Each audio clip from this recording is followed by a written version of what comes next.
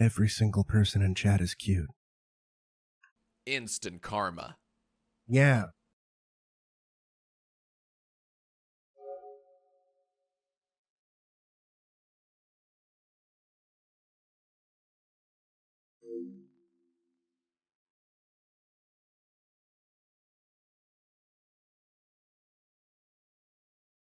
Explicit violence and gore.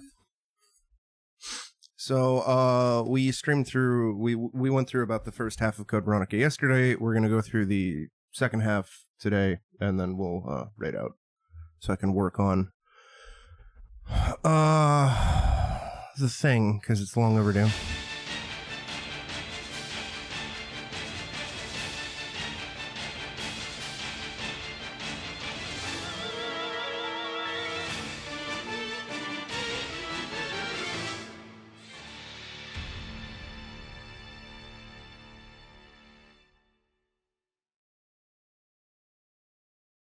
Oh, damn, it would have been really good if that was quote 911.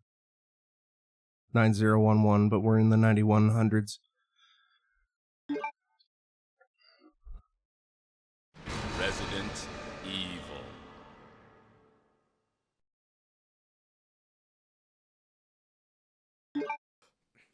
Let me out! No. Also, Jesus. ReactBot is being loud today. I added a gain to ReactBot because he was being way too quiet recently for some reason, and I don't know why.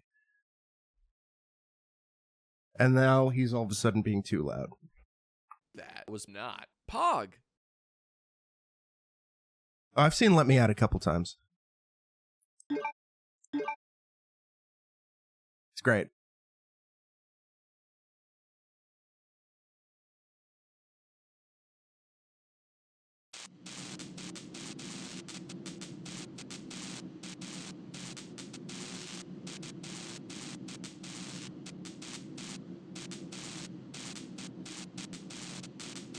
Oh.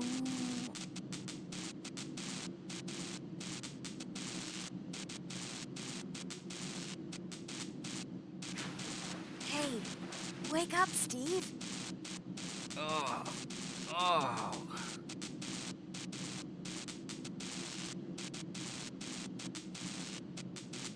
We're still alive.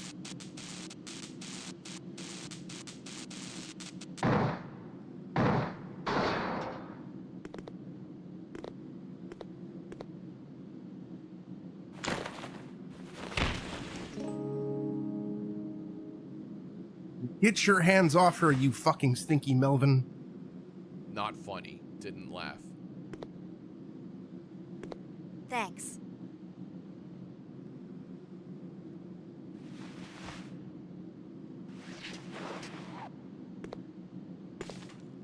Oh, plane's trashed. Well, let's split up and find another way off this oversized freezer. Right. Okay, let's do it.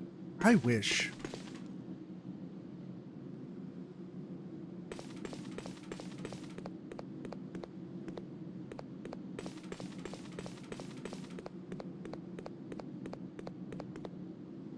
Emergency evacuation VTOL storage restricted area. Restrict D's. You fuck.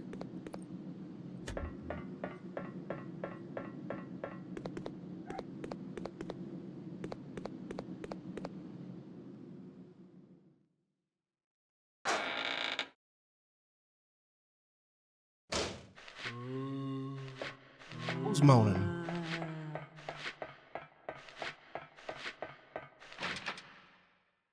Machine room.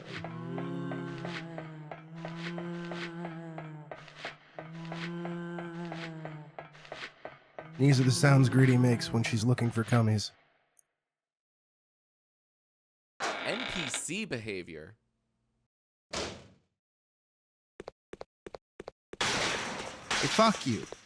Give me that.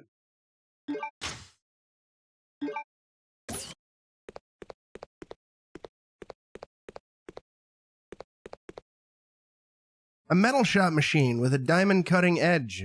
I can use this to process metal materials easily. But can you use it to process your guilt over your failure to prevent 9/11, Claire? I think not. Oh yeah, we gotta deal with moths soon.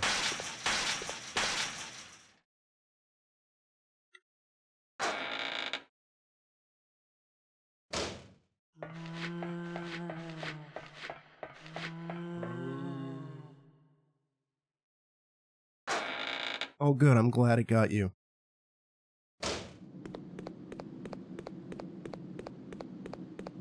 I'm glad it made somebody laugh. It's all I can hope for. Is that somebody laughs. Unless I explicitly tell you to not laugh.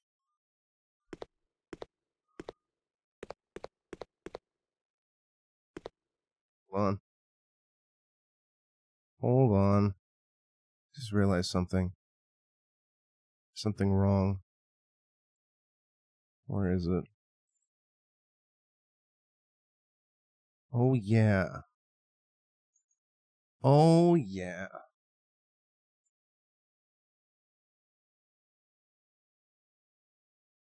Don't laugh. Don't laugh.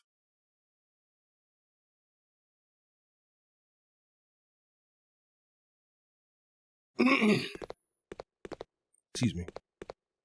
I'm glad I can derail my stream just for a stupid shitty ass joke. Oh no! Harold fell down. Give me that.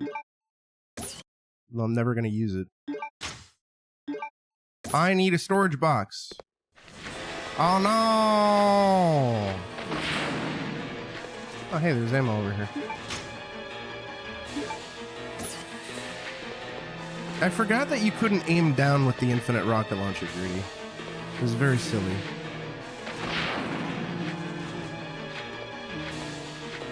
It's the only reason why I have a pistol. For fucking crawling zombies and dogs.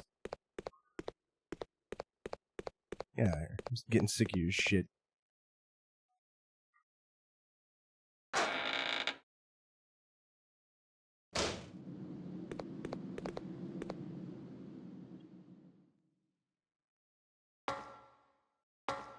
Also, there is going to be one other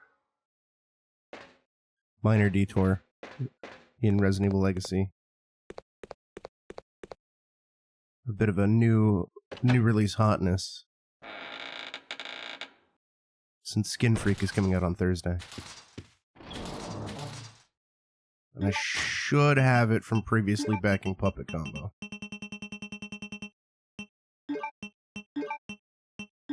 Why did I do this? I'm just gonna have to fucking maneuver. Whatever, it's fine. No! No. I will have order in this house.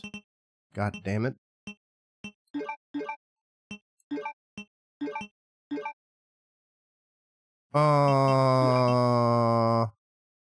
Yeah, why not? We'll yeah. Condense.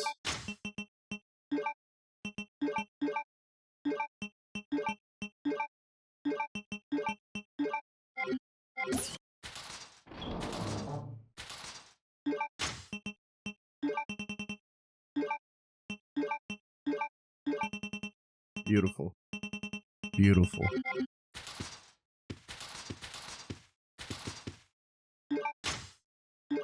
Fuck! Whatever.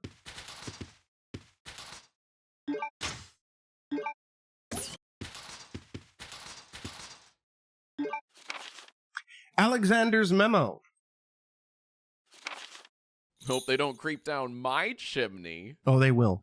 My father, Edward, discovered the mother virus in cooperation with Lord Spencer, who was also a nobleman.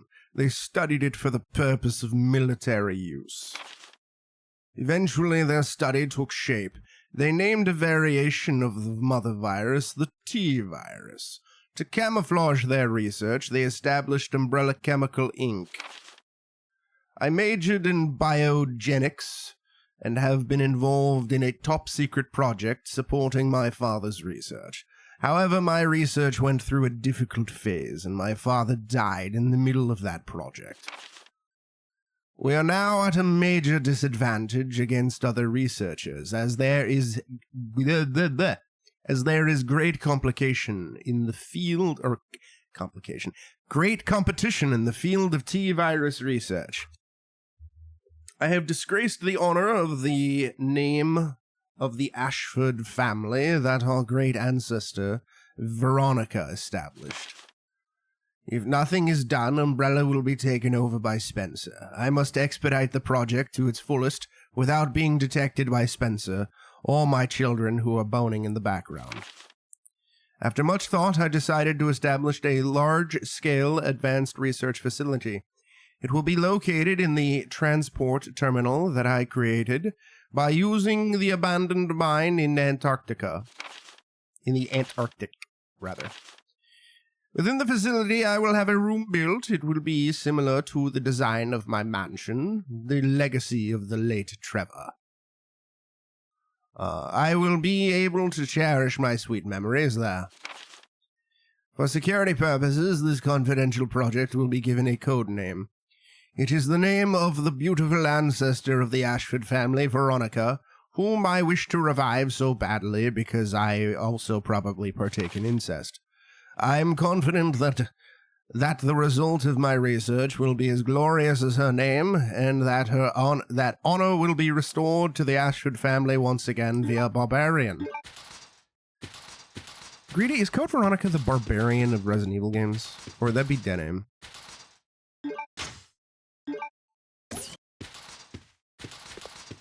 Because on one hand, Dead Aim is more insane, but Code Veronica has incest.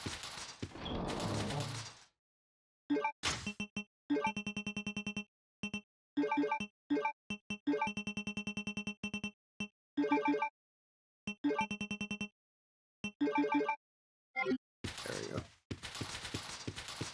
Get this shit out of my sight, goddammit.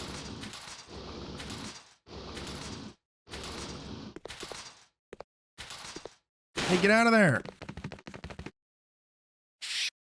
I think the rat's name or the mouse's name was DJ.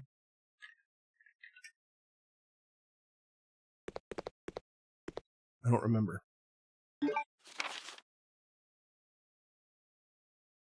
Butler's letter. Sir Alfred, please forgive me, as I must tell you of my abrupt departure by leaving this letter. First, I served your father, Lord Alexander, and have for so long shared in the joys and sorrows of the Ashford family.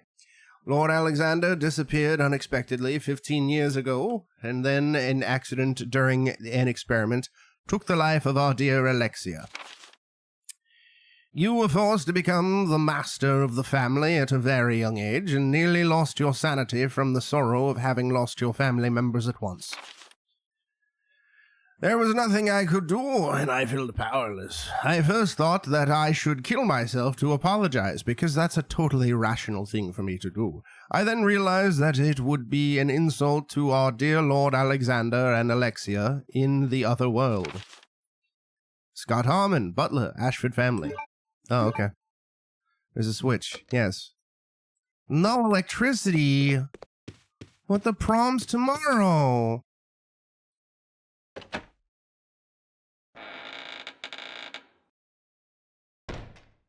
Man, I hate this hallway, and I can't wait to get fucking mothed. And poisoned. With fucking infinitely spawning moths. I'm sure one of those hit, right? Yes. Probably. Planter can okay, that's nice. I forgot about the planter. Planter, I hardly know her. Ha. My life be like, ooh, wah. Yeah, ooh, wah. Hey, get out of here.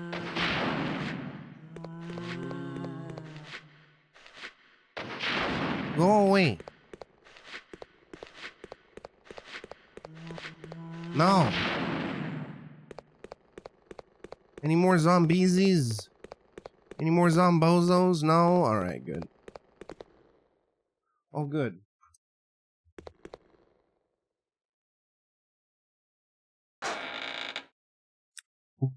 Whoa. No. Yeah.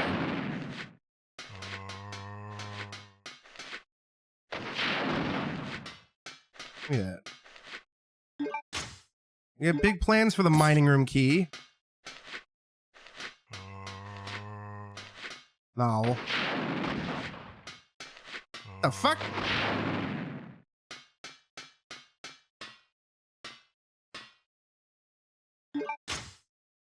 Take the detonator? Yes. It's locked. Explosives are set, but the detonator is missing. Or is it? Explosive is heat sensitive. That's your clue to come back here as Chris if you left the lighter at Rockford Island.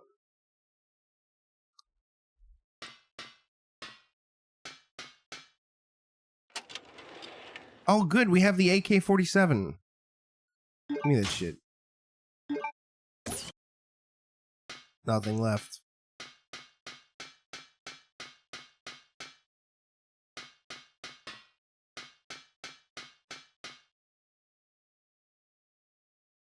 Damn, that's crazy. Why ReactBot is so goddamn quiet recently? I've even like removed the like normally I adjust the volume of everything so shit's a bit lower so it doesn't like drown me out or any of that shit. Ah shit. Yeah. And I turned all that shit off. Oh fuck. Hey, get away from me!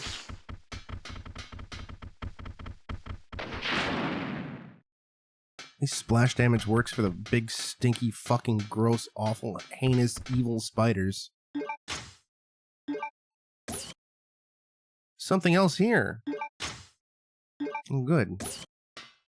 You know, you could just give me a box of 30, Capcom? Like you did in Resident Evil 3? Supposed to make me pick up 2 separate boxes? But, you know, you do you guys.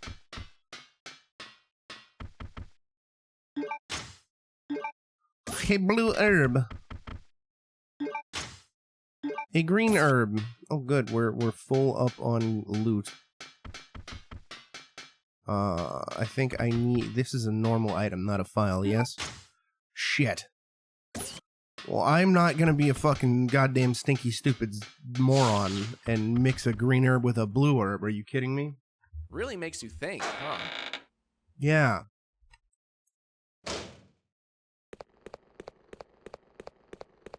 So that means we just gotta backtrack to the item backs, and dump off this AK.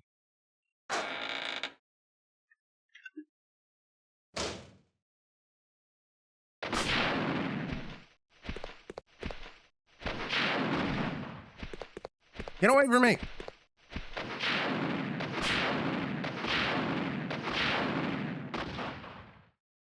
Alright, I don't hear flapping, so I think they're dead. Good.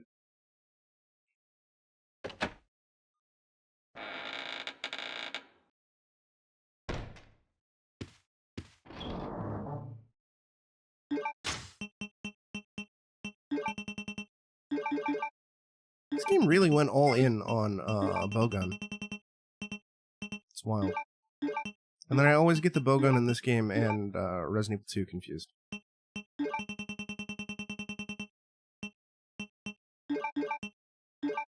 No! Fuck.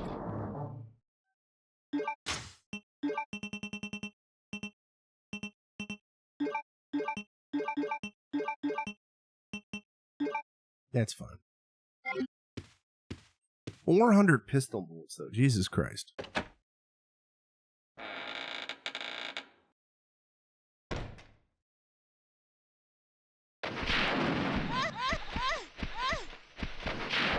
I hate him. Get off of me! Am I poisoned? No. But I do have a stinky pupil on my back. And the only way to get rid of them is to let them hatch or leave the room, I think. But of course, by leaving the room, the stinky goddamn moths will respawn.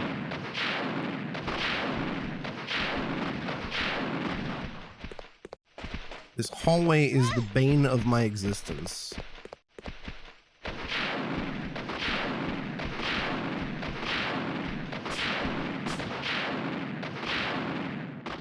I could leave, but I'm a spiteful bitch.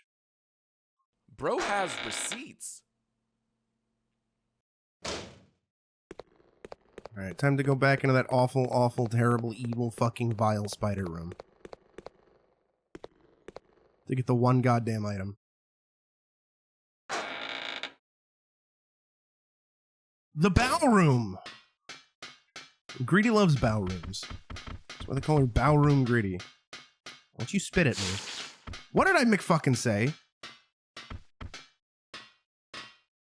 Give me that. Stop it!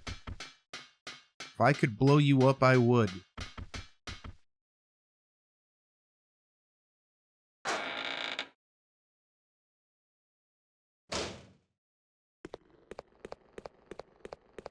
Excuse me.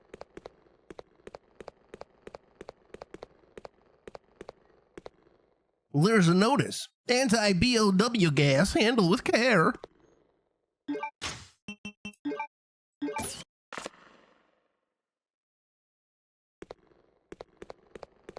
We can't use shit because the power's not on. Yes. Get it away. I do always find I do remember that I kind of always get lost in the beginning Antarctica sections of the game. Of Disc 2, rather. Or Part 2, as it's called in Code Veronica X.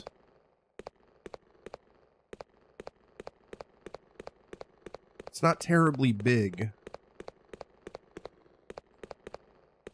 But trying to figure out where it is, what to do is a little weird. There's a hole shaped like an octagon. There's a notice. Poison gas. In case of emergency, seal off. What if I want the poison gas? Maybe if we flood the entire facility with poison gas, we can get rid of Alfred. Alfred. And, Alexia. And, all the zombies.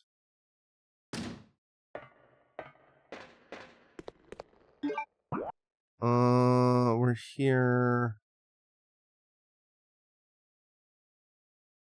Oh, wait a minute. There's a door there. There's a door I missed. Okay. I think this is where I always get tripped up because I don't notice that door.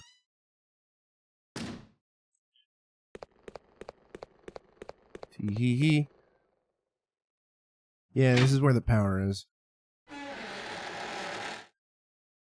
And then for Nosferatu, we're gonna have to use other shit, and hopefully we won't get poisoned.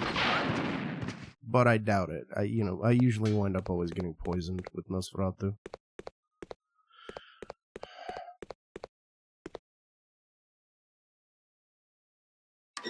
But we can't use the infinite rocket launcher unless we want to have Chris not have the infinite rocket launcher, and personally I want Chris to have it.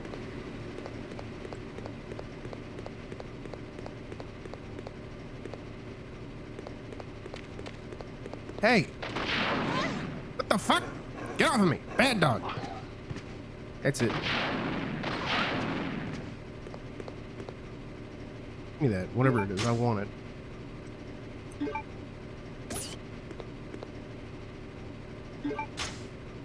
I'm glad that the zombie dog's dead body is blocking it.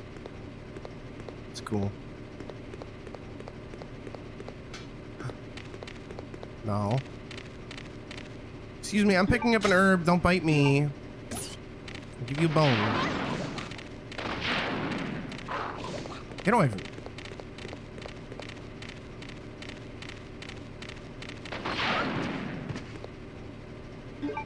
You see, chat, you have to get a bit clever and try and use the minuscule splash damage to take out the doggies and or the other spooky boys that are a bit harder to get.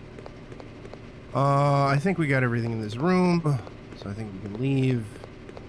Wait, nope, we did not. Yes.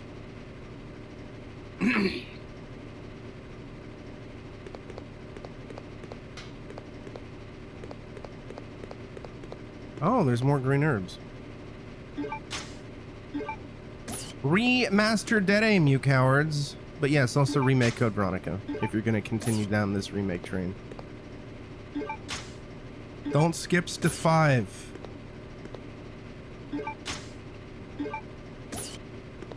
And I don't take stock in like 99.99999999999% of the leaks and rumors that pop out. But I swear to God, I really hope those alleged leaks and rumors about the supposed Code Veronica remake are inaccurate and incorrect, because that sounds fucking stupid.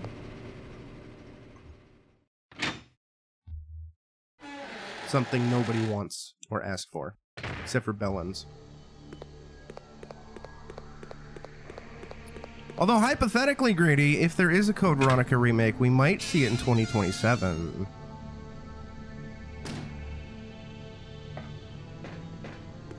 Hypothetically.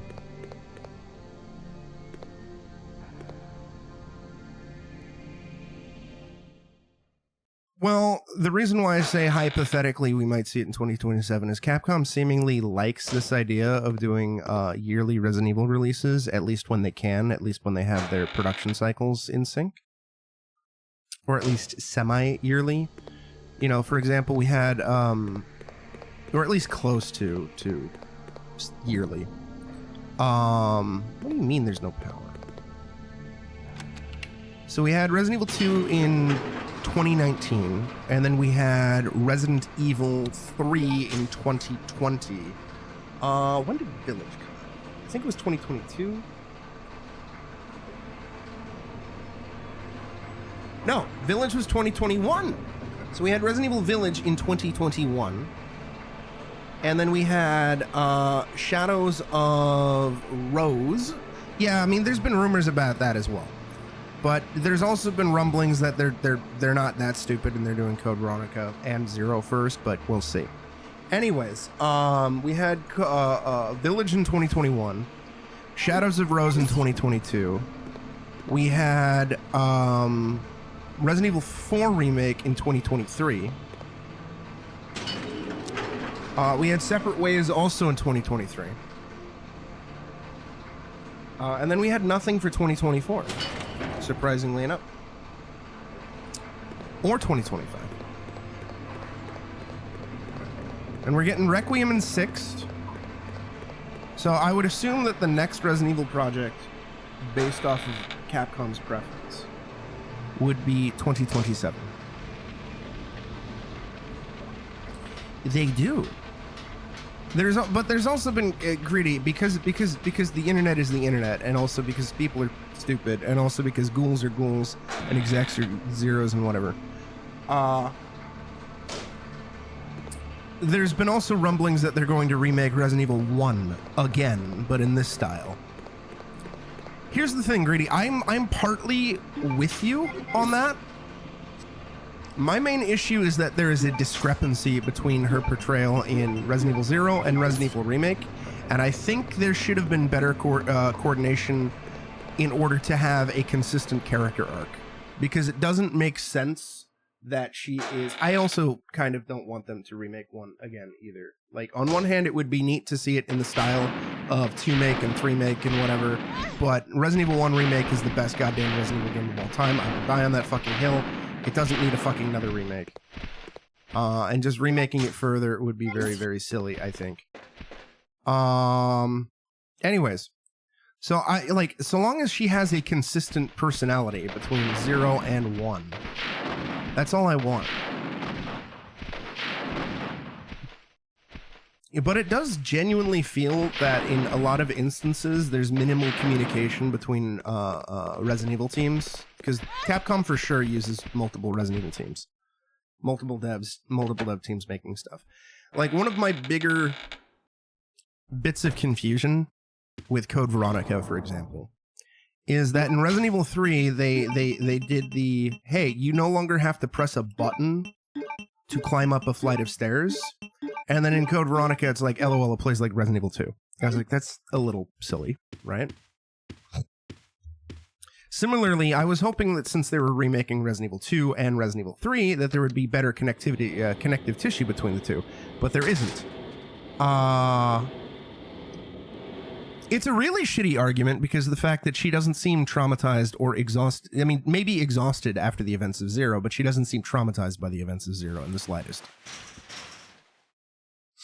But there's really no connective tissue between Resident Evil 2 Remake and 3 Remake outside of some very loose bullshit. Similarly, I am of the mindset that for the Resident Evil 4 remake, it should have incorporated Resident Evil 3's dodge mechanic as opposed to trying to do a fucking Last of Us style crouch stealth sequence section mechanics. Because Resident Evil 3's dodge mechanic would make total fucking goddamn sense in a more action-oriented Resident Evil game, which is what Resident Evil 4 is. Yet we don't have that. Instead, we can crouch for some stupid-ass reason.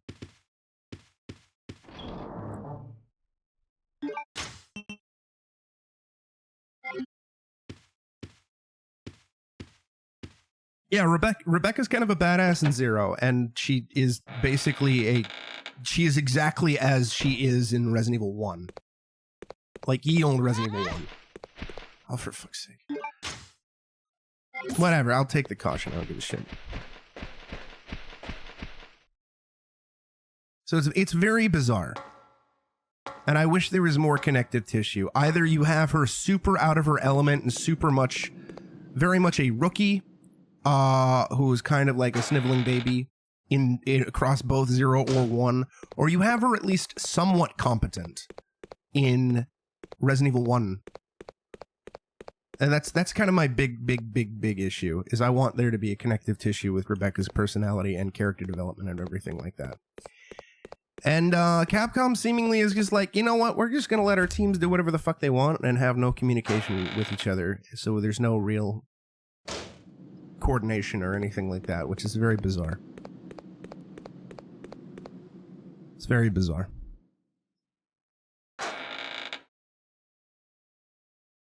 But one of the more persistent rumors is that Code Veronica is getting a remake and it's in development, and that apparently it is going to be, quote, semi-open world, and Claire gets to ride around on a motorcycle to travel between locations. I'm like, that's stupid.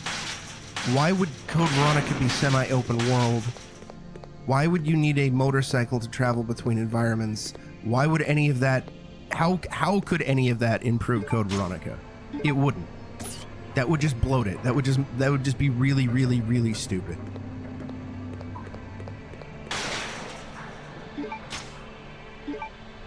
Like, if you were going to make a semi-open world Resident Evil game, your time to do, like, as a remake, your time to do that would have been Resident Evil 3.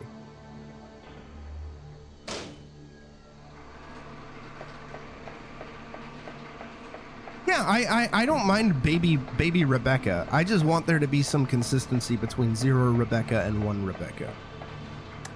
And I want them to make up their mind as to what that Rebecca is going to be. Well, here's the thing. Here I will slightly disagree with you to a minor extent about the saving everybody portion. Because baby Becca has the brilliant idea. I think we've mentioned this before. Brilliant idea of we're gonna blow up the facility to destroy all the monsters, and nobody thought, hey, you know what? This means we'll be destroying all the evidence, all these heinous crimes. So for me, my preference has always been the Wesker triggered the self-destruct sequence. I want Rebecca to save the day in another way, not by blowing everything up, because her blowing everything up is like, Claire, no, it's it looks why? like there's an Australian observation base about 7 miles away from here. That should be our target. Then if we can break through the wall with that digging vehicle, we might have a chance. Okay, let's do it. Oh, cool. Steve's gonna fuck everything up.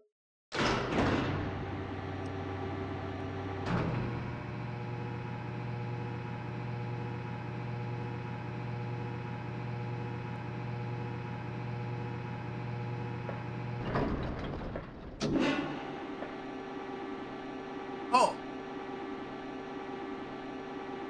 In Capcom?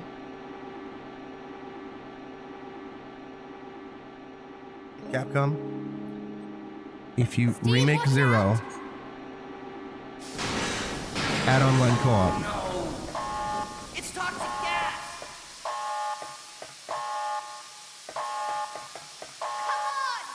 Add online co-op. I want to play through the Leech Opera Man game with Greedy. Imagine they remake Zero with online co-op, and we could stream that day It's all one, my Greedy. fault. Day one. Don't say that. Be Listen to amazing. me. We'll escape Be incredible. from here. Together. Come on. We've got to shut off the gas. If we split up, we'll have a better chance of stopping it. Okay. Also, patch Revelations 2 so there's online co-op. Don't forget. You fucks. Get out of here. Together. Together. On my big comfy couch.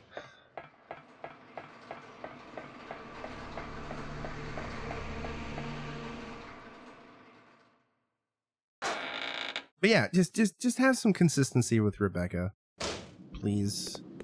Please. Please. Please. And have more consistency between your projects, please. Listen. Listen. The little I have played of Rev 2, it seems pretty bad. And I wasn't really enjoying it, which is why I kind of put it on the back burner and forgot about it. And never really got back to it. Even though I'm most likely going to be getting it to... Oh, never mind. It actually does carry over. Whatever. Even though I do... Oh, even though I will be getting to it either this... during this part of quote-unquote Resident Evil Legacy, or the part in January, I haven't really decided yet.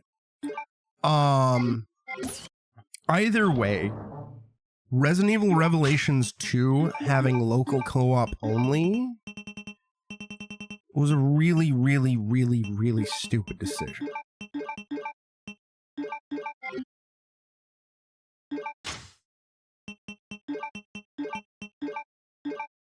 I want online co-op for Rev 2.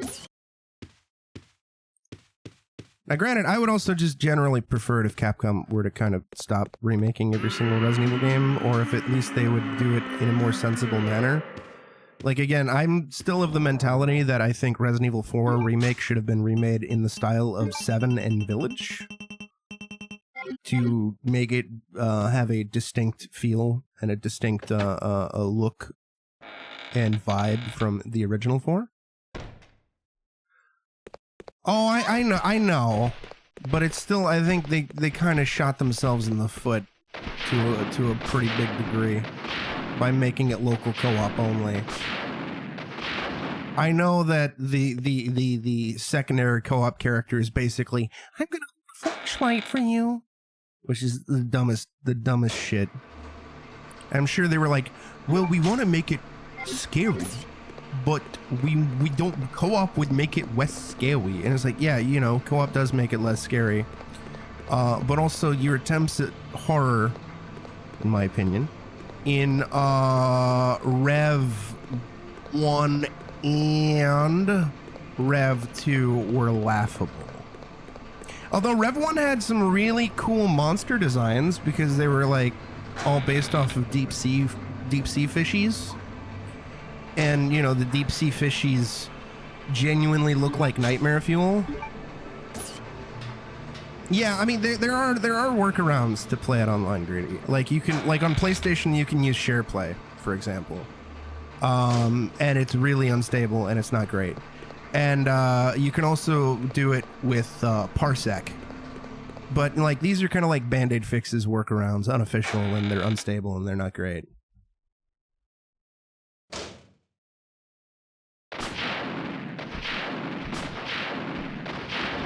If they never were to make an online version, which they probably won't, one of these days I might have consider it, but yeah, that sounds about right. SharePlay is a giant fucking pain in the ass.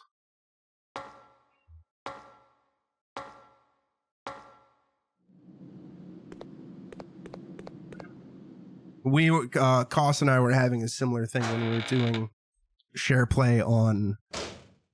It wasn't even for co-op. It was just like us taking turns. But we were doing share play on Modern Warfare 2 Remastered. Because both Koss and I, despite our epic gamer brains and our epic gamer tastes, are sluts for the original Modern Warfare trilogy. That beautiful, beautiful, beautiful train wreck of a campaign franchise.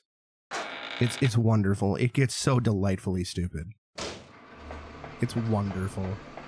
Although Call of Duty 4 Modern Warfare 1 legitimately has a phenomenal campaign. I will die on that hill. There's nothing anyone can say to convince me otherwise. Modern Warfare 2 is really, really, really, really dumb, but it's still fun and semi-plausible. Modern Warfare 3 is the dumbest goddamn shit, but it gives us closure. And this is, of course, all talking about the original Modern Warfare trilogy, because the Modern Warfare reboot was neat, had its issues, but it was neat. And then Modern Warfare 2 reboot, I hear, was like not great at all. And then the Modern Warfare 3 reboot, I heard, was a complete piece of shit. But I haven't played it, so I wouldn't know. I haven't played either Modern Warfare 2 reboot or Modern Warfare 3 reboot. One of these days. Oh no, there's no more zombies. I gotta remember, I think it's after we get rid of the gas.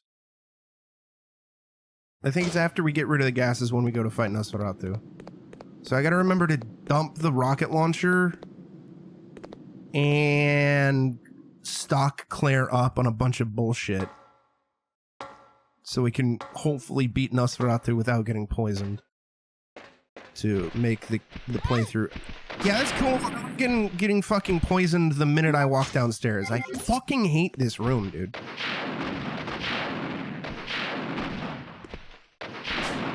Get out of here.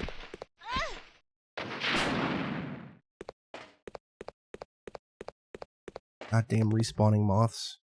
Seducing our women. Alright, I'm gonna make a save. Because we might be at the point... I think we need something else, or maybe I'm thinking of Chris's portion where we need the handle to wait a minute, do I have? I do! I don't need... Okay, good. Yes.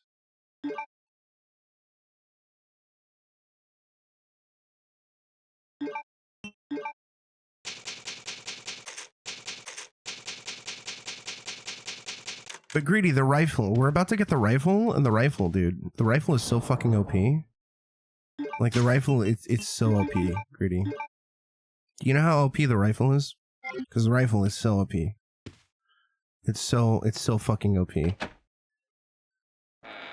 Alright, here's what we're gonna do. I'm gonna go into that poison room and use the handle. And if it immediately thrusts us into the cinematic where we need to leave, I'm gonna quit. If it doesn't, then cool. Because again, I'm not taking the rocket launcher to fight Nosferatu. We need that for Chris.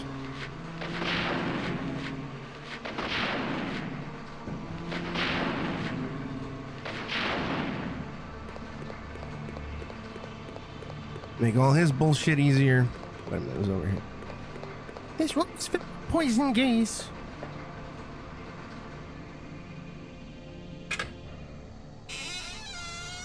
But we are about to get the rifle, which is so OP, Chad. The rifle is so OP. It's like the most OP thing ever.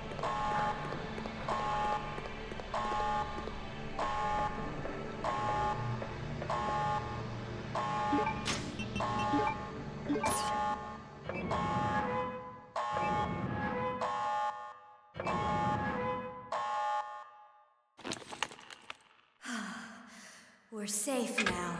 Pick a game, Claire. I shall enjoy watching you shriek in agony. Not this time! You game!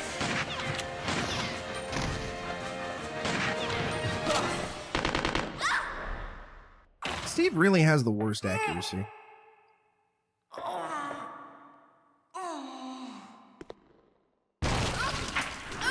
Oh no! Alfred died like a Disney villain.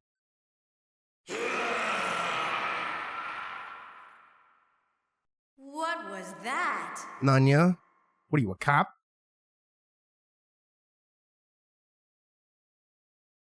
They must be on that grind.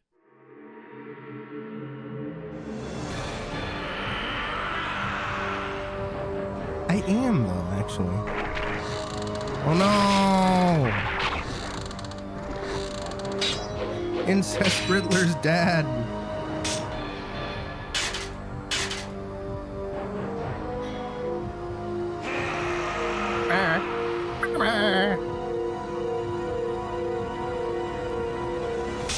He's more of a Frankenstein, so I don't know why they call him Nosferatu, but you know, whatever. What are you gonna do?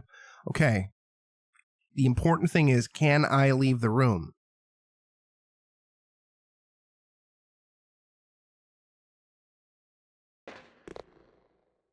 Fuck you, Steve. Give me that rifle. Take the rifle. Claire, what are you doing? Let's go! Okay, nope. Fuck you. Fuck you. Fuck you. Alright, we're gonna go on a BRB since it's been about an hour, and then we're gonna go fight Nosferatu, and then we'll swap over to Chris. See you in a few.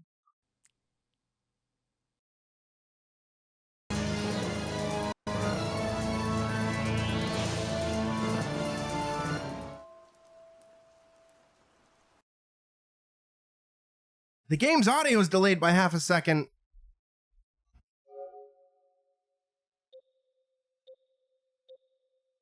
What about the system audio? Are you hearing the beeping when I swap between the two tabs?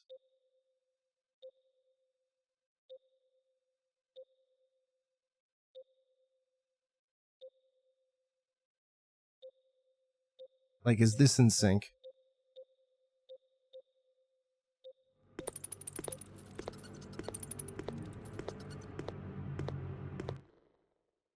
Could just be the port.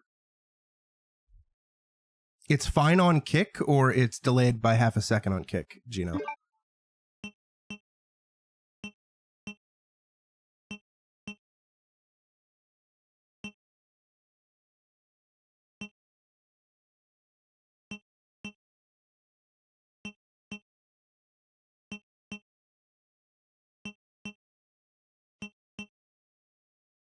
Well, is it still delayed on Twitch?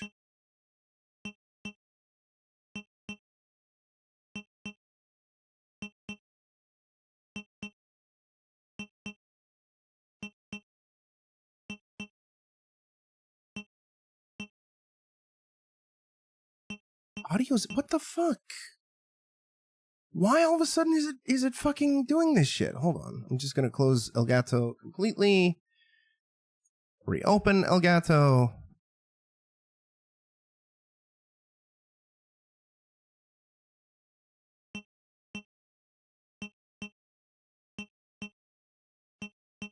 What about now?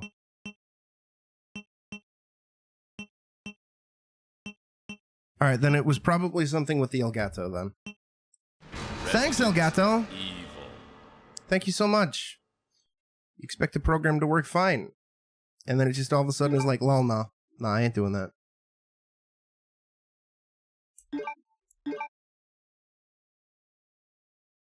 Oh, I ain't doing that shit. Fuck you. Eat ass.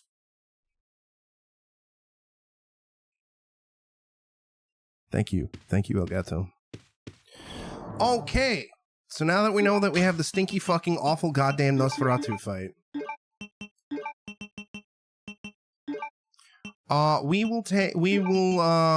You know, we're just gonna dump all the handgun ammo because we don't really need it. We'll take the bowgun.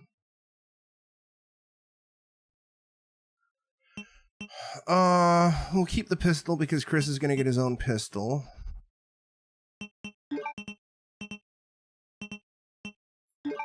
Take the grenade launcher, acid rounds, BOW rounds. I don't need everything, but, you know, whatever. You know, I don't need normie fucking arrows, because we have explosive arrows.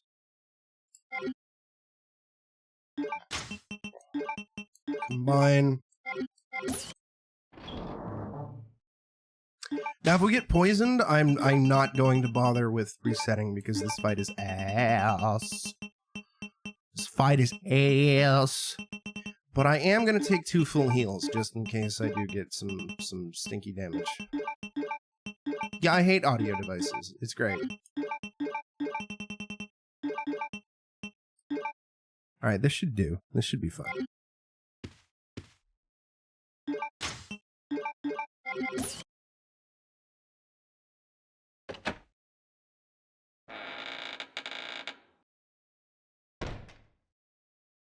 Don't poison me!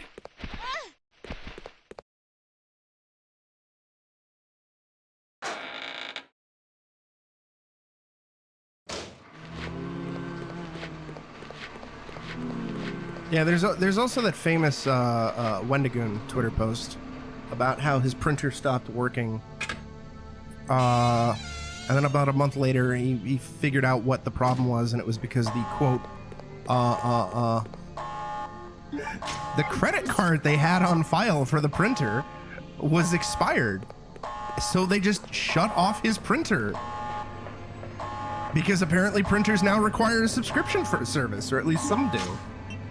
And then he was like, in other news, I'm now radicalized. And yeah, I would be radicalized too.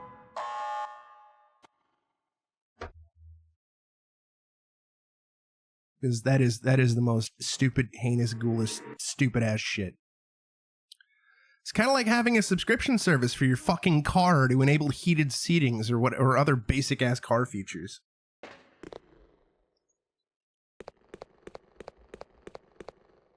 Or having a video game streaming service where you have to watch a fucking ad before you can play the fucking game. Microsoft. Claire, what are you doing? Let's go! Yeah, that's why they named him Dr. Gregory House, because it's ready? a tribute to I'm gonna Sherlock bust through that wall. Holmes. Do you Go get for it, it. though? Yeah, do you get it, chat?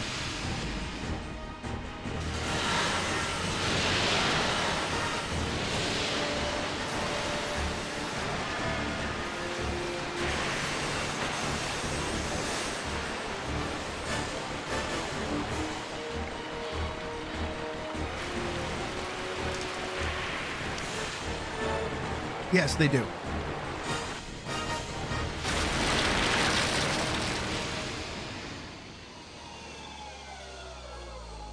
Right.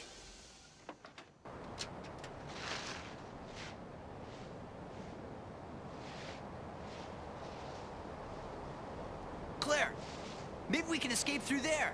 Maybe we'll freeze to death. This is giving off woke Come vibes. on, let's go. Yeah, you're right. This is pretty woke. Resident Evil woke Veronica. Am I right, chat? Ha ha ha ha ha. Goonin' with the boys. Claire, come on. Finally, we can get out of this insane place.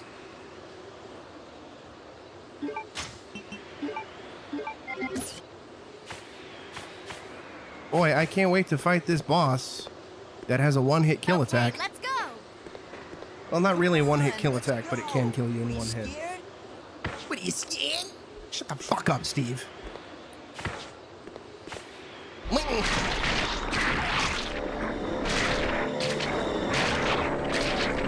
Also, you know what? Knowing Capcom's recent track record, if they remake Code Veronica, he's probably going to be voiced by Carlos's voice actor for some reason. Since they had him voice Chris for some fucking reason. Hey. Hold on. I'll wait for that monster and come back. Claire, forget about me. Run!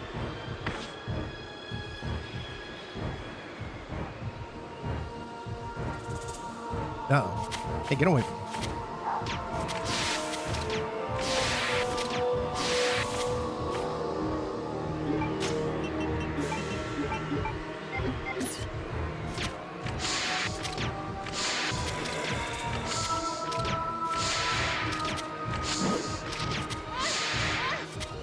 And I think we got poison. Infected. Well, we're listed as fine, so I'll take it.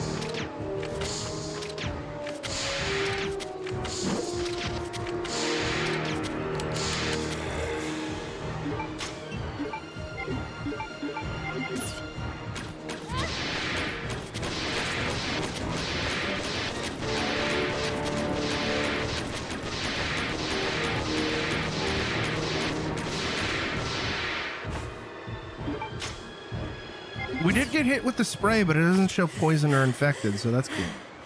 Steve! That got messy. Are you alright? Let him fall. Claire! Claire. You're alive!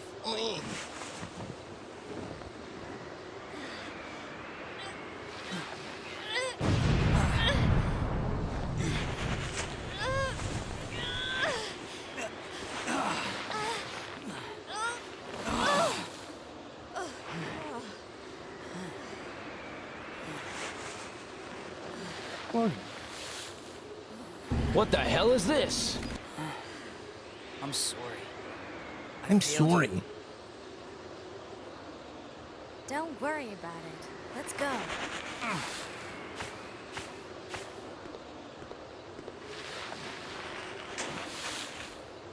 Now the main problem area is up here. swear I'll All of protect you this next going time, on up Claire. here is what's causing me the most physical discomfort. It's like a visceral reaction of discontent coming from this area. This area is not good either. I hate this, but I'm mainly worried about this. Look, there's a snowmobile over there.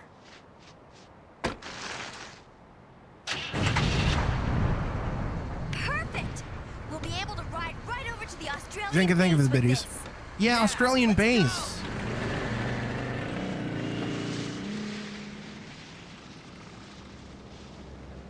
They're gonna reach the Australian base, and the researchers is gonna be like, "Oi, fuck you, won't Don't cunt." forget about this, Claire. More.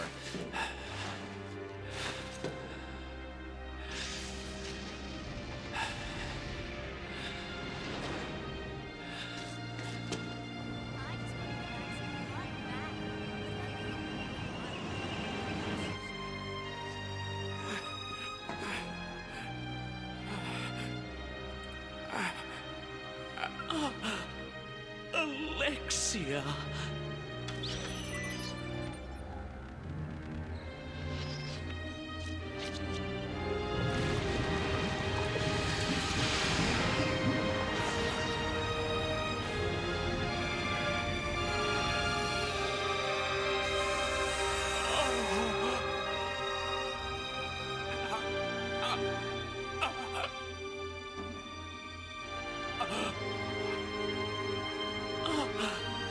Alexia, you're finally awake. Alexia. And then she fucked her dead brother. Hard.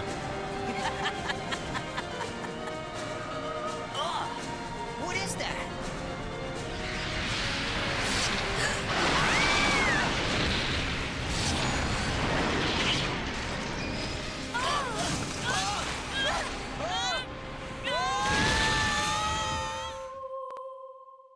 Why do they sound like that?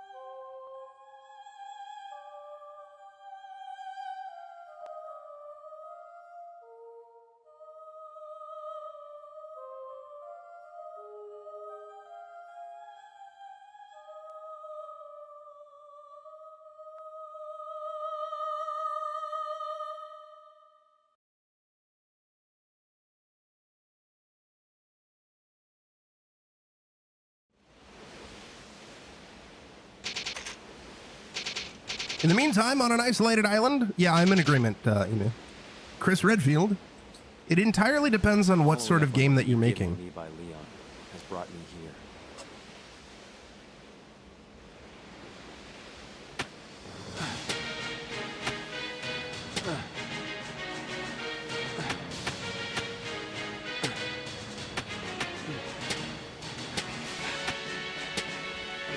Just, go with whatever's appropriate for what you're trying to aim for.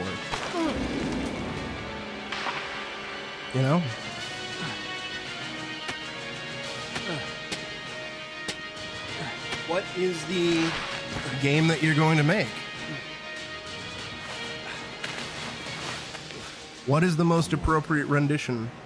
What's the most appropriate character design for the game that you're making? So, for example, something like Bayonetta having a hypersexualized character design works pretty fucking well, given the fact that it is a bombastic, over-the-top action game. Meanwhile, somebody like Tess from The Last of Us fits perfectly within The Last of Us, because it's a more grounded, realistic game, dude.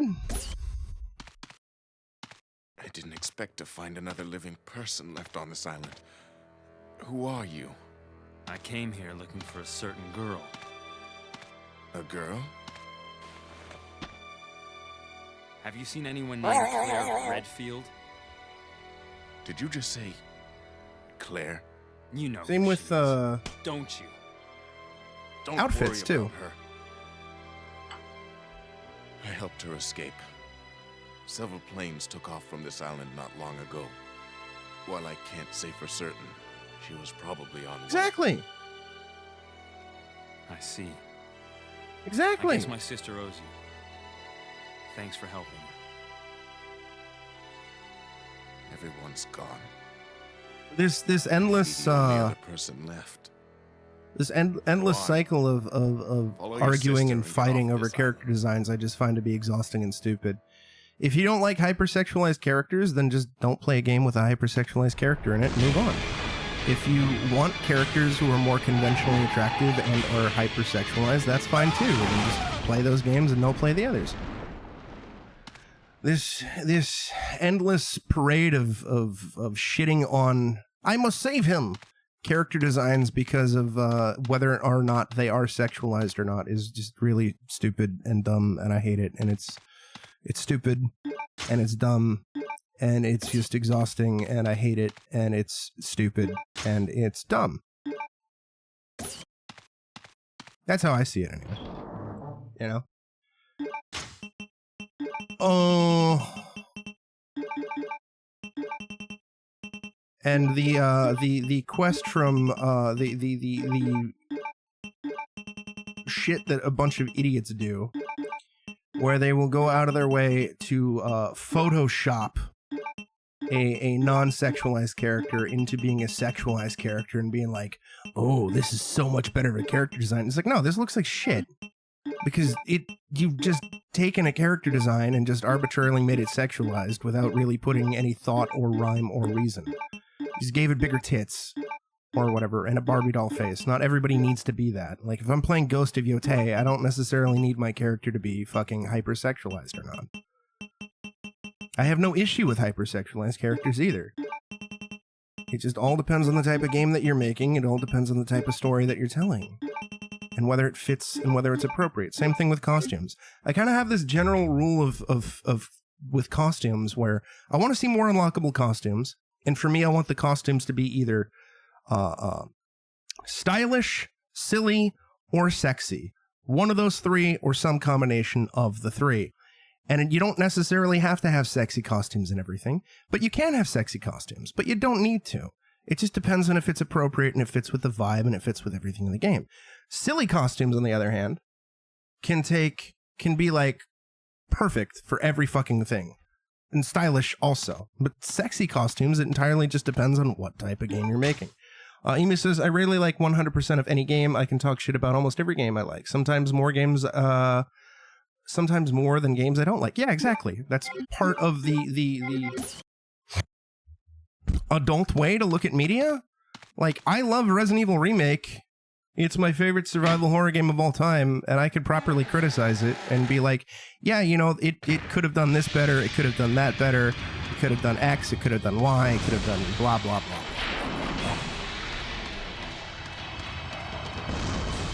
But the fucking discourse around media criticism is fucking stupid. You either have to fucking 100% love it or 100% hate it, with no fucking middle ground, and it's fucking stupid. And people are unable to comprehend the idea of being muted on something if they happen to like it or hate it. See, my endless whining about people's reaction to my stance on Silent Hill 2 Remake. It's fine to disagree with me on that. Hold on. If you like it, cool. If you hate it, also cool. Just stop sending personal insults to somebody who disagrees with you. It's dumb. Here. Yeah, humanity is fucked. What? She gave this to me as a token of thanks for saving her. I won't need it. Every fan base is stupid. Take. Every hobby has stupid people in it. And they make everybody look like shit. And then you'll have other assholes who will use the asshole vocal minority to paint the entirety of said group as if they are all shit. Which is also terrible. But it's also why I try to not call myself or incorporate myself into like a fandom or whatever. I'm sure there's a handful of people out there who like my streams who are assholes and stupid. And if you're an asshole and like my streams, just stop being an asshole, please. Just stop. Don't be an asshole. It's not hard. It's also my rule. Just don't be an asshole. Please. Please.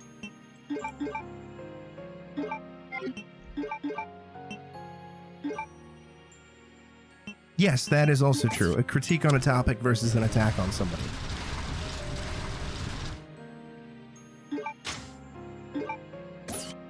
And everybody fucking mistakes this.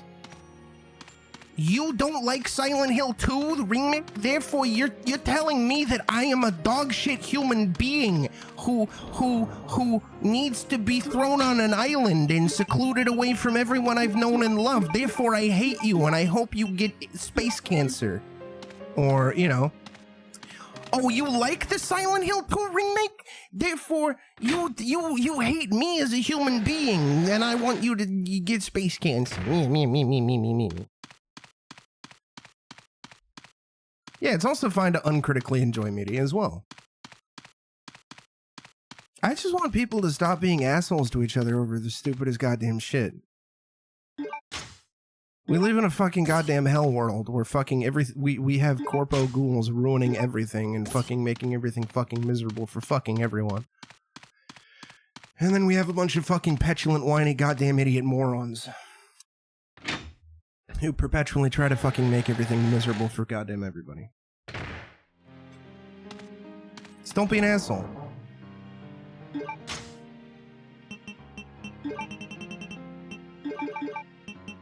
Just don't do it. And, you know, maybe if you click on a tier list and you skip to the end of the tier list to just see somebody's rating on the tier list and you disagree with their tier list, instead of immediately commenting, how about you just skip to that section and listen to what they have to say before you engage and also don't insult them? Maybe. Just a little bit.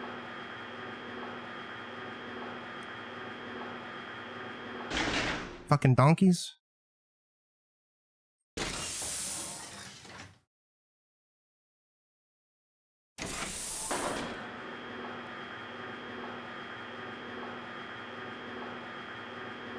Like, again, people can have different tastes in media and still maintain a civil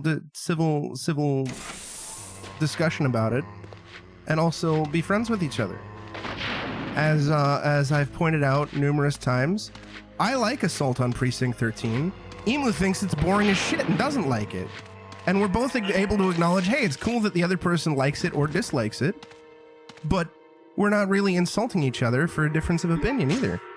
Good, I'm already at caution from one zombie bite. That's great. Yeah. Or similarly, Greedy adores Code Veronica, and I believe, if I recall correctly, this is Grady's favorite Resident Evil game, or one of her favorite Resident Evil games. And for me personally, I think it's kind of mid. But we're able to, you know, be like, you know, have conversations about it and not insult each other about it. Or at least not genuinely insult each other about it.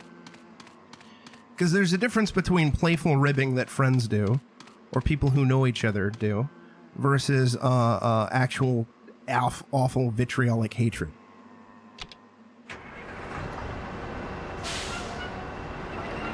I mean, shit, dude. On the subject of media discourse, I like Drakengard. It's one of my favorite games of all time. But I will also be the first person to shit on Drakengard. Because it's fucking Drakengard.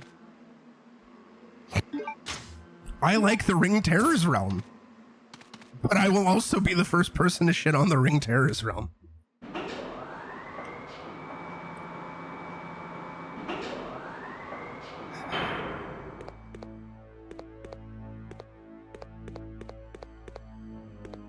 Oh, good. Give me that.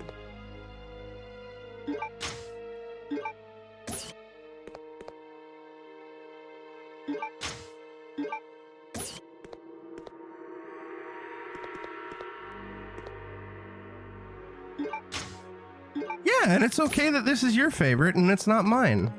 My opinion on Code Veronica is not an attack on Greedy Kumquat's character or her tastes. And my thinking Code Veronica is mid is not an attack on is not or her liking it is not an attack on me or my tastes, rather.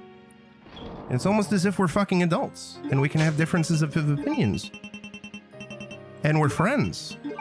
And we listen to each other and acknowledge differences and have discussions on media and properly articulate why we like and or dislike something.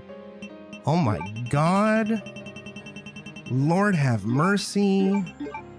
Alright, I don't need fucking you anymore. But then again, also, the other issue too is you have a lot of people, like, again, I think the game is mid, but I don't hate it. And I'm still willing to replay it on the reg. That's the other thing, too. Because that's the other thing I think gaming discourse has been, which is really upsetting. Is this never-ending thing with fucking Metacritic scores or whatever.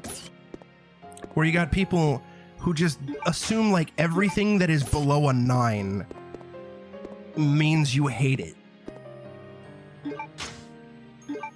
And I think part of it is also the education system as well, because we're so ingrained that a 50% is a failure rating. When a 50%, I like the YMS and Cosmonaut Marcus mentality, and I think Total Biscuit did this as well, where 50% is just like, you know, it's middle of the road, it's middling, it's mid, you know, it's equivalent of like a C. Because there's a lot of nuance and discussion and whatnot within media and everything like that.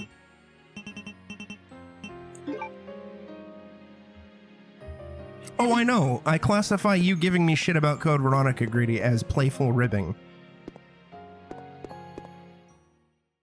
It's what people who know each other and are friends do. See all the times I have playfully ribbed you for your fucking takes on whatever. Oh no! Get out of here.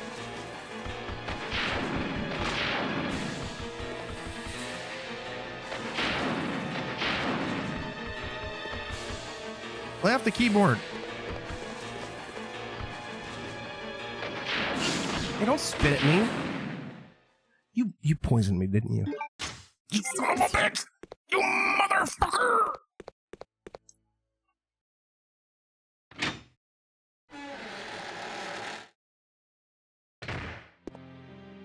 The only time I give a shit about somebody else's opinion and like will kind of be a dick about it, like a genuine dick about it, is if they're weaponizing it and being an asshole about it. See all these Silent Hill stands who see that I give Silent Hill 2 Remake a C on a tier list, and then call me the R word and claim that I am autistic and say all sorts of other derogatory shit, just as like autistic as an insult rather, just because I think a game is mid. Like, bro, touch grass. What the fuck is wrong with you? Calm the fuck down. Stop it. Get some help. Get some help. You fucking unhinged lunatic. What is wrong with you?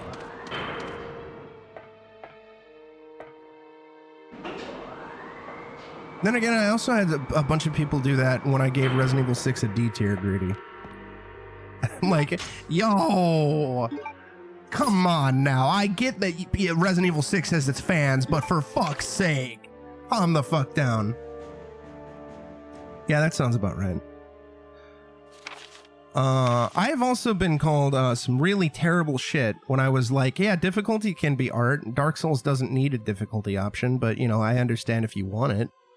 And then they were like, the online discourse is a toxic cesspit and people should never engage in it. I hate it. Enhanced anti-decay alloy. And I'm sure on the opposite end of the spectrum, you know, people go like, yeah, personally, I think Dark Souls should have a difficulty option. You'll get other people who go, get all insulty-wulty about it and start fucking calling you slurs and all sorts of other heinous shit. Although we plan to utilize the enhanced anti-decay alloy called Deployed to create the storage capsule for the new BOW, we have had to cancel the plan. This is primarily based upon the fact that despite its excellent resistance to all kinds of liquid, including strong acid, it easily dissolves when soaked with a mixture of two chemicals, Clement A and Clement...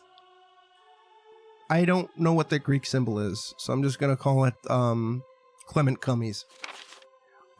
Due to the lethal nature of the new BOW, we cannot be too careful in choosing the material for their storage capsules. We have instead decided to use Deployed to create the plate portion of the Eagle plate, which shines in indigo blue. Clement information. The alpha type is used for gun maintenance and possesses no conspicuous characteristics. However, the Cummies type will change its color to blue at certain temperature. It is an odd coincidence that the temperature is exactly the same as the date of the completion of this training facility. Based on our analysis of the Cummies type, we believe that Clement possesses more features. If new information is learned, we will update this file. Yup.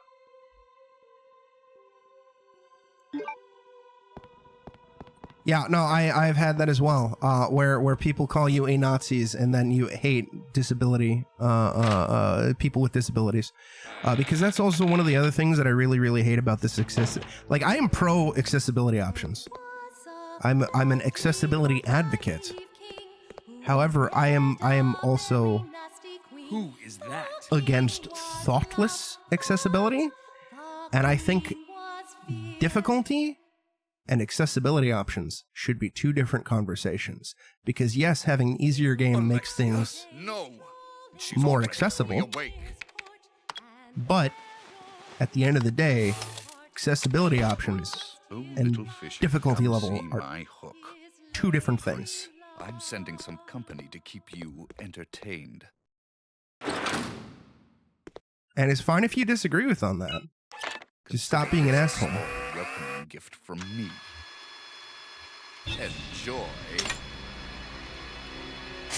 Because one of my chief issues with modern games is not the fact that they have accessibility options, because I totally understand that they have accessibility options and why accessibility options are there.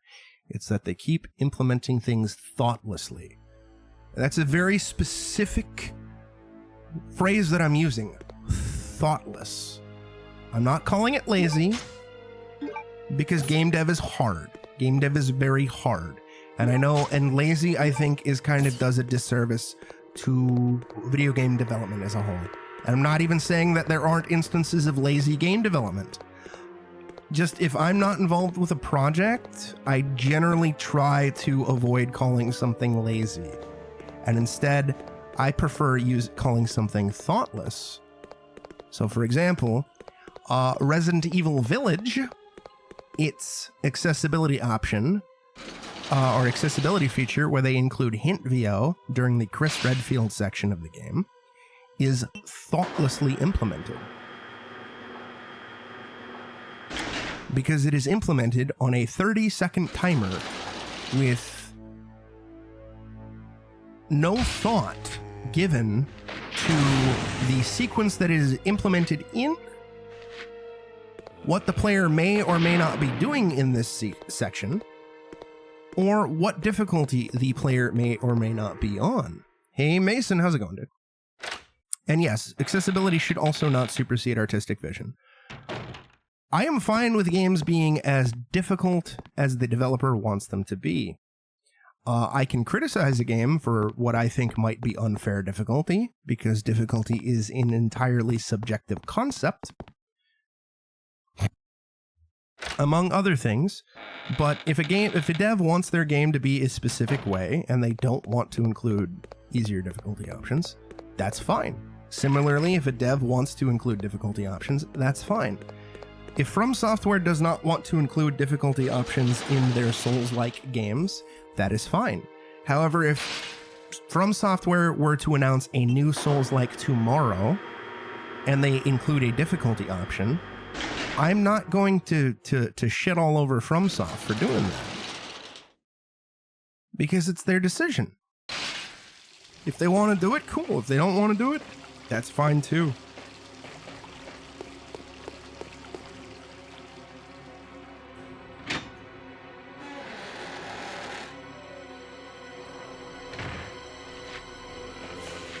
But that's the thing, we see thoughtless accessibility implemented time and time and time and time again in modern game design.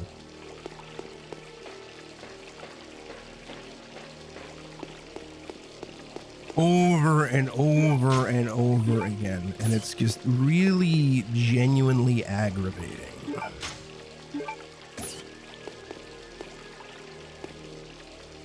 Just realized, I think, yeah, I did dump the pistol. And I shouldn't have done that. I gotta find another item box real quick, because I got too much shit anyway. Like, again, if you were implementing your hint VO on a 30-second timer, I would argue that that is thoughtlessly implemented. Because you are not giving your gamers, the people who are playing the game, enough time to figure shit out on their own. Especially if you have it playing on loop. Because at that point, it just gets really, really, really, really, really fucking annoying and fucking condescending. Now, similarly, if your reaction to this is gamers can just tune it out, you can suck a fart out of my ass, and that is when I will start to call you a hack. I like to compare it to horror movies. Saw is a movie franchise that is not accessible to my grandmother. Gore is not something that is fundamentally difficult to her. Would it make any sense to Release a cut without the gore to make it more accessible to her? Would it be the same movie without it? Of course not. You'd tell my grandma to watch a different movie. Exactly. Fleur! Fundamentally difficult, yeah.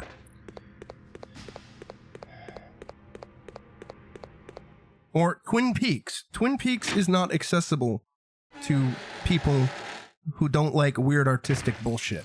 And that's fine. If Twin Peaks ain't your vibe, that's fine. But the idea of, like, say, recutting Twin Peaks to make it more accessible to a wider audience, to me sounds like the most insane, unhinged shit.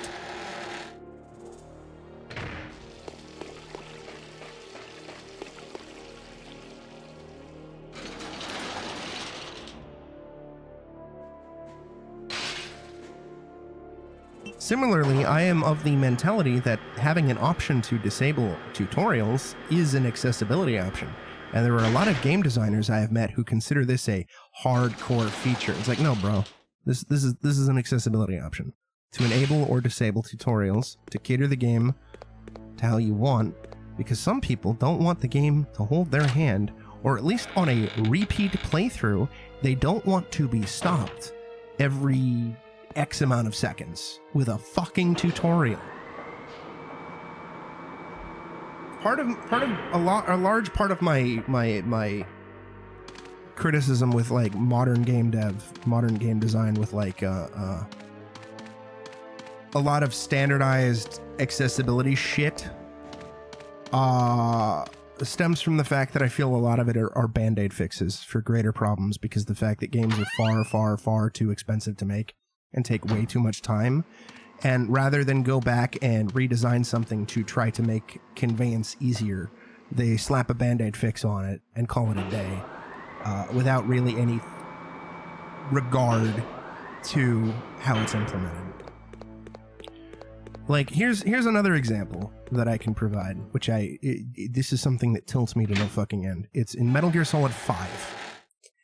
In Metal Gear Solid 5, they included this thing called the chicken hat. And it's this goofy-ass hat that you can wear on a mission.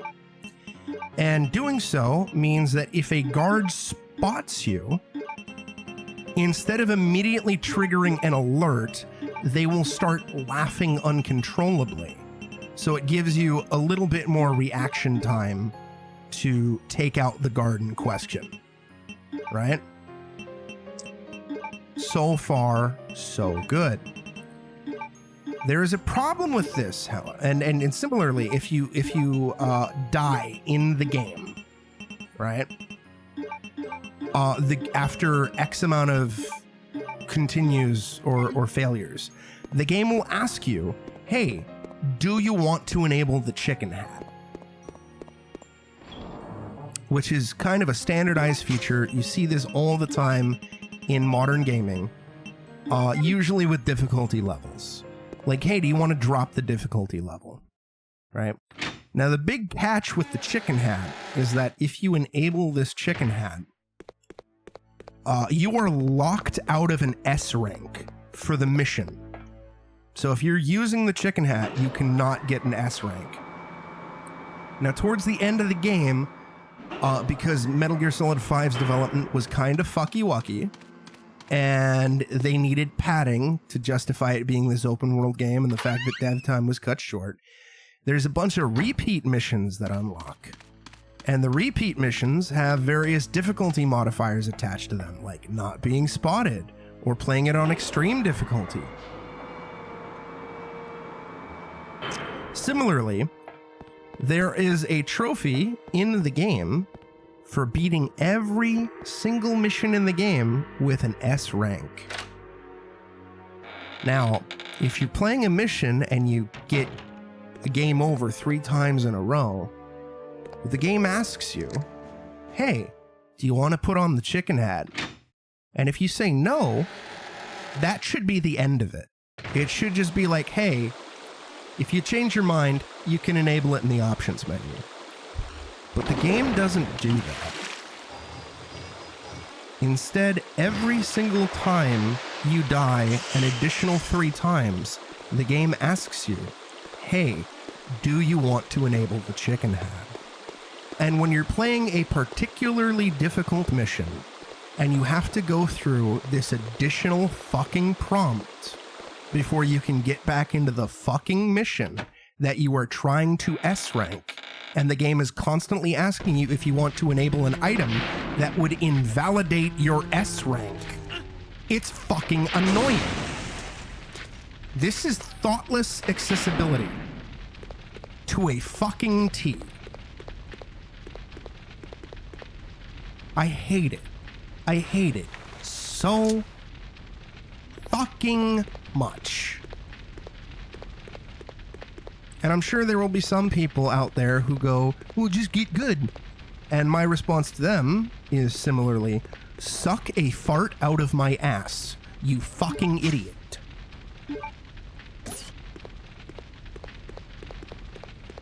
And I have heard so many developers come up with all sorts of stupid justifications to justify thoughtless or stupid accessibility implementation.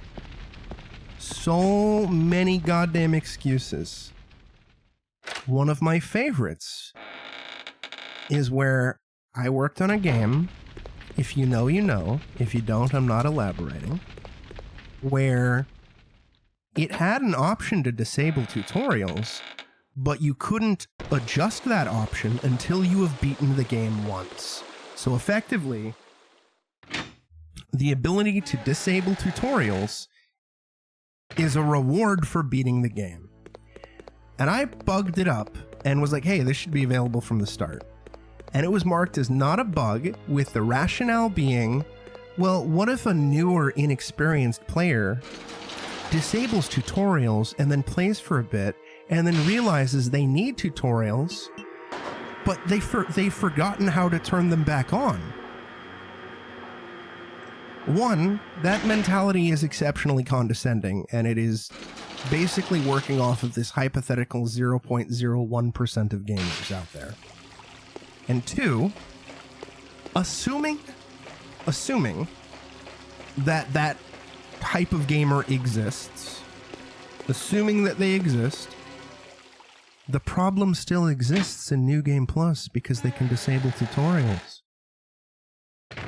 So all you are is delaying the inevitable for this hypothetical 0.1%.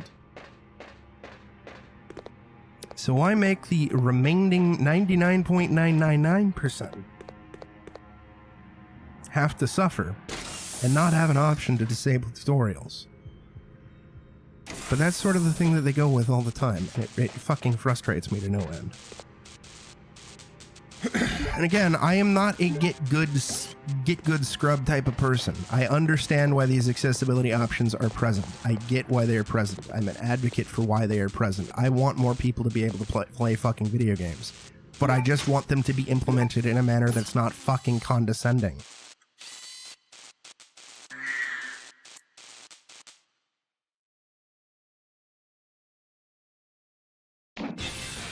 You know?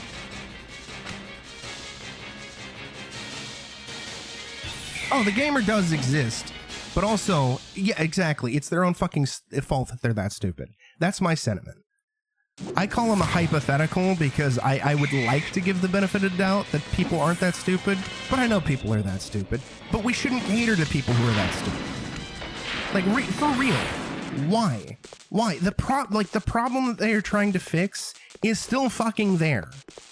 It is still fucking there. It has not gone away. You have just delayed the problem. Because that type of gamer, if that gamer exists, and they disable tutorials on New Game Plus and then forget how to turn tutorials back on, it's still there. Like, for fuck's sake. Cut it out. Stop it. Cut it out. Greedy should know the game I'm talking about. Greedy can tell you the specific game that I'm talking about. Email.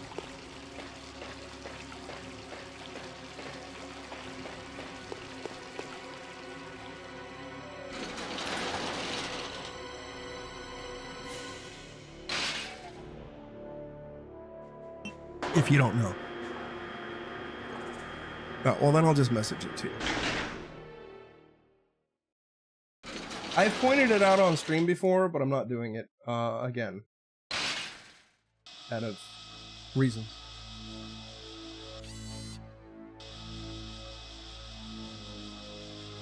Send it to your email. Oh, beautiful. Hey, spot me, you fuck! I want to kill the hunter.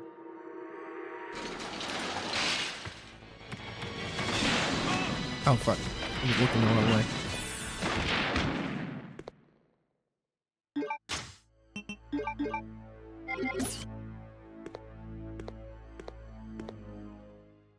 But only once. No, not even twice. Only once. Asking them multiple times in a row is annoying as shit, and I hate it. I hate it. I hate it. I hate it. I hate it. I hate it. I hate it. I hate it. I hate it so much. If I say no, I don't want to be asked again. It's like when, like again, you want to. Oh wait, they infinite hunters. Never mind. It's like again the being asked to turn the difficulty down. You can ask me once. That's fine. I'll be mildly annoyed because this prevents me from getting back into the game faster, which is the most frustrating thing about dying, is having to load back in.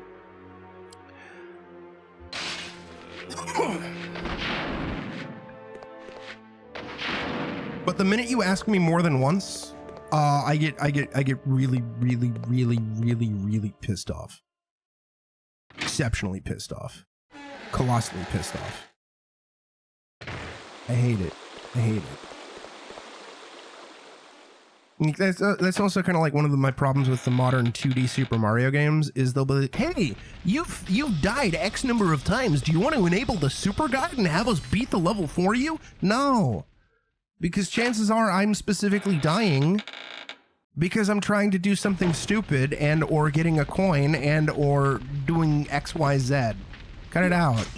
Ask me once. Stop it. And I'm sure the counter argument will be like, yeah, but these games are made for kids, so, you know, they need additional guidance, and fuck you. You know what was also made for kids? All the fucking games that we played when we were fucking kids. Super Mario 64, Super Mario World, all that other shit. Did Super Mario World stop us every 5 minutes when we died numerous times and lost a bunch of fucking lives and go, hey, do you want the game to play itself for you? No. No. No. Jacka, what's your question? If your question is how tall is Todd Howard, I do not know the answer to this, and it haunts me to this day.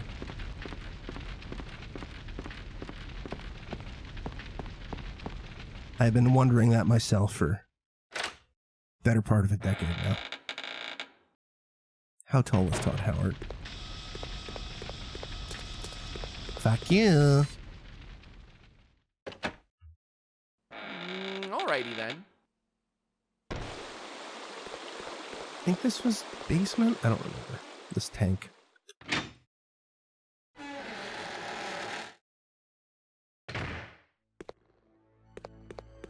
I think he could fit in a bread box.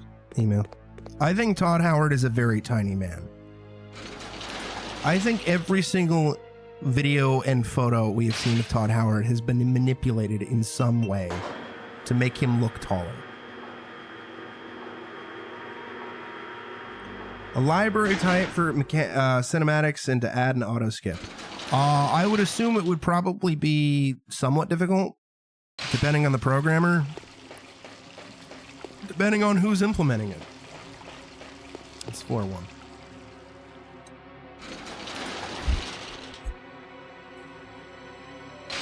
Because you have some programmers who are not that great, and they write spaghetti code.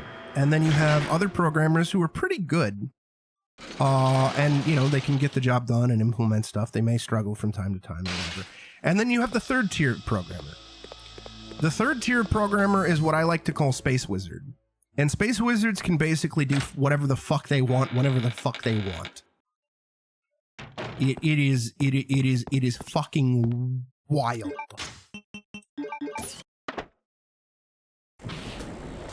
Space wizards are fucking crazy, dude. Fucking crazy, dude. Alright, before we read this, it's been about another hour. There's a file. Oh, fuck. Goddamn. Secret passage note. Fuck it. I'm not reading it. I don't give a shit. I'm going on to BRB. See you in a few. Hawk Tua.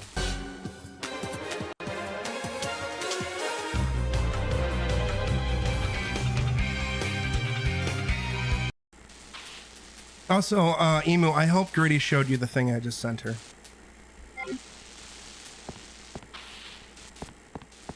I really do. It's in reference to a thing earlier.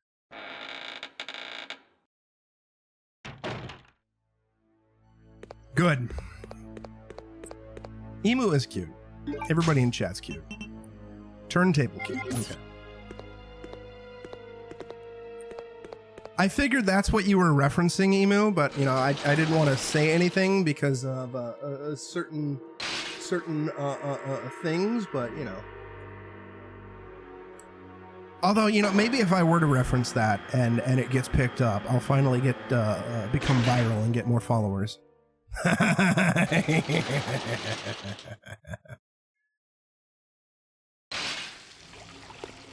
Well, Sarah, to counter that argument, my response would be just include a cinematic viewer. That's how I would go about it, you know, so that way in the event that somebody misses a cinematic, or, you know, they want to rewatch a cinematic, they easily can. That also kind of ties into the accessibility argument too, because one could argue that an cinematic viewer could be an accessibility option. You know? Like Zenless Zone Zero, it basically lets you skip the overwhelming majority of cinematics, and I really like that. Because personally, whenever I play Zenless Zone Zero, I'm not really there for the story. I'm not particularly invested. I just want to get to the gameplay. And that was kind of one of the biggest turnoffs about Honkai Star Rail, is I wasn't particularly invested in the story. I was kind of mildly invested in the gameplay. But then I would have to sit there and watch 55 minutes of cinematics to get 5 minutes of story, or to get 5 minutes of gameplay, in order to then get another 55 minutes of cinematics. And it's like, bruh. I think I went the wrong way. Similarly, mid-boss fight cinematics 100% need a skip cinematic button. Because I don't want to watch the same goddamn cutscene over and over and over and over and over again in the event that I fucking die. Looking at you, Final Fantasy VII Remake on hard difficulty.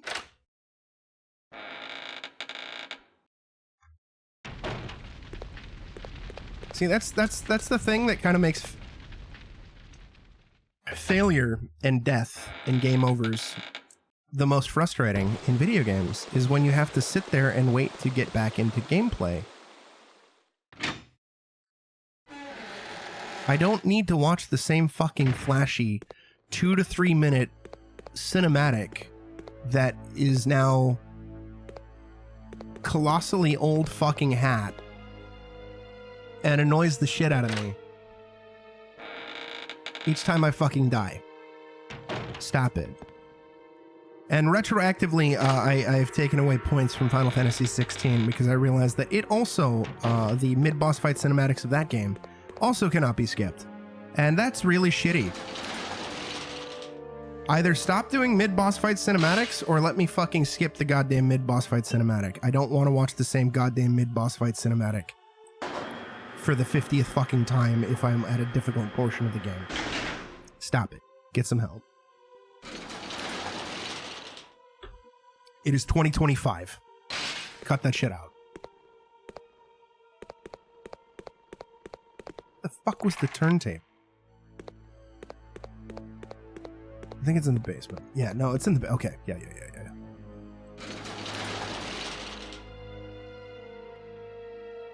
They are!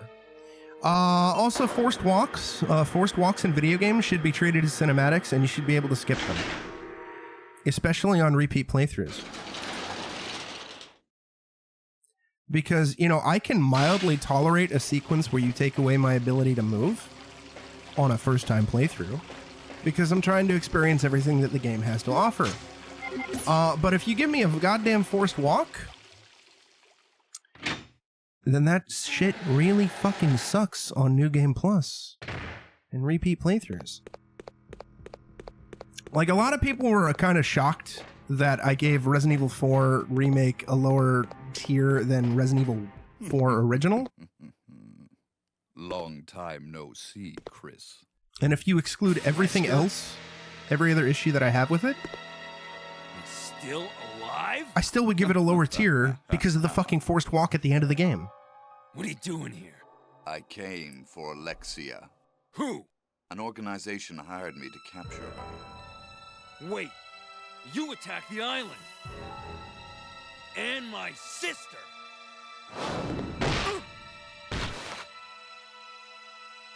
I like how Chris was one-handing a rocket launcher to aim at Wesker. That was great.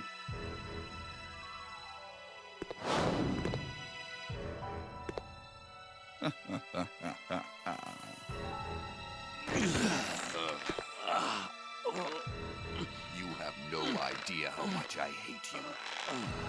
You destroyed my plans, so now I've sold my soul to a new organization. Now, die.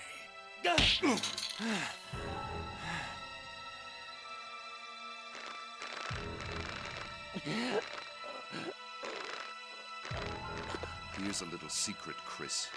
I figured out that your sister is now in the Antarctic with Alexia. It's too bad you won't be seeing her again.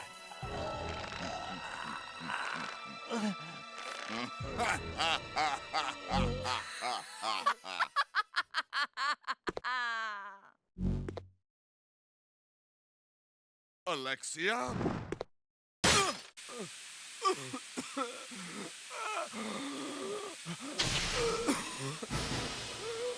Oh no! Hey, cut it out.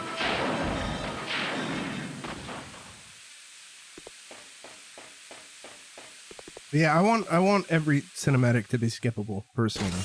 Every single one. I get it if you're, you know, trying to mask loads, but to be honest, I would rather see a brief loading screen than have to rewatch a lengthy-ass cinematic again. And I much rather prefer cinematics to narrative in gameplay, like forced walks and excessive dialogue for the sake of dialogue in gameplay.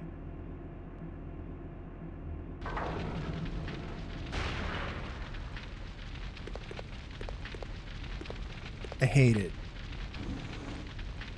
I hate it. I hate it, chat.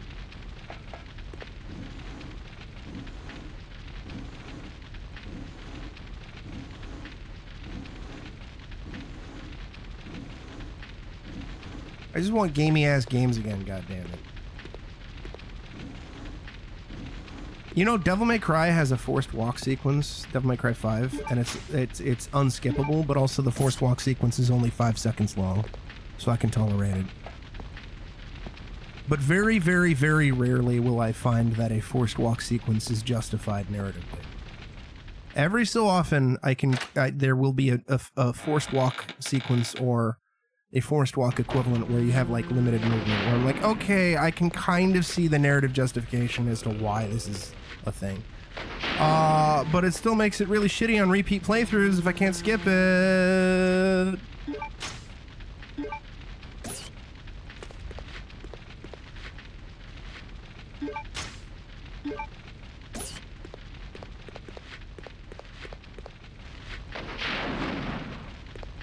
Additionally, I know there's options and there's ways to turn off hint VO. I've seen games do it. So, hey devs, please, for the love of all that's holy, give me an option to turn off the fucking hint VO of your fucking video game. Thanks, bye. Also, if you're implementing hint VO into your game and you implement it in such a way that it is spoiling the solution of a puzzle before a player has the chance to spoil a puzzle, and you're not giving the option to say no, I don't want the solution for a puzzle, you're a hack.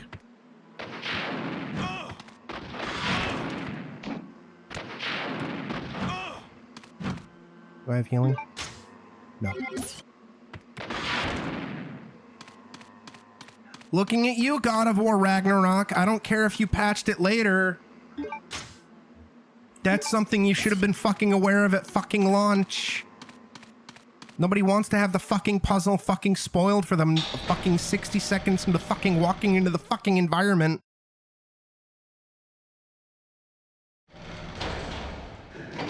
God damn it.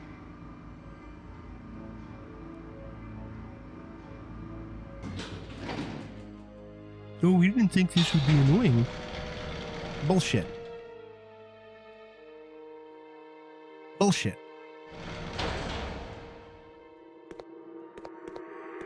Give me that.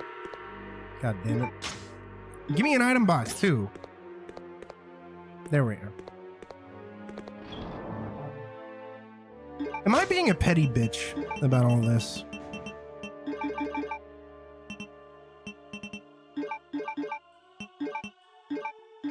Chad, am I the asshole for thinking all this?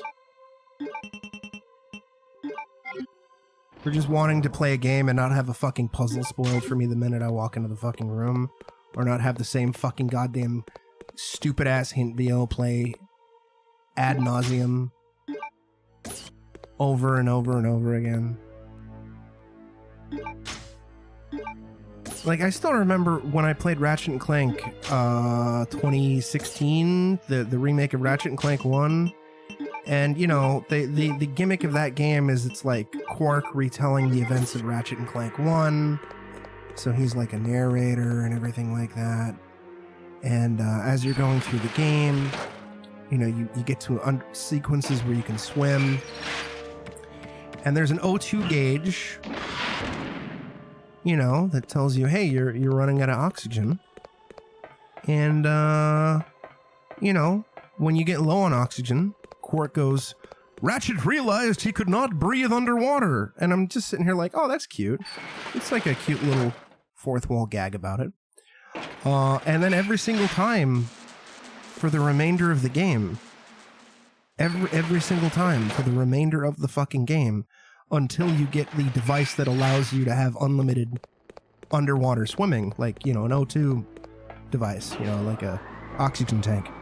Every time you're about to run out of O2, Quark says the same thing. Ratchet realized he could not breathe underwater. It's like, bro, this is fucking old. Stop it. The one time is fine. We have an O2 meter. Stop it. I am just so baffled that the biggest criticism about Legend of Zelda Ocarina of Time is fucking Navi. And how annoying and handholdy and obnoxious she is. And the entire industry collectively shits on Navi. Always and forever. And yet, our industry is like, you know what? We should do this more often.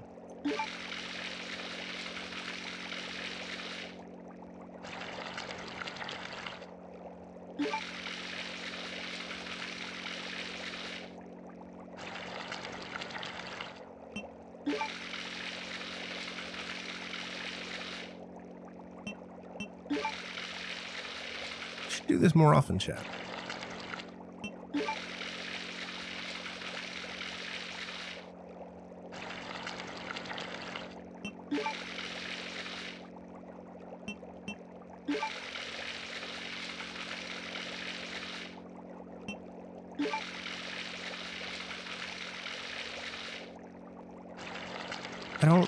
I don't understand.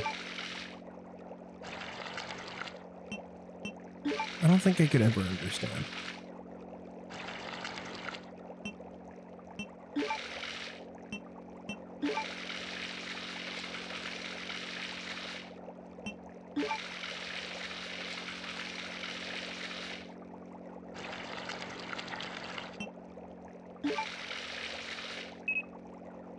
Gimme, gimme, gimme, gimme, gimme, gimme, gimme.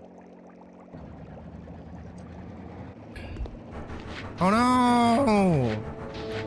There's zombies.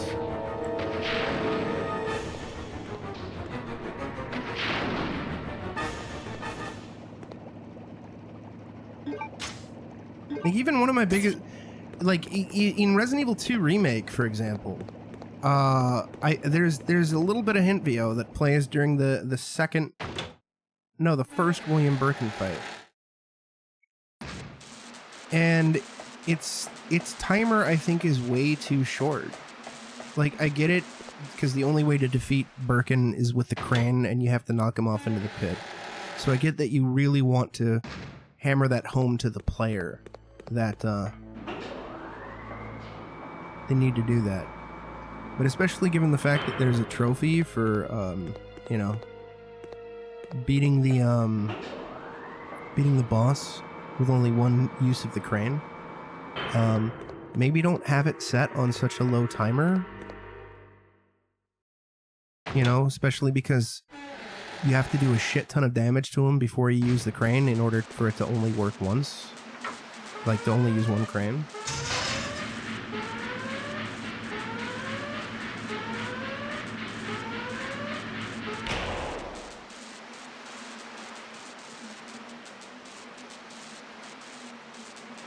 Jenka, I didn't notice that you were bitchy today.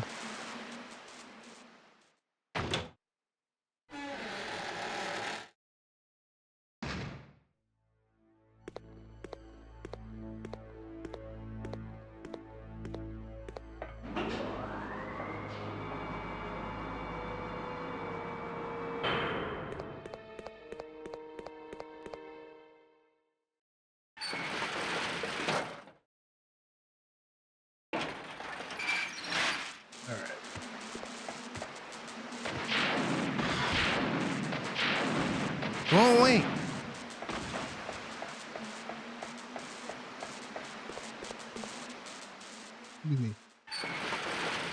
Yo, this one's for the boys.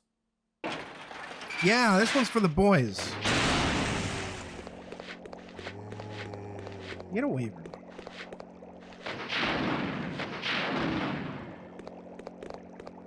Door broke? Oh my god, it's not. You did almost get into a fight. What the fuck? Jenka, who are you fighting? Why are you fighting? Is it on pay-per-view? I know all the thingy things are over there, but I shouldn't have. Whatever. I'm doing it. Jenka, why are you getting into a fight? Oh my god, Lou Killy is streaming Battlefield 6, dude? Well, if we can finish Code Veronica before she ends stream, we're raiding her. The tow truck guy! Hatch is closed. Someone seems to have used the submarine.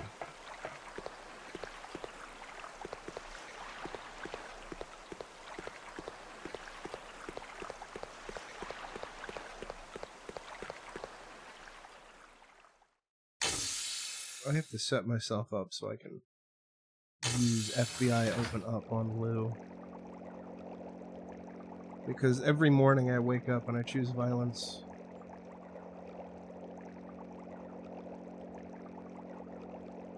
Okay, good, I have enough, but we're in an ad, so I don't want to do it just yet. Actually, I'll save it for when we raid, or right before we raid. Get out of here! What the fuck?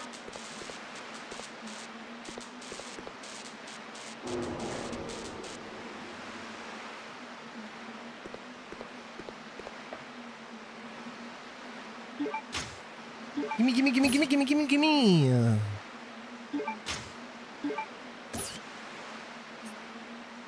I don't remember the exact order of events, but I have a feeling that we're almost done with the Rockfort Island section as Chris.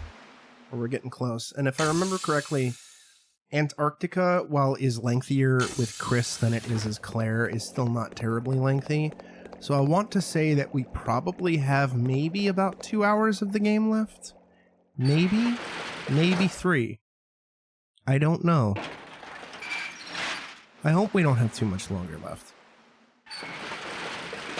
I'm hoping to do marathon voice recording for The Thing and another thing to get them out ASAP. Behavior on both sides. Yeah.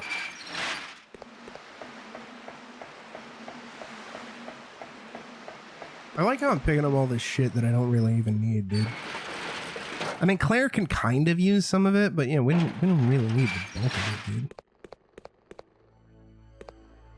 We don't. Objectively, because we have this rocket launcher.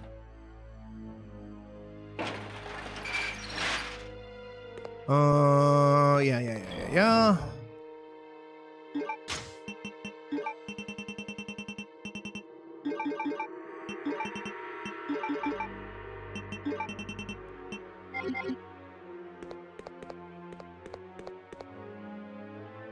Now that's some good tea.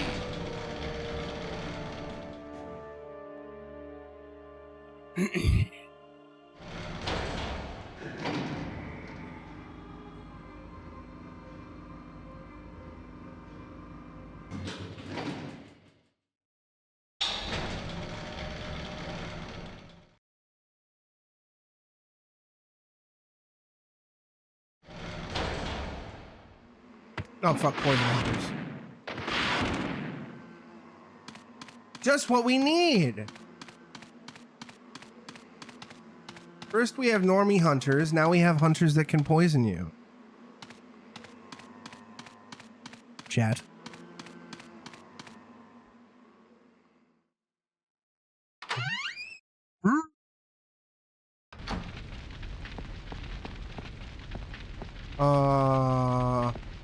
Yeah, no, we go through here.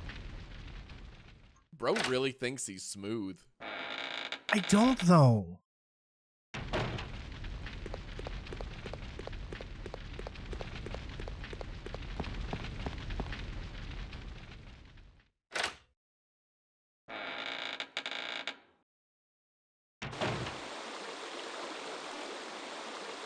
Hold on.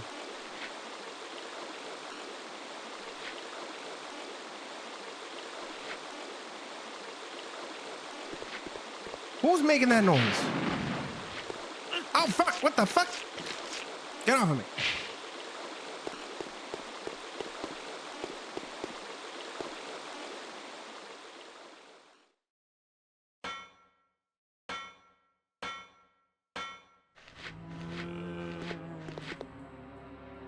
Breaker. I hardly know her.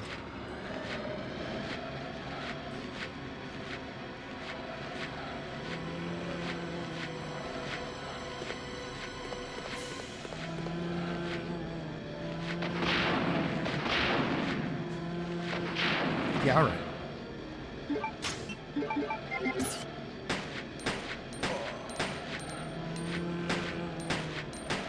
I can fall down so I can get down.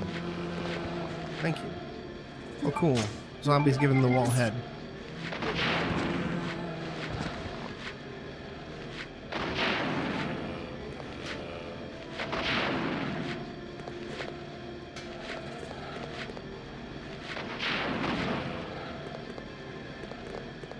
Oh, actually, Greedy, I don't know if you're still here, but I was, even though, you know, as I was saying, you know, I think Code Veronica was mid. I was defending Code Veronica a bit yesterday, because Cursed redeemed a 1-star review, and I read from Metacritic, and I was like, a good chunk of this review seems wrong. Like objectively wrong. Yeah, let me see if I can bring it up again, because it was actually kind of funny at how wrong it was. Some parts I was like, yeah, okay, I can get, you know, I agree. Code Veronica X Metacritic.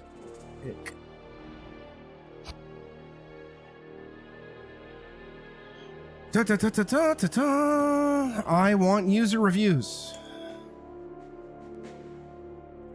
Platform. I think it was PlayStation 2 that I was looking at. Negative.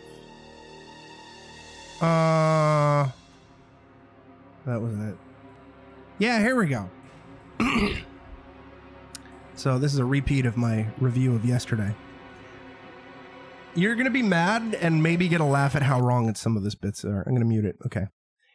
I beat this recently with a friend after going through Resident Evil 1 through 3, and I have to say, this is the worst Resident Evil game I've played.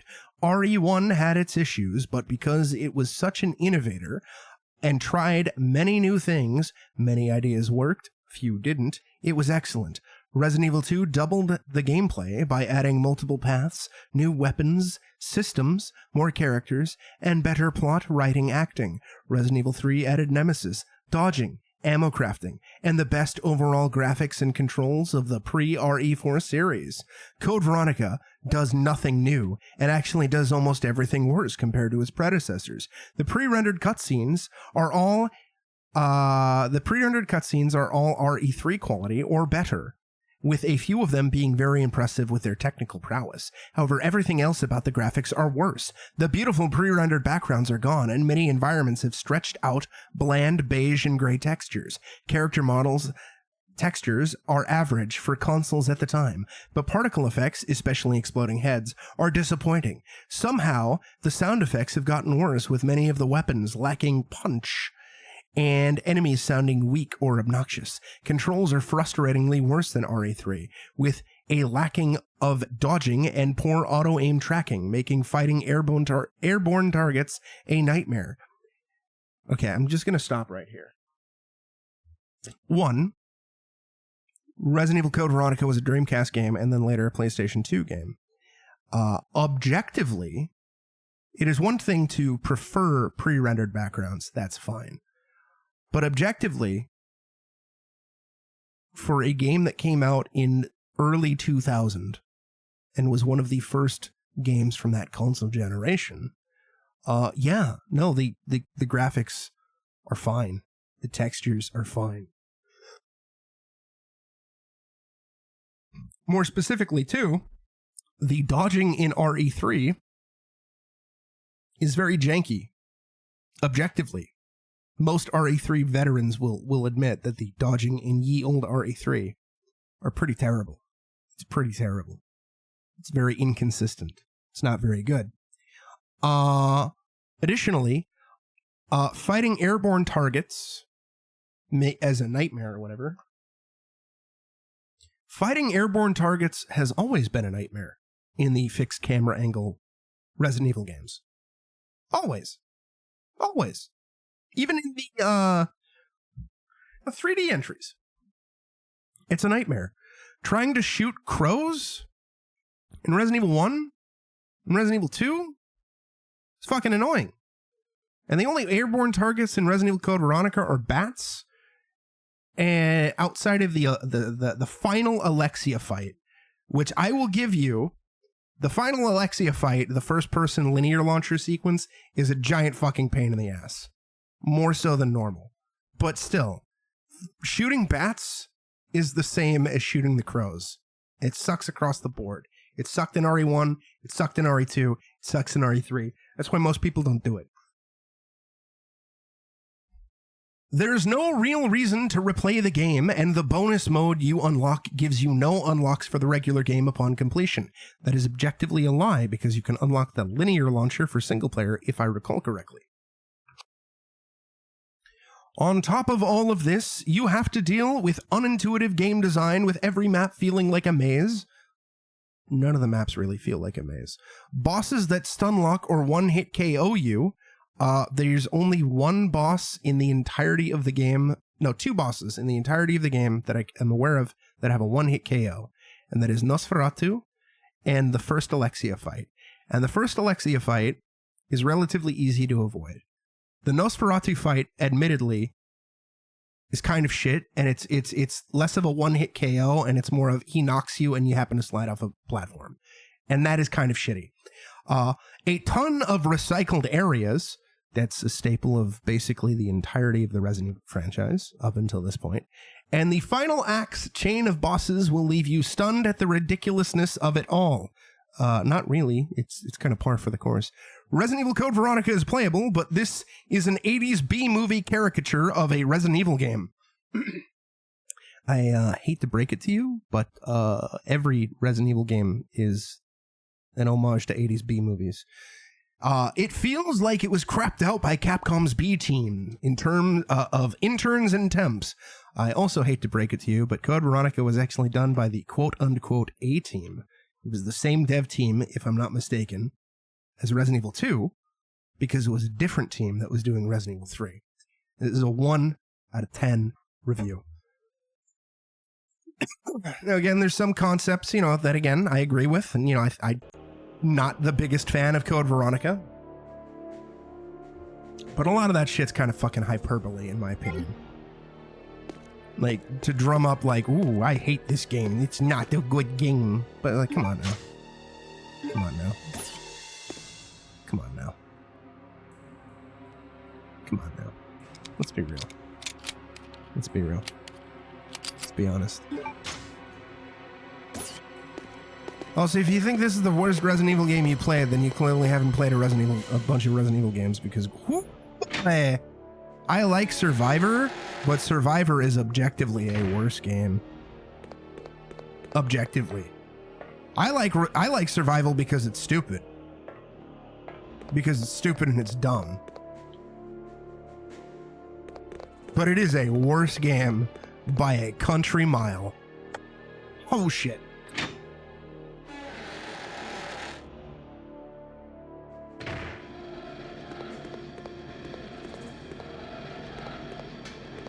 It was Sony, specifically. Assuming that the story is correct about a third party throwing a shit, it would have been Sony.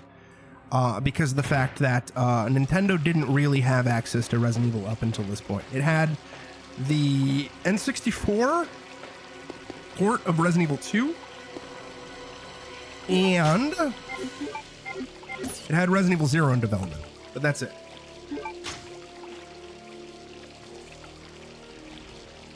There are multiple conflicting reports, but it is confirmed that RE3 was 100% a side game that got bumped up to being a new numbered game.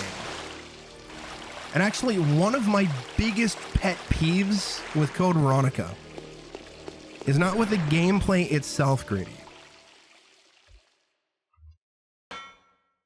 It's no fault of the game itself.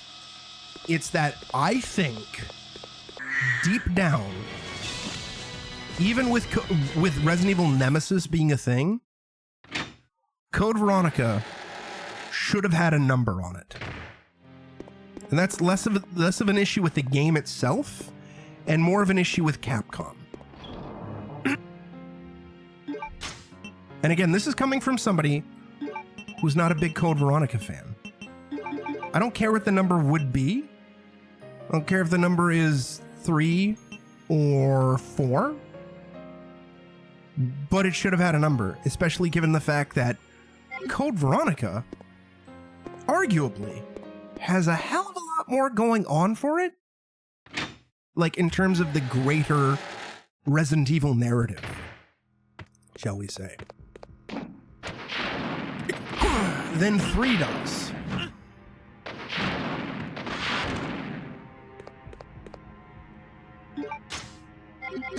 But also, I'm not the biggest fan of 3 either, so take everything I say with a grain of salt.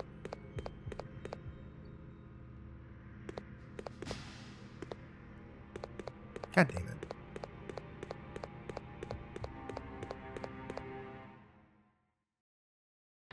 Like, Code Veronica does not feel like a spinoff, and unfortunately, because of the fact that it lacks a number, so many people assume it is a spinoff. Like, I remember at one point Rio was toying with the idea of doing like a Resident Evil Legacy, and I was like, well, then you'd have to go through Code Veronica, and he's like, isn't that a spinoff? I'm like, no, it's a mainline game. It just doesn't happen to have a number. Like, Survivor is definitively a spinoff, 100%, even though it's canon. It's a spinoff. Code Veronica is straight up a goddamn mainline game. Straight up. You are now breathing manually.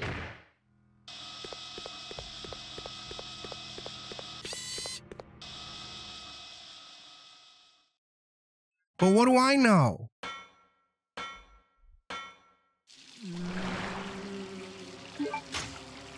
I'll grab that shit later. Fuck it.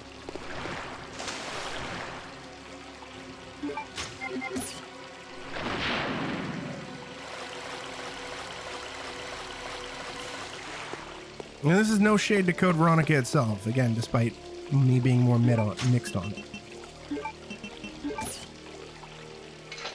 But I think Code Veronica is very, very much deserving of the title of Resident Evil 4. And Resident Evil 4 should have been called Resident Evil 5, and so on and so forth. I mean, Village technically isn't even called Resident Evil 8 Village, it's just called Resident Evil Village. And Resident Evil Requiem isn't even called Resident Evil 9 Requiem, it's just called Resident Evil Requiem. And Capcom does this cute little fucking thing with the subtitle where they squeeze in the number in there. It's like, bro, just call it Resident Evil 7 Biohazard, like you did in Resident Evil 8 Village and Resident Evil 9 Requiem.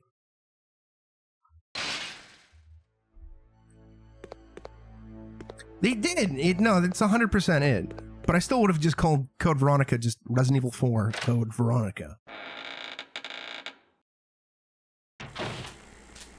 That or even just drop the subtitle in general.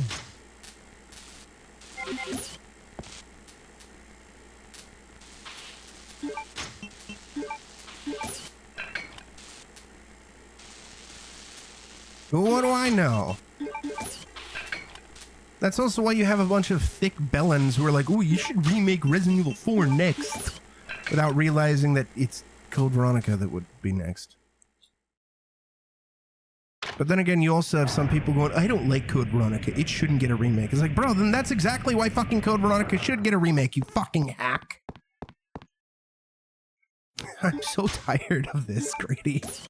I'm so tired of the mentality that just because something is bad means it shouldn't get a remake. Like, come on. If anything deserves a remake more, it's a bad game, so that way you can remake it into a good game.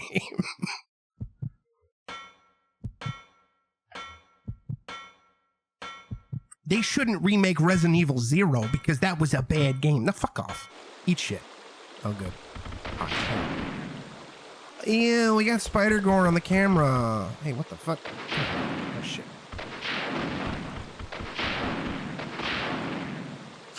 Stop poisoning me! Fuck.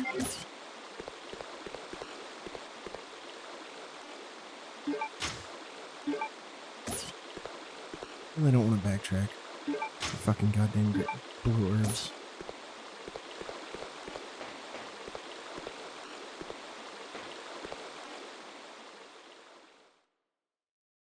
But yeah, there's so much conflicting information. I've even seen some of the...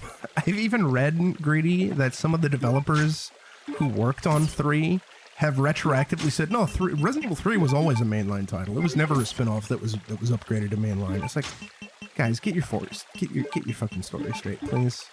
Stop this conflicting information, please. Please. It's even if y'all didn't already claim it in the past, it's literally what it feels like. 3 literally feels like a 2.5. And that's no disrespect to 3. That's no disrespect to Jill.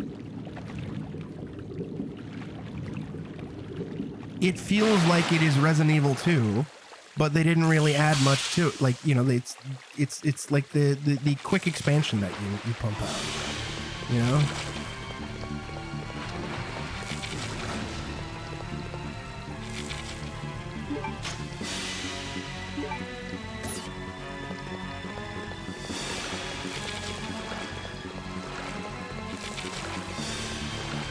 This is like the one optional boss in the entirety of the game. Granted, my inventory's full because I'm an idiot.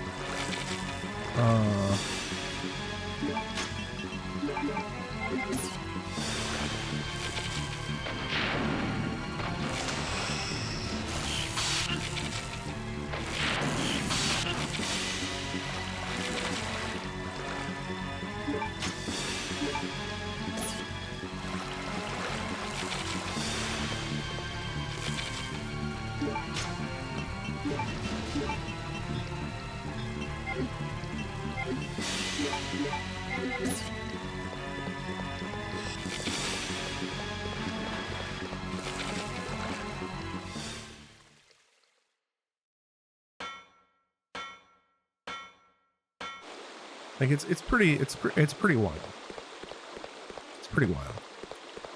And I'm sure there are going to be people who are like, Resident Evil Survivor shouldn't get a remake because it's terrible. It's like, that's why it should be a remake. I will die on the hill. Remake Resident Evil Survivor in the style of Resident Evil 7 and Village. Do it. Do it, cowards. Expand it. Survivor is canon. This isn't some fucking Metal Gear situation. Fucking Survivor is goddamn referenced in Zero. It's officially canon. We can't ignore it. Chat. We're missing something, but I don't remember what it was. Either way, it's I'm gonna go on a BRB after we go down the elevator because I gotta take care of something real quick. It's very silly. It's very silly. See you in a few. I strongly disagree with the message of this content.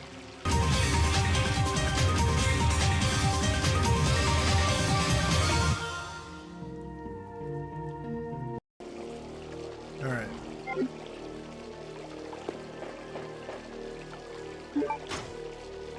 Gotta break this thing down so we can fucking get to goddamn Antarctica, but I don't fucking remember where we need to do it at.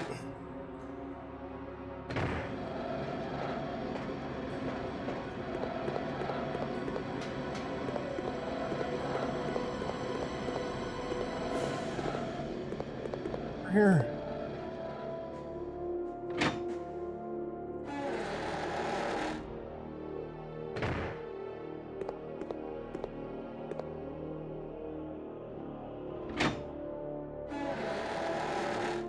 I will say it's also kind of wild, though, that Code Veronica is kind of a much louder game than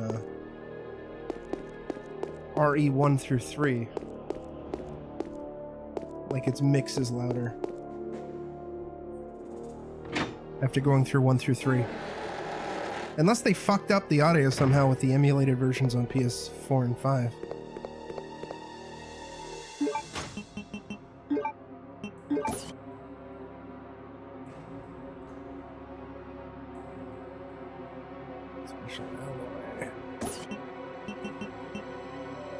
Chem storage key. Okay, we need to use that somewhere.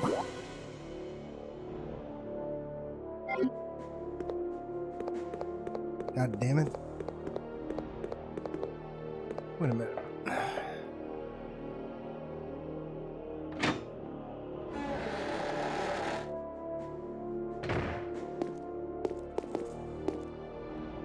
Nothing left. Okay, no.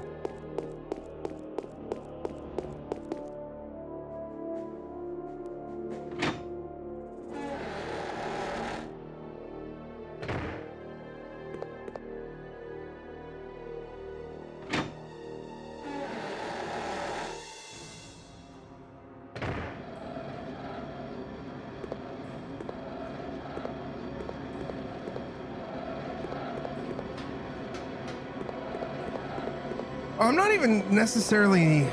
Oh, always this loud, you mean? Well, I'm also saying, just that they might have fucked up the shit for RE1 through 3. Because I don't even remember them being that quiet when I was replaying them. Granted, to be fair, every time I have replayed them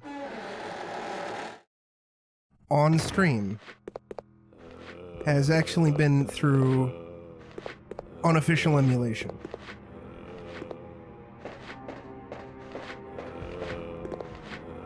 Yeah, I haven't played them on OG hardware in a bajillion years. But this is the first time I played them an official release that wasn't unofficial emulation or abandonware. And Resident Evil 1 through 3 were all pretty fucking quiet, which is kind of surprising.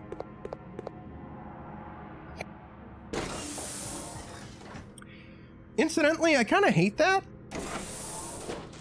It's not a specific Resi problem. It's more of a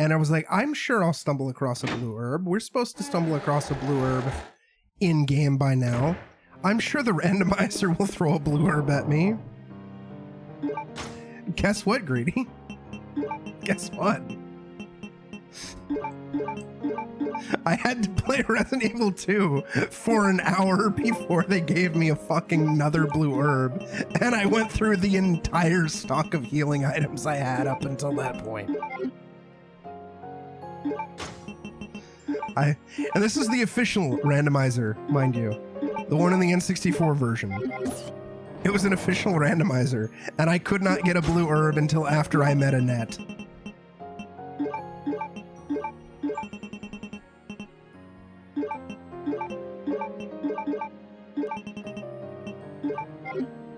You know what we're gonna save?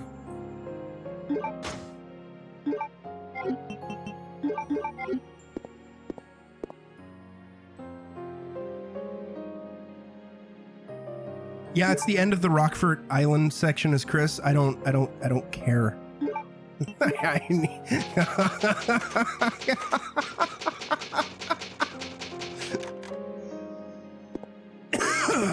I'm dead. I'm dying. Wait a minute, what the fuck?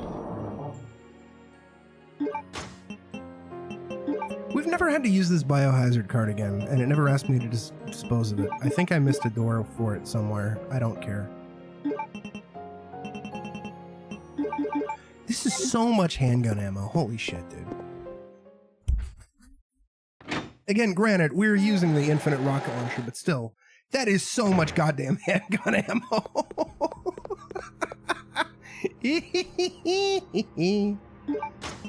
Get out my inventory. Sis is a slur.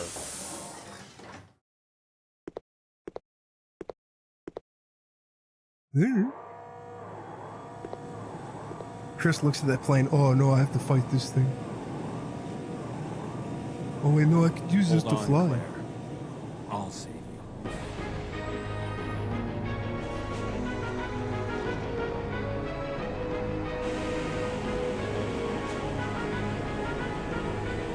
Depending on how you play, yes. Especially if you kept going through the rooms where enemies infinitely respawn. But also, Greedy, to be fair, going through ye old RE1 or ye old RE2, there's still not that much pistol ammo. And those games also throw a fair amount of shit at you. And by that point in the game, you would also be low on ammo, depending on how you played. But Code Veronica is also the longest Resident Evil game up until this point. It's like the length of 2 Resident Evil games combined. Or Resident Evil 1 and Resident Evil 2 combined. Or both campaigns of Resident Evil 2 combined, lengthwise. So it does kind of sort of even itself out a little bit, but it's also a shit ton of pistol ammo, like holy shit. Listen, I'm not complaining. If you want to throw a bunch of ammo at your player, that's fine. I'd say it's better to throw too much ammo at your player than not enough ammo at your player. I am looking at you, Silent Hill 2 Remake. I am looking at you, Resident Evil 4 Remake.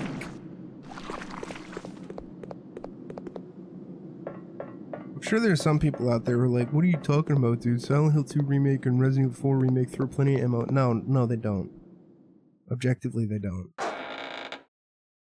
In ye old Resident Evil 4, you would not be close to out of ammo. Unless you really kind of just sucked at aiming. Resident Evil 4 Remake, though, Greedy knows what's up. She played that. She knows what I'm talking about. The ammo values are fucked. It's the same thing in Silent Hill 2 Remake. The ammo values are fucked. Again, I'm not opposed to turning Silent Hill into a more resource-conscious horror game. But maybe don't go way too ham and make enemies way too spongy. And then give your players barely any ammo. Under the pretense, well, they have melee weapons, dude. When your melee weapons half the time result in your player getting stuck in a fucking collision.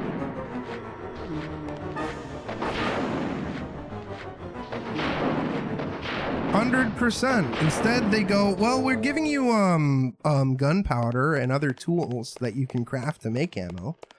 But because of the randomized nature of the drops, half the time you're getting stuff dropped and you can't make anything. So it's like, cool, I have all these supplies and I can't make any fucking ammo.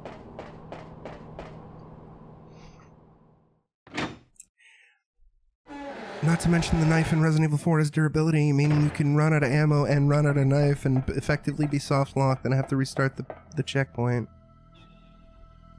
And hope for better drops.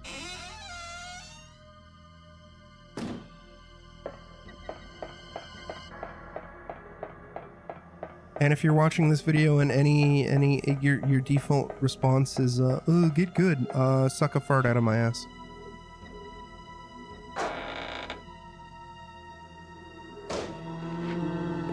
You can respectfully disagree and go, personally, I think the resources are fine. That's fine. I will disagree with you respectfully, and we can have a civil discussion on that. But the minute you say get good, I throw your anything you have to say out the window. Technical. Techie wecky. Chat, it's important that you do not forget to nuzzle your techie wecky. Nuzzle techie. And give him a little kiss. Give your techie wecky a little kiss. Give him a big old smooch. Right on the noggin.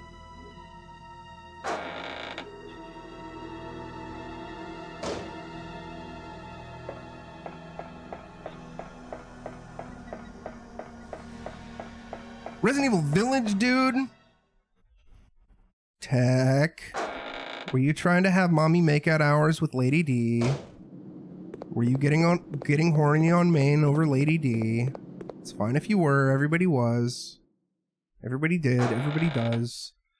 They see the 9-foot-tall vampire mommy and they go, ooh, mommy, step on me. This franchise is weird.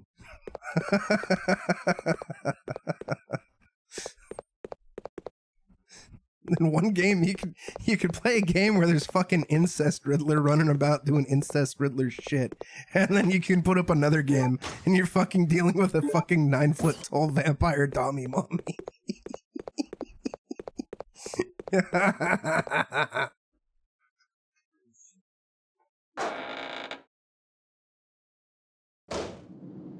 is. I'm wondering if somebody changed their name.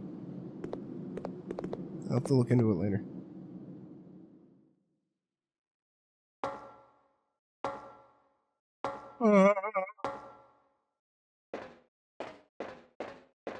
Please tell me the moths are gone. I forgot if the moths are gone. Okay, they're gone right now. I don't know if they'll come back. I hate the moths.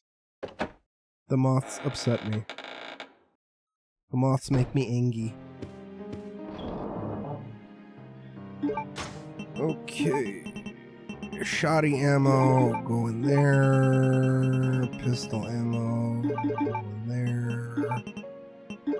It's probably explosive bolts, so we'll just fucking throw it down there. Oh, hello.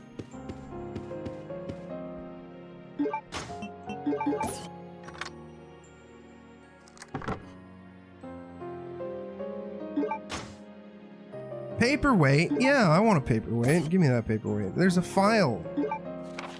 Alfred's diary. January 30th, there's a sealed room in the hallway located inside the Antarctic facility. I don't know what's hidden there, but I do know how to get in. I can use the 3 jewels that each one of our 3 family members wear as proof of being a legitimate descendant of the Ashford family. The only problem is I do not know how I can gain possession of my father's proof, because I'm an idiot. February 17th, I finally succeeded in entering that sealed room. I never could have imagined that such an insane secret existed regarding the birth of both Alexia and myself. I hate my father, that fool Alexander. Now it is obvious that we were merely created in an attempt to cover my father's blunder. I can never trust him again. I must regain the glory of the Ashford family with my sister. I have nothing to be afraid of as long as Alexia is with me and will peg me on the reg. March the 3rd, Alexia carried out the experiment on the human body that we've been talking about. Our useless father must be happy now since he can finally contribute to the Ashford family. The only thing we should be careful about is that butler, Harmon, does not become wise to our activities. April the 22nd, the experiment resulted in failure. Our father was useless after all. Even worse, he turned into a dangerous monster that is completely out of control.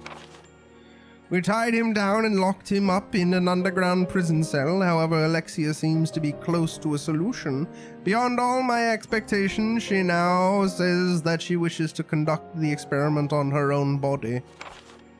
On top of that, she feels she must be kept asleep for 15 years in order to accommodate the experiment. Thanks to that idiot, I can't see my dear Alexia for as long as 15 years. Alexia is going to sleep with all of her trust relying upon me. Now I am the only one who can protect Alexia as I patiently wait to be pegged. Cal, how doth you do? Something else here. Inks ribbons, dude! Like, also similarly to Gritty, this game has the most amount of ink ribbons. The amount of ink ribbons is crazy. Crazy. Tee-hee-hee. Who shall peg me while she's gone? I don't know. Maybe the butler. Maybe the maid.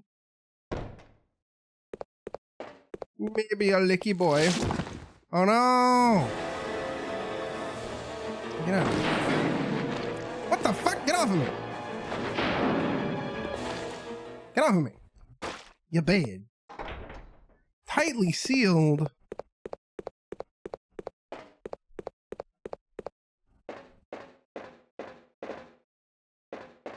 Cal, what would you do if Incest Riddler was on your front lawn?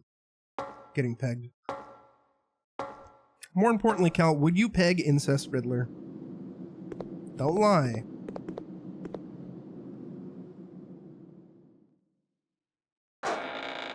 You wouldn't lie to a reverend, would you?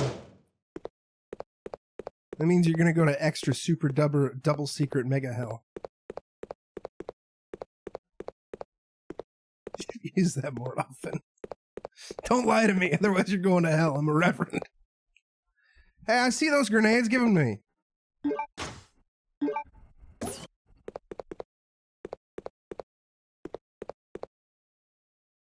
Reactbot, would you lie to a reverend? Oh my god, you can't say that. Yeah, you can't.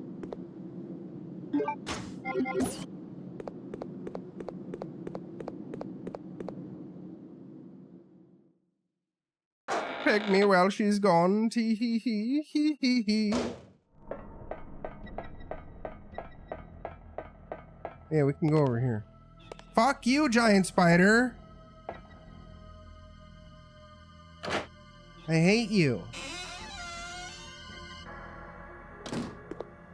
Wait. What? He's here?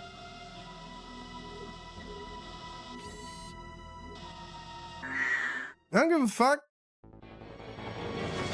Come on out. Oh shit. Chris would be stupid enough to miss with a rocket launcher.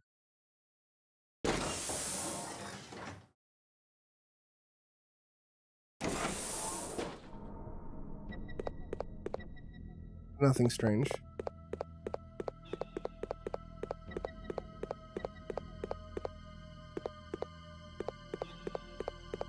I see, instead of running away, and instead of answering the question, Cal has run away. I can't answer a question about pegging, tee-hee-hee. Small square hole. There's a notice. You can drain the water under the following conditions. Clean the tank to exchange the water. But we have an octavalve handle. We can't use this octa in the square hole. We're not that kind of guy. We're not that stupid. Come on now. Oh, this is for the fire extinguisher. So we can get the magnum. Cal, you love magnums. Wait a minute. Is this leading me to the fire room? It's leading me to the fire. God damn it. Need that fucking extinguisher. So let's see if we can find a nearby safe room so I don't have to backtrack too much.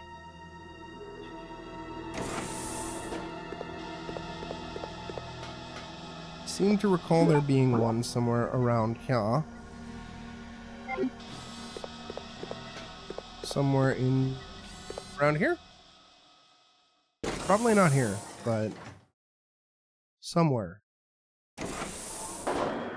Yeah, this is an elevator. Elevate her? I hardly know her.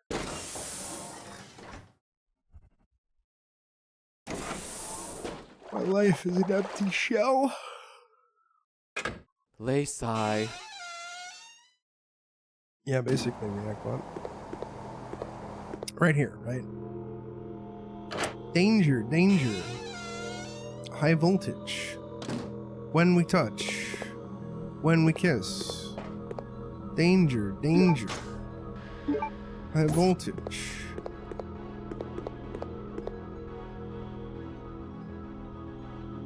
Octagon. I have an octagon.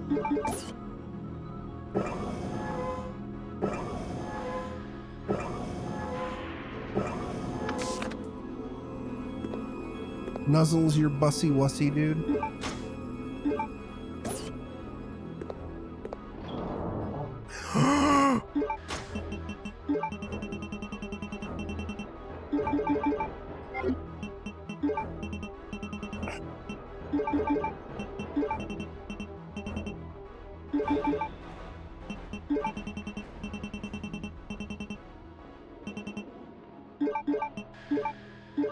I'm gonna do that.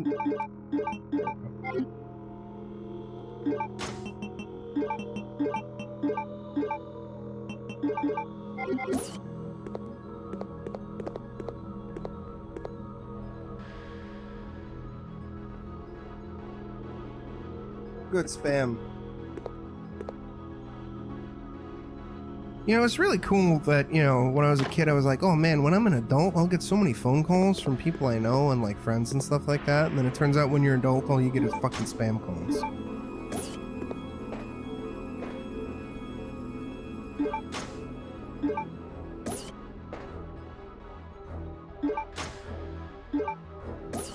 Would you like a bigger penis? If so, where would you like it?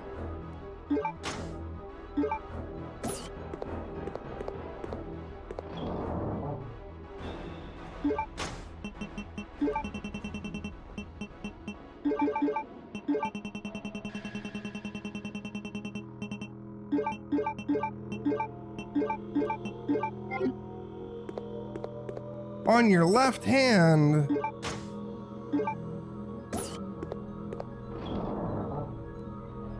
Go do it. We want answers. Okay, we got the fucking power on. Fire extinguisher. I hardly know her.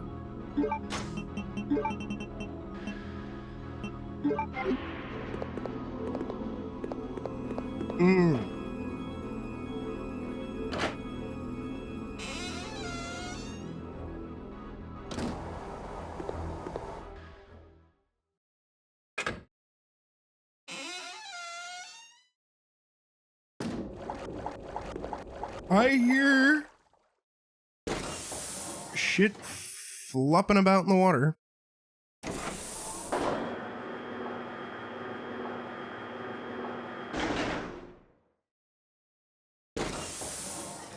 Okay, I don't remember the exact context, but we will swap to Claire again. And have to deal with some bullshit. And then we'll swap back to Chris and we'll basically be at the end of the game. So we do have a little bit more as Chrissy Wissy left.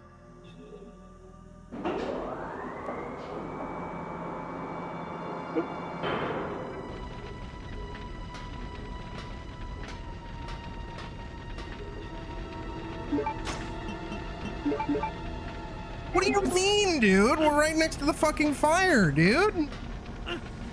Chris, are you fucking stupid? What do you mean?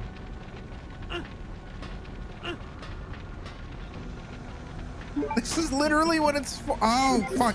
Never mind. I'm stupid. I'm sorry. I forgot to use it. Okay, never mind. False alarm.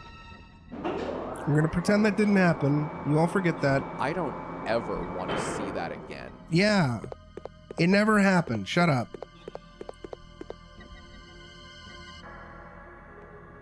Oh, good. This is how we use it. This is how we use it. I'm tired, man. My brain is fried. I had a double dose of Barbarian last night. I got the minute the stream's done, after doing a nap, I'm gonna spend all goddamn night working on the thing because it's long overdue and I want to get it out ASAP. Alright, there we go. Is it gone? Thank God. My brain is fucking non-existent by now. Alright, cut me some slack. And this zombie's gonna get up in a second after we blow this thing up, because of course it is. Tomorrow we're gonna do Resident Evil 0. Where we get to watch a man made of leeches sing opera. Jenka, are you excited about seeing a man made of leeches sing opera?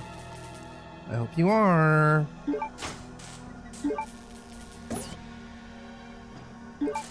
Just let me pick it all up at once, Code Veronica. Come on.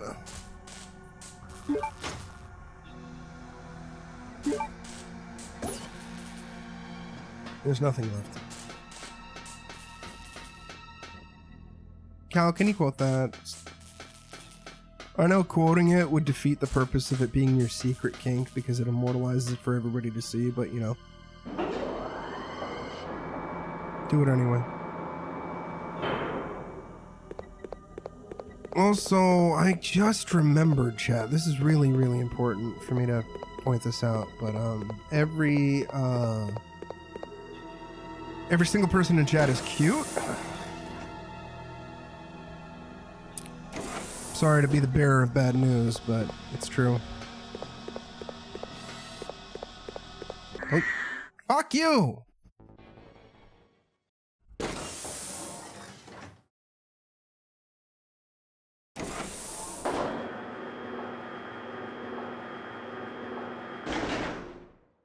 Cal, would you peg Incest Riddler?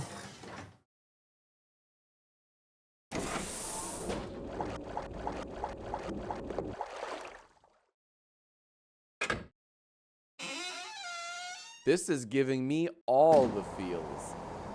Cal's response is hell yeah for those who aren't on Twitch side. Oh god! What the fuck?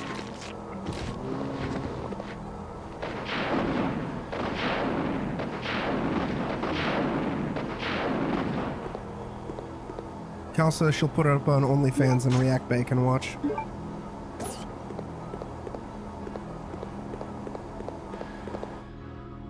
React Bot, are you gonna watch? Goonin' with the boys.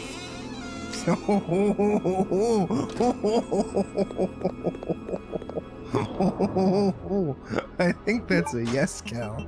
I think React Bot's excited about you pegging Incest Riddler.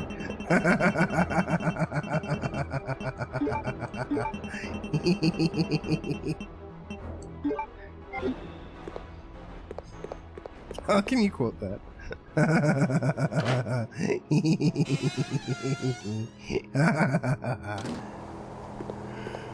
Oh god, I'm so tired. No. No, what the fuck? Get out of here. It's a bad zombie. You gotta be firm with the zombies.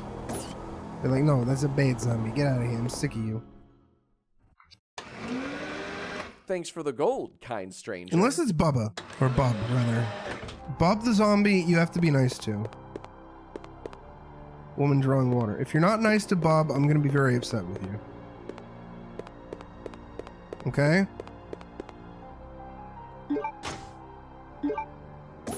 Bob the zombie is the best zombie, the nicest zombie. We all need to protect Bob.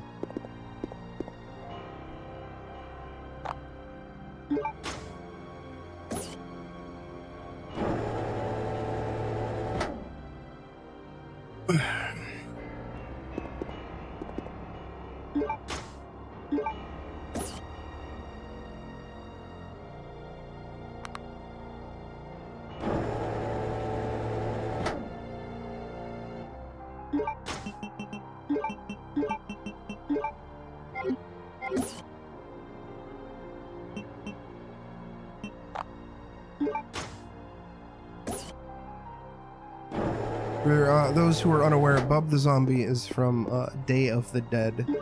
Specifically, the George Romero Day of the Dead. As there's, I think, a remake of it and a shitty in-name only sequel to it as well.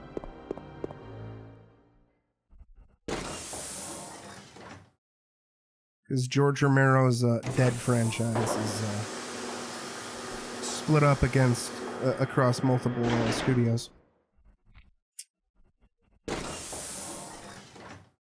And Night of the Living Dead is in public domain, which is why there's like 18,000 remakes for it. Oh, good. Cal, you love 18,000 remakes. Well, they call you 18,000 Remake Cal.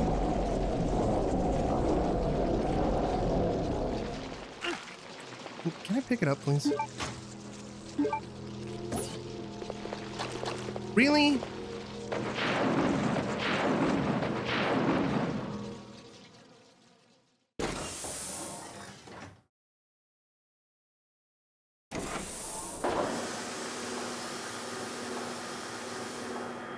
Bob the Zombie is a precious sweetheart and must be protected gently.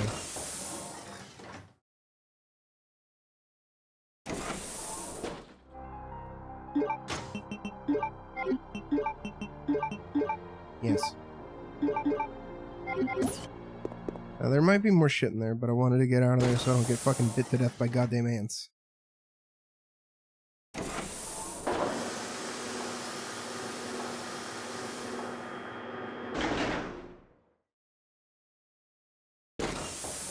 That said, while Bub the Zombie is like the most precious zombie, I still think probably the single best portrayal of a zombie ever is Flyboy in Dawn of the Dead. If you know, you know. If you don't, oh well, watch Dawn of the Dead if you can get a hold of it. Specifically the George Romero Dawn of the Dead. I like the Zack Snyder Dawn of the Dead, but it is a radically different movie. And there's no really amazing standout zombie performance in that. Unlike Dawn of the Dead. The original Dawn of the Dead. Flyboy's great!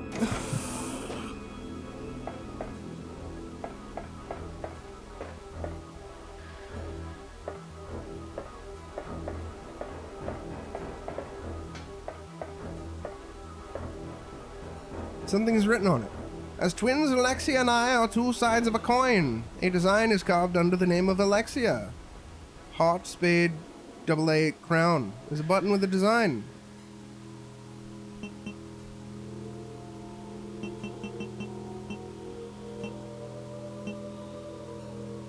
Maybe it's the, okay. Crown, AA, spade, heart. Let's try that. Crown. Fuck you!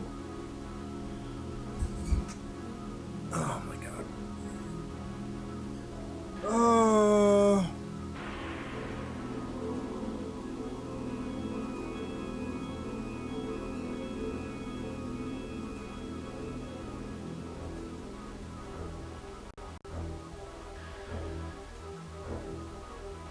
AA Crown Heart Spay.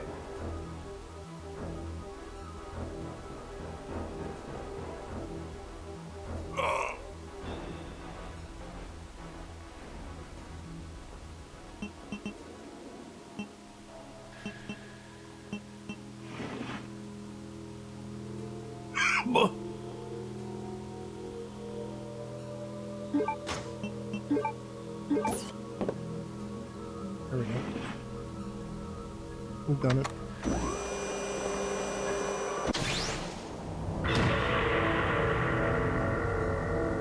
You know, this is also something else too. Greedy, I don't know if you're still here, but I suspect you'd probably feel the same way. I miss this style of inventory and UI for Resident Evil. I think the new UI is just too bland and formulaic, and is just kind of the same as almost every other AAA game. This UI has a lot of charm to it.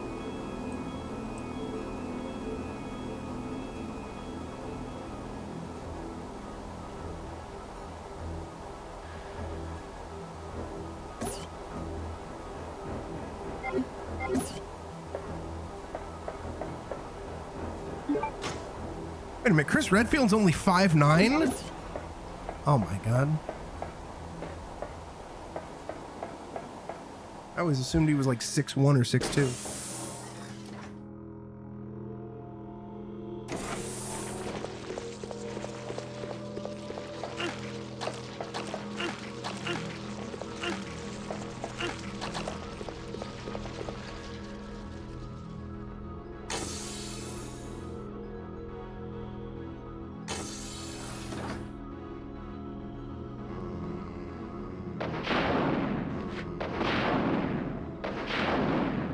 It feels wrong.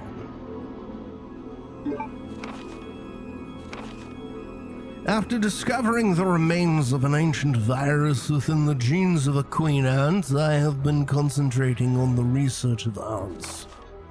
The ecosystem of the ants seems truly ideal to me. There is one queen ant in each ant hill, and the soldier and worker ants are the queen's slaves. They dedicate their lives to the queen. The death of the queen ant means the doom of the entire anthill. However, the soldier and worker ants can easily be replaced as long as the queen ant is alive. This is exactly the same relationship between myself and the other ignorant masses. I have succeeded in creating an ideal virus by implanting the queen's ant gene into the mother virus that Spencer found. I used my otherwise useless father as a test subject. However, as I expected, the virus caused a rapid change in his cells, triggering the complete destruction of his brain cells and body flesh. Furthermore, a special type of poison gas was generated inside his body that the blue herb had no effect against. Because of this, I created an antidote in case of an emergency and stored it inside the weapon chemical warehouse on the B2 floor. I have decided to name this virus with the unimaginable potential, the T. Veronica virus. When I find out how I can utilize the power of this wonderful virus, my great research will finally be complete. Ha ha ha ha ha ha ha ha. Fuck you, Alexia. Alexia, your virus is stinky. Oh, what the fuck?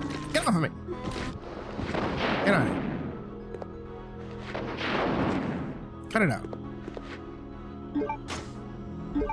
Bro, is it still alive?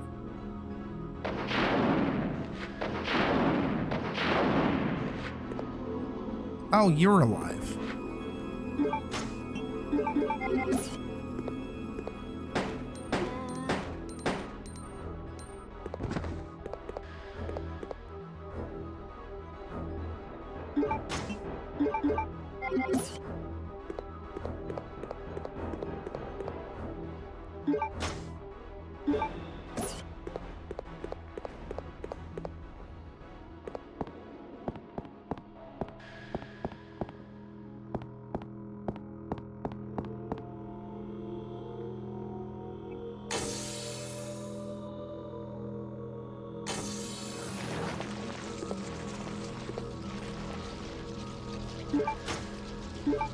I mean, why else would if she injects the virus into her dad and her dad gets poison gas?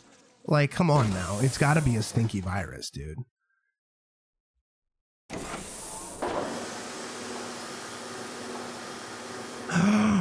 Oh, wait a minute. That explains everything. I know. It all makes perfect sense.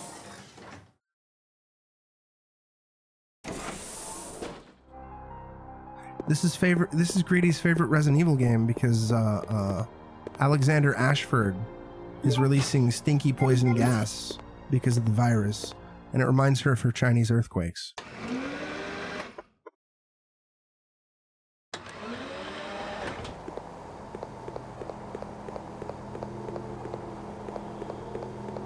It all makes sense.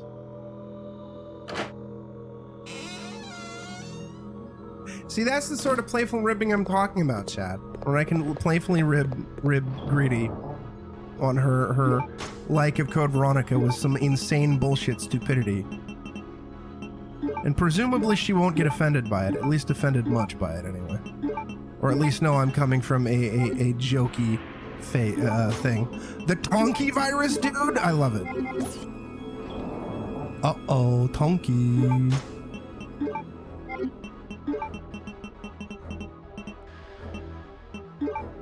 And I guess that means the G virus is the Grunkles virus? Yeah, that tracks.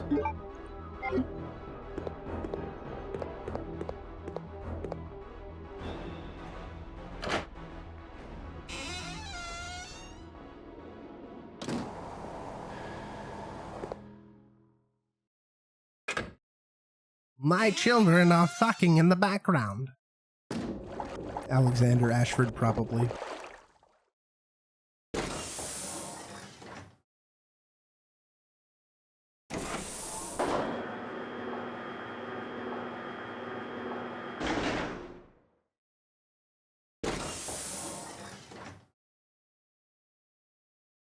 Sarah! Don't worry, Sarah. Eventually you will reach the point where you will be able to completely walk in and completely give the ghost the old slap and tickle and be like, tee hee hee, oh ghosty, come get me. I believe in you.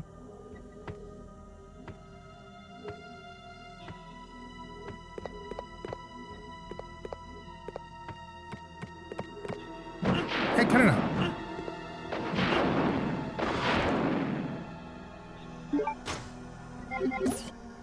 Goddamn hunty boys!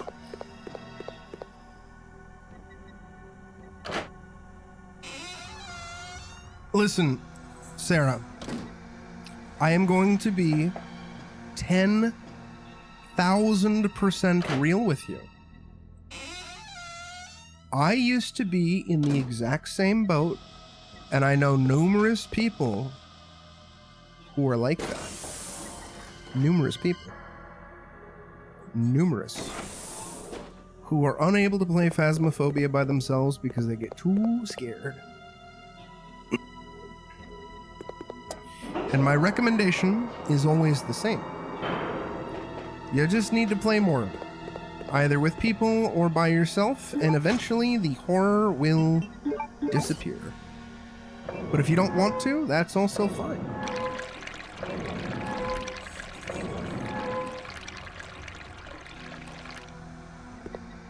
Because I used to be the same way. Literally, Sarah, I'd be sitting there when Phas first came out back in, what was it, 2020, 2021, something like that.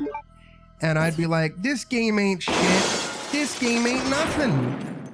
And talking a mad shit. And then the minute I would like open the door to Tanglewood and, you know, the house audio kicks in,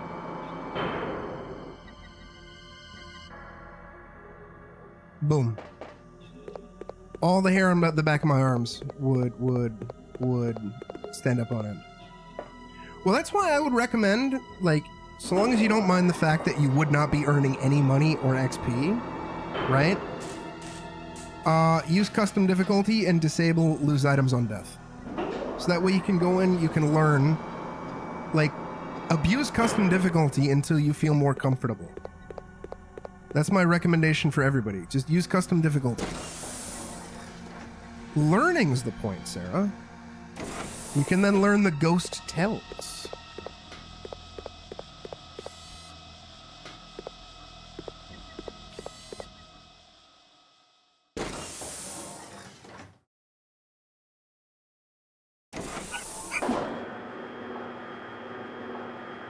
I am an advocate for whatever gets people to play more Faz.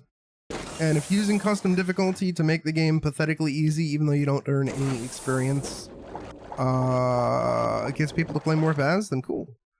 Because I want more people to play and learn and be able to like do all sorts of spooky shit.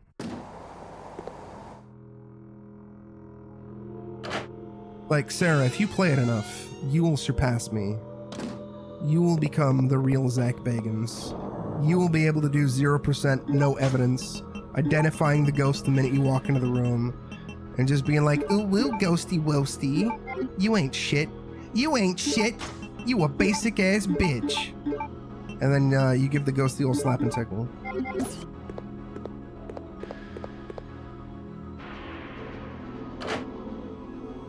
I don't doubt it. Everybody doubts it.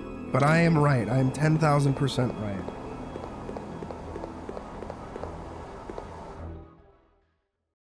I have molded Greedy into a much better Phas player by dragging her into Phasmophobia with me countless times. Because when Greedy first played Phasmophobia with me, she was at the point where she was like getting super scared the minute we walk in. And I'd like to think most of that is gone. I also wish Demonologist had more going for it. I like how it looks, but the game is really boring. And I hate the gameplay loop, and I hate the game adjustments, and that's kind of my problem with every fucking Phas clone, most of the Phas clones. Some of them will have cool aesthetics, some of them will have cool tweaks, but they also, at the end of the day, tweak too much shit and make it kind of shitty.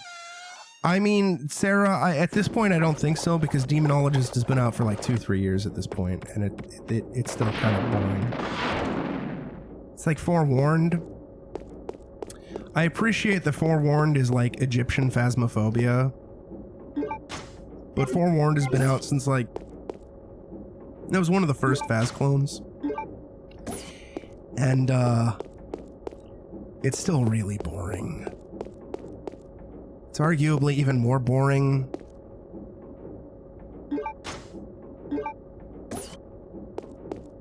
I think Forewarned is actually even more boring than it was at launch.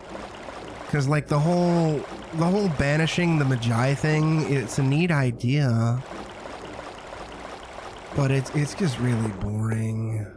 It's just really boring. A slasher person. Are you thinking of Devour or something else? Because Forewarned was the mummy one.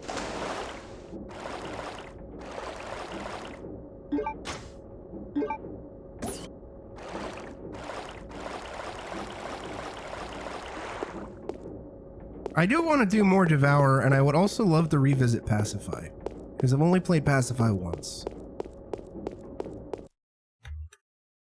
Devour is also way too hard. That's kind of the other problem too. I get that you want things to be challenging, but like for default difficulty, things should be kind of scaled back a wee bit. I don't want to go over there. Claire Redfield's over there. We gotta find that other wing.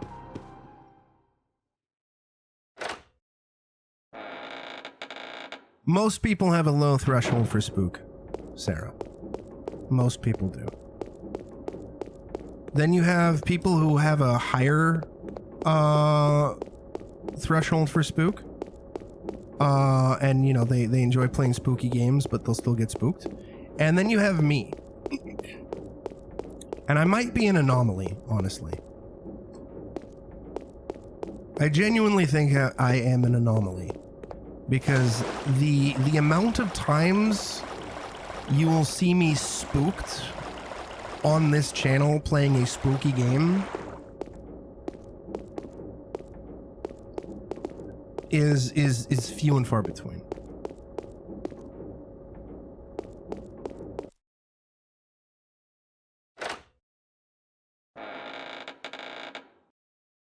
I wish I got scared. I don't get scared anymore. And usually whenever something creepy happens, instead of getting scared, I'm like, ooh, that's cool. Oh, that's cool. This is really cool. Hey, Claire, how's it going? It's Claire. She fainted inside the cocoon. I need some kind of tool to open it. Like a knife?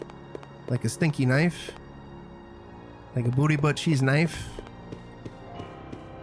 Yeah, I mean, I'm always smack talking the monster. I'm just like, get out of here. You fucking basic. You a bitch. Not my sight. Get the fuck out of here. Get out of get out of my sight, you fucking stinky ass stupid little. You look at this guy. This guy is just whatever. Sarah, the best way I can describe it is you just gotta treat spooky shit like a pesky, annoying cat. And be like, hey, get out of here, you're bothering me. Get out of here. I'm getting sick of your shit. Get out of here, you rascal, you rascal. You wily little thing.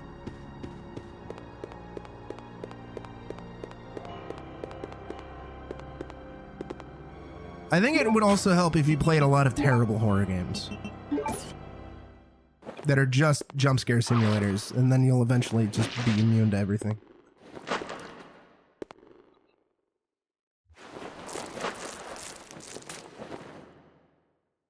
I'm just saying, subject yourself to more horror, you become desensitized to it. Because I am absurdly desensitized to all this shit. Chris! Would you like many viewers? Let's make you popular! So no. I know. But we have to get out of here. Not yet. We have to find Steve. Who's Steve? I mean, Clock Tower 3 is Escaped spooky. from that island with me. But then a monster attacked us and we got separated. Snippety snap! Steve is still somewhere in this base? I'm sure of it. I hate Steve. We can leave him to die. It's Alexia! Alexia?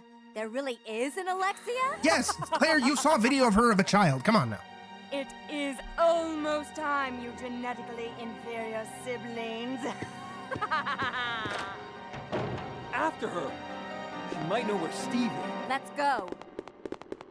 Hey, Sarah, this game is about incest, brother. By the way. Like, that blonde lady, she totally fucks her brother. Like, I'm not even joking. This is not a joke. This is not a bit.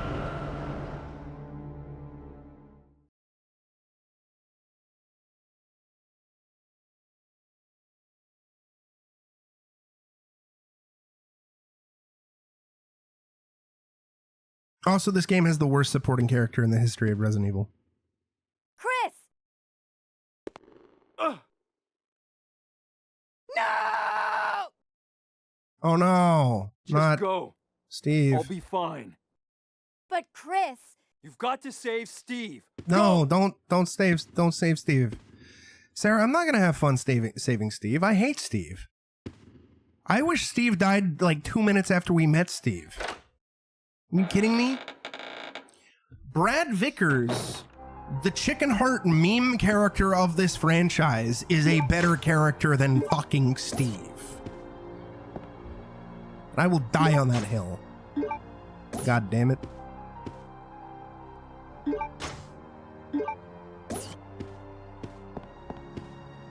All this shit that I'm just gonna dump in a fucking item box.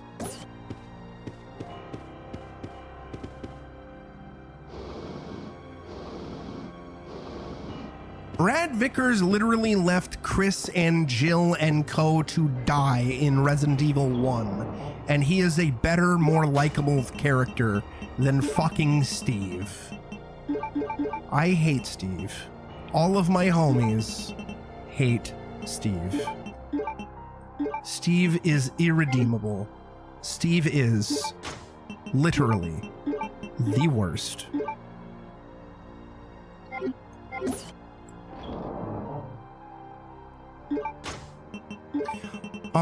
Fuck it. We have all these fucking bullshit guns.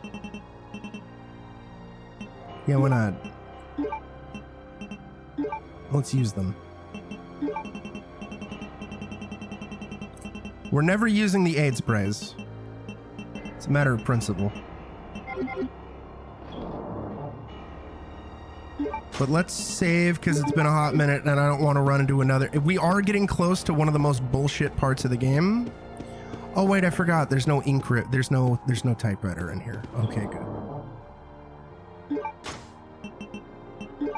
And that's what I hear. All right, BRB. Agree to disagree.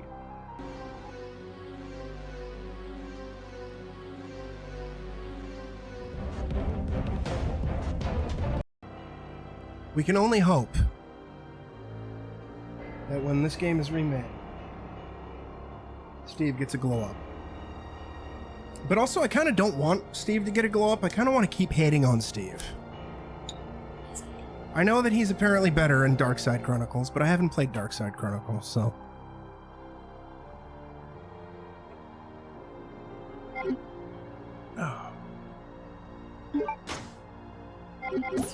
I want to hate Steve more. It's not fair. Okay, we need to get to a safe point. Ideally. Because...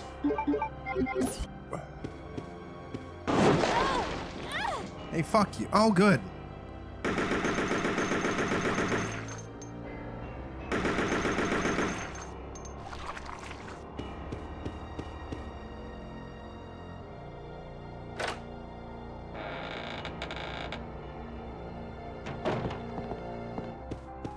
Joke's on you. That's impossible.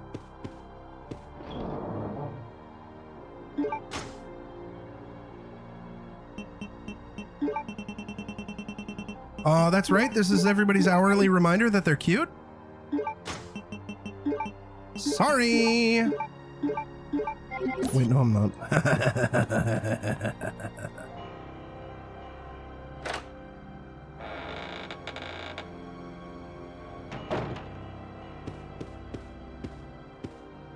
It's one of the... Are these items that I can actually push? I can. Oh good, we have bowgun rounds. Am I ever gonna use them? No. I will say these tentacles are a dick move.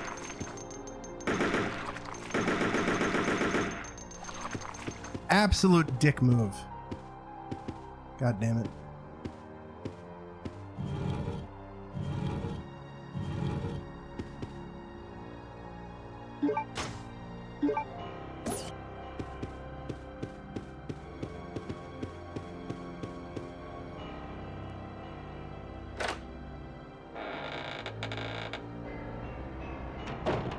Yes, dick move.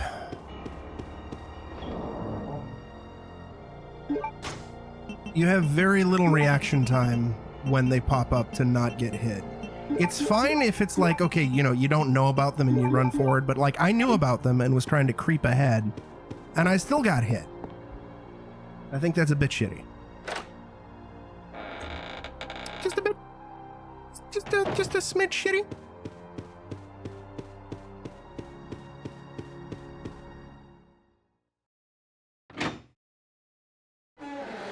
Reactbot, do you want more dicks on stream? Real. Oh. Get away from me.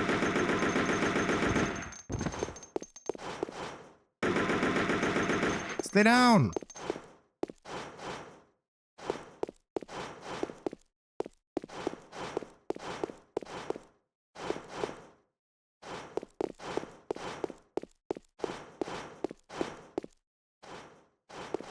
Nope, I'm not doing that yet. Not till I find a fucking save point. See, Jer, I told you, Cal likes React Bay. Isn't that right, Reactbot? This video right here, officer. Yeah.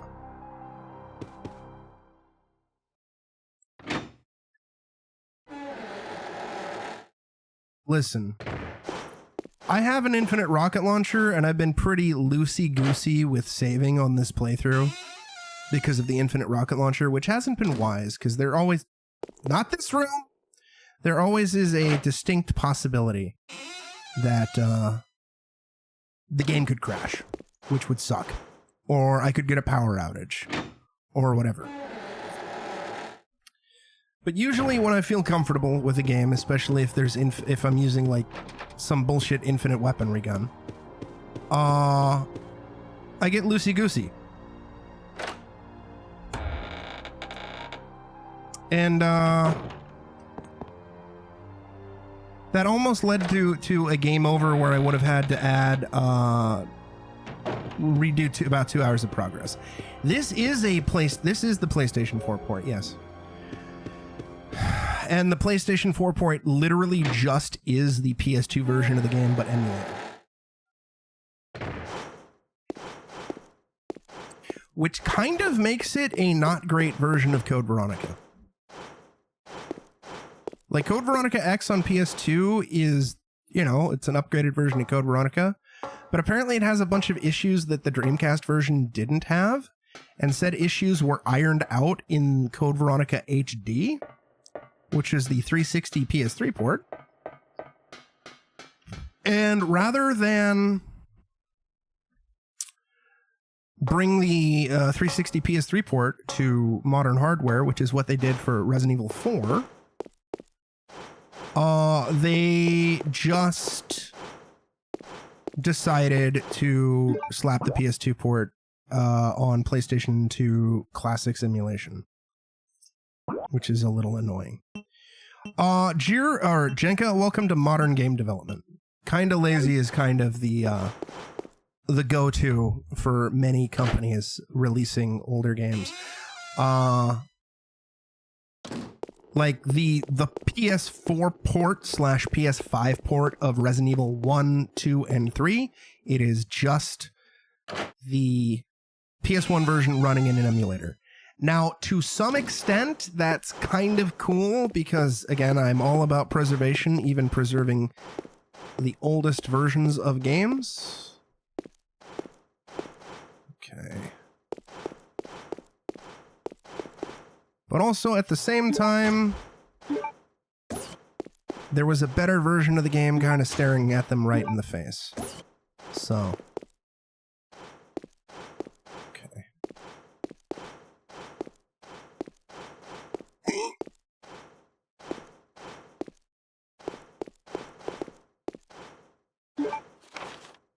Security file. The Ashford family's most important secret is kept at this lab. As a safety precaution, I have installed a self-destruct device in the control room, and I placed the activation code inside the computer. Once inputted, all door locks will be released to provide easy access to escape routes. By using the elevator that directly connects to the hangar, one should be able to escape from the lab easily. Please remember that I have used the name of my beautiful ancestor for the activation code. Glory to the Ashfords, Alexander Ashford. Similarly, the versions of Metal Gear Solid 2 and Metal Gear Solid 3 in the recent Master Collection are just the HD versions from the HD Collection.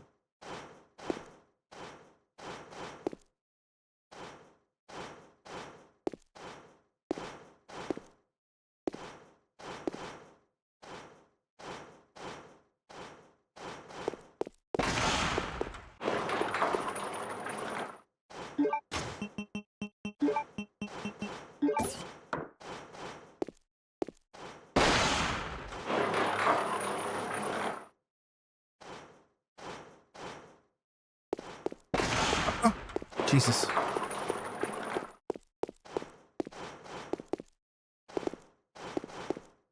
Sorry for the Sorry for the loud, but yeah, that was way too close.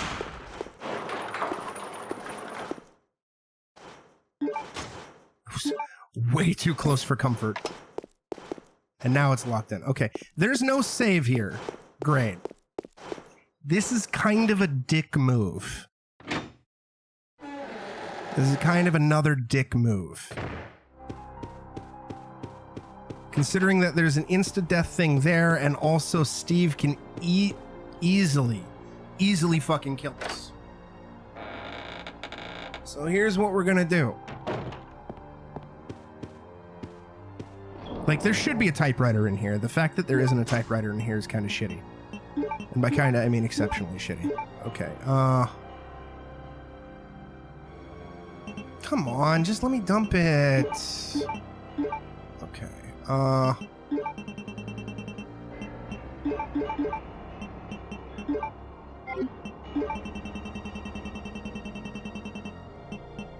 I am just gonna take 4 out of my... No, I shouldn't. I really should leave some for Chris. Just in case, because the final... There might be some more herbs. I mean, I guess I shouldn't care about first aid sprays.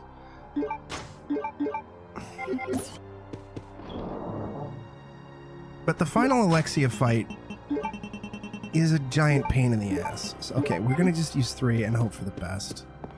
But you know what? Actually, on that note...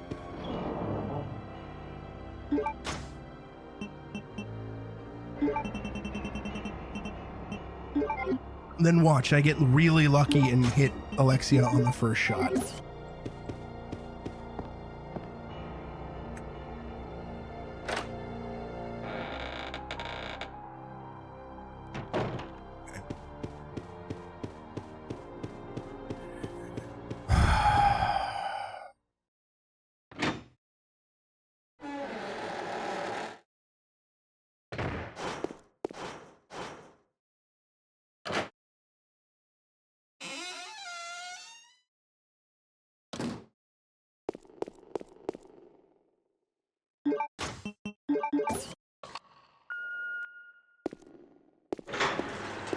But yeah, this part of the game, this little section, is really fucking aggravating.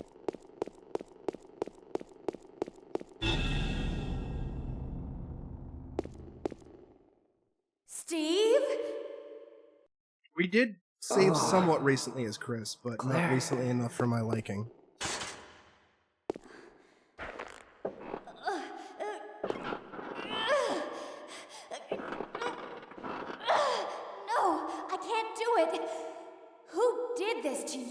That crazy woman told me she was gonna perform the same experiment on me that she did on her own father. She's completely insane.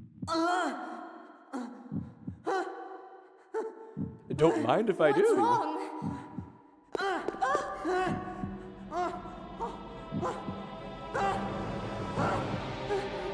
Claire! Can't breathe. Claire! Help me! Claire! Oh no! Not... Steve.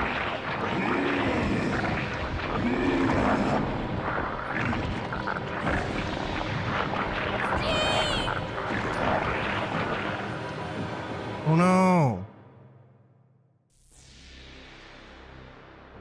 What? No, wait!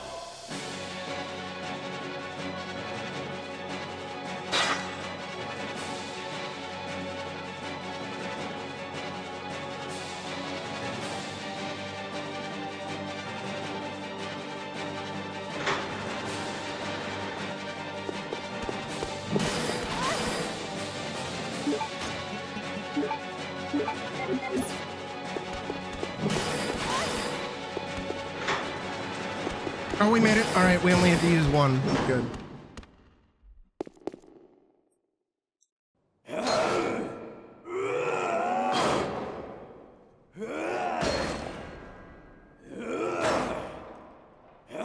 That still means she has 2 full heals on her that Chris can't get access to.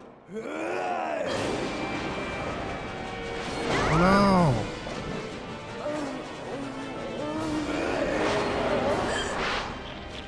Oh no! Alexia wants the big comfy couch.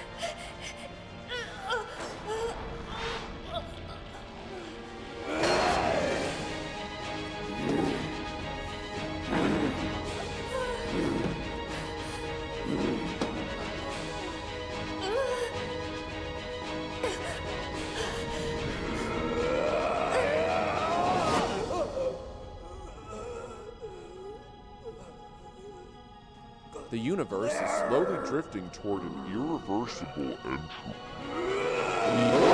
Juno says they should let you play as this form of Steve, but that would require us playing as Steve more. So I'm fine that we don't play as this form of Steve. Oh, Steve. Claire, don't you mourn this Melvin. He's a loser. He's a wiener.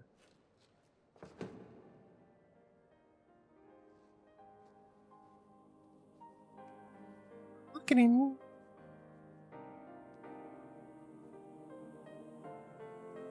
What is this? The United States of woke? Steve, you've got to hang in there.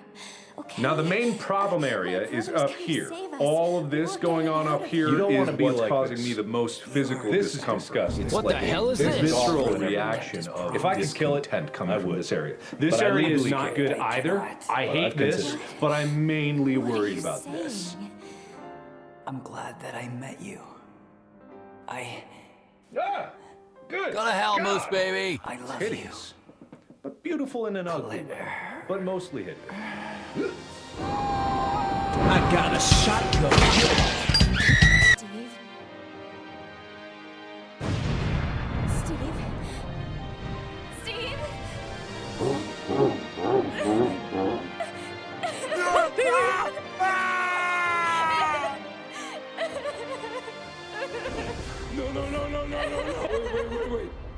Wait. That's disgusting. I hate Steve so much. I hate Steve. I hate Steve. Oh, good. And then we're now in the boss fight that can kill us in one hit. Alexia. Come with me. You're responsible for the creation of the T Veronica virus. And now the only existing sample is in your body. I want it. Now. Here, it's fine. We have a rocket launcher. You want it? You are not worthy of its power!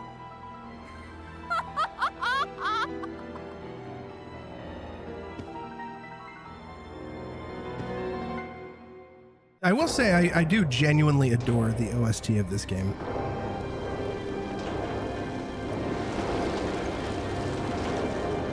Oh no! She's all naked. Chat, look away. Chat, her Vagoo is a biohazard now. Also, we're missing a jewel, I just realized.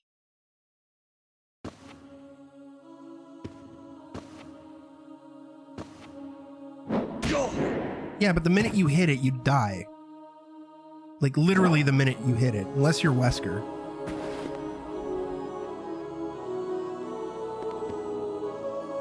You're coming with me. This fight is entirely exclusive to the PS2 version, because if I recall, Wesker just gets bodied in the Dreamcast version.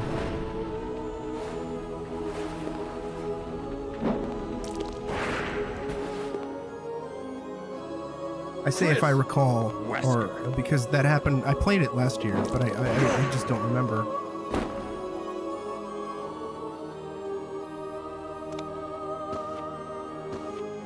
Chris, since you're one of my best men, I'll let you handle this.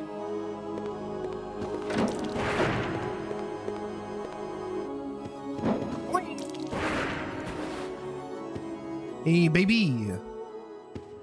That's kind of a dick move, putting us right next to her, but, you know, whatever. Get out of here.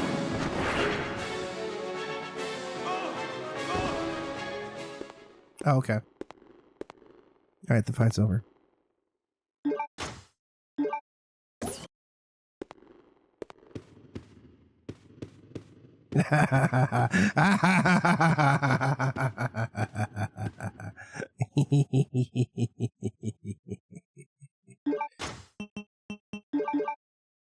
What do you mean there's no use for it now? Oh, yeah, I gotta investigate it. Shut up. Yeah, fucking open it up. Oh my god, we get the Alexia's jewel, dude.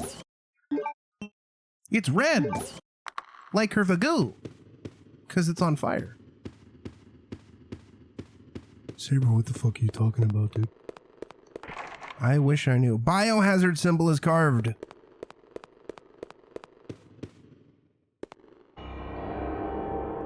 Oh no, she's getting up just like Mr. X from Resident Evil 2. Does that mean she's gonna pursue us for the rest of... No. Oh, you know what? I just realized too, Lexi,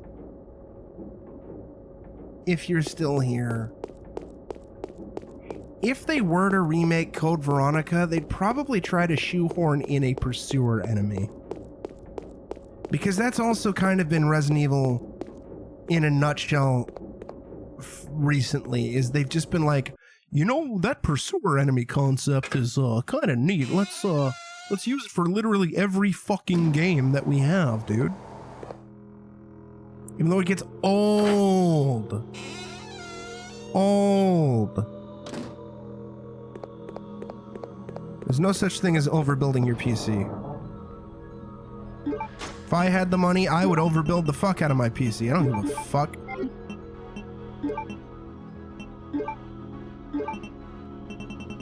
don't give a fuck, Holmes.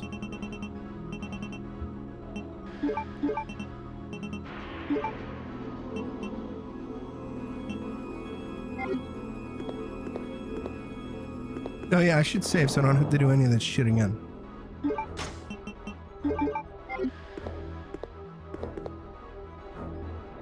I could see them having Alexia as the pursuer enemy in the Antarctica section. I don't know what they would have as a pursuer enemy for Rockford. Probably a tyrant again.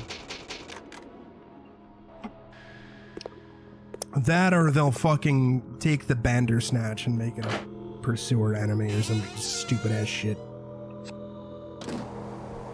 That or they'll take influence from Gun Survivor 2 and arbitrarily include Nemesis.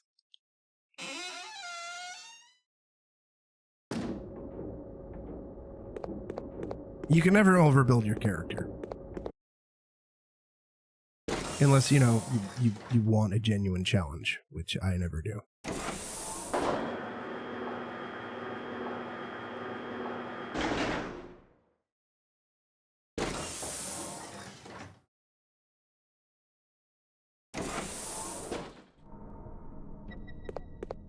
Well, Code Veronica doesn't have a regenerator, Gino.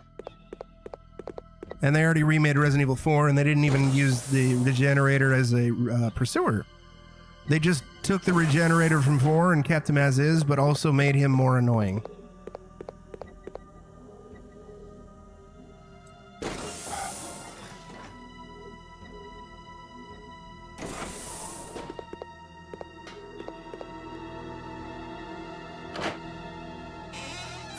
Four kind of, they made the mayor a bit of a pursuer enemy, and by that I mean they had him chase you in like 1 or 2 sequences before his boss fight.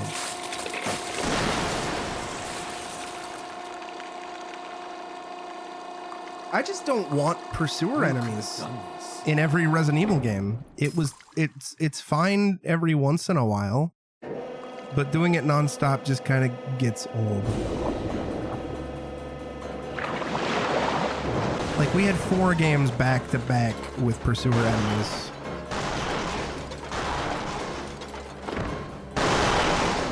Oh no, it's an awful giant spider. This boss is also optional, but I'm gonna blow it up out of principle because, I mean, look at it. It's an awful, disgusting, degenerate giant spider. I hate it.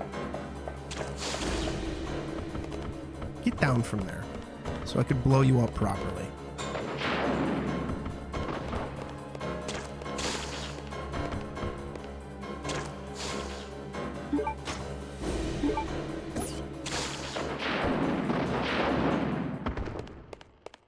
Alright, it's dead.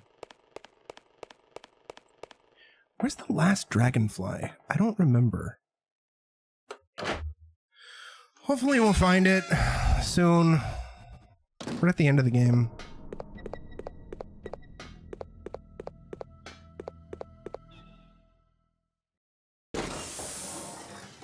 Now, the first phase of the final boss, the first 2 phases of the final boss are going to go by real easy. The final phase of the final boss is going to be a gigantic pain in the fucking goddamn ass. Because our infinite rocket launcher won't really work. Unfortunately.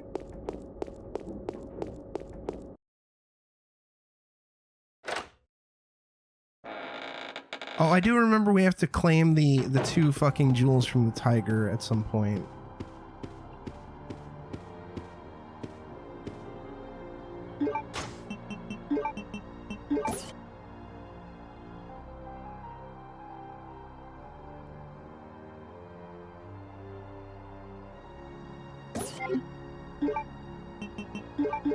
Resident Evil 0, they could easily just make Leechman the pursuer, because he kind of is a pursuer already in Resident Evil 0, but not really.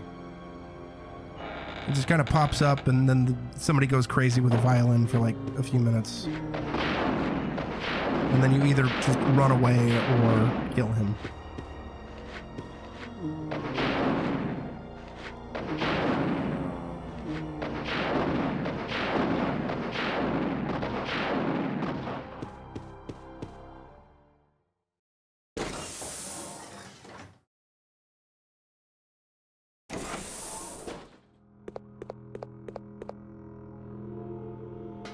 Got some herbulants. I need to stash these fucking... Code Veronica report. After many long years of research, I finally identified the inheritance element that administers the intelligence of man. I even succeeded in manipulating the absolute value of intelligence artificially by recomposing the base alignment of the element. I then sampled the gene of our great ancestor, manipulated its element, and then implanted it into the unfertilized egg of a surrogate mother. What I didn't expect was that twins, a boy and a girl, were born. The boy had higher intelligence than normal, but not high enough for him to be considered a genius. However, the girl had unmatched intelligence that easily allowed her to be classified as a genius. She was exactly what I had been looking for. The revival of our great ancestor. I already determined their names, the girl's name, Alexia, and the boy's name, Alfred. I'm certain that Alexia will elevate the name of the Ashford family to extreme glory. Alexander Ashford.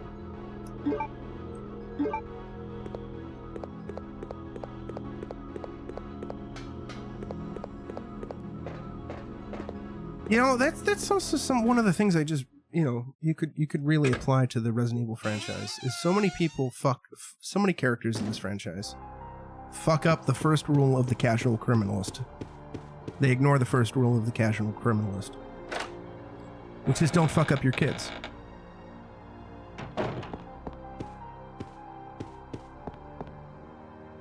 Hey.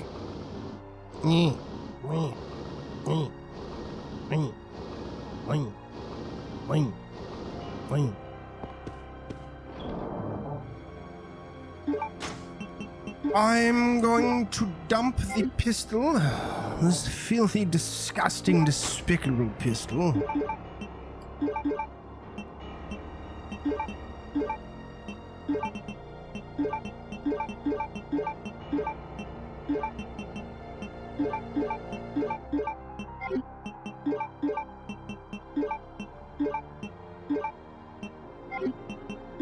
You there.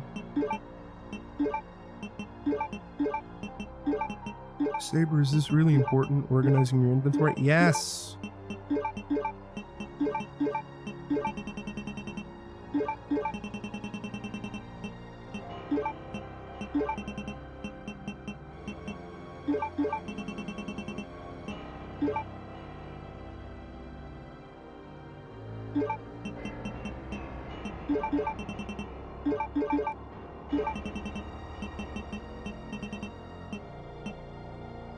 Oh, I forgot to unlock that as Claire. God damn it, whatever, it's fine.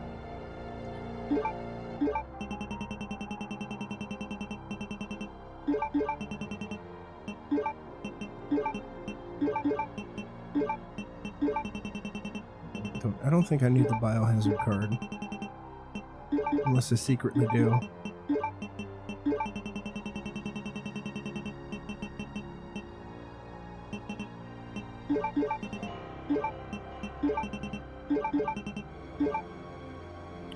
Okay.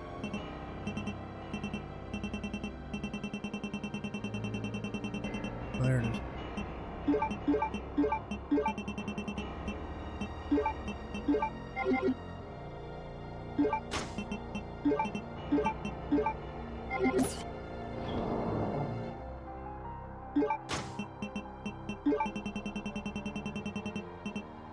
Just realized also this is going to be the last game that we have to deal with an item box for a while.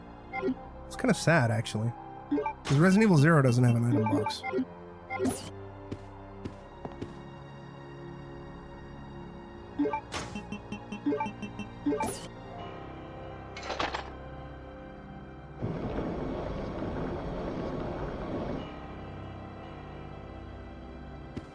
Because we're not doing Resident Evil Remake for a hot minute.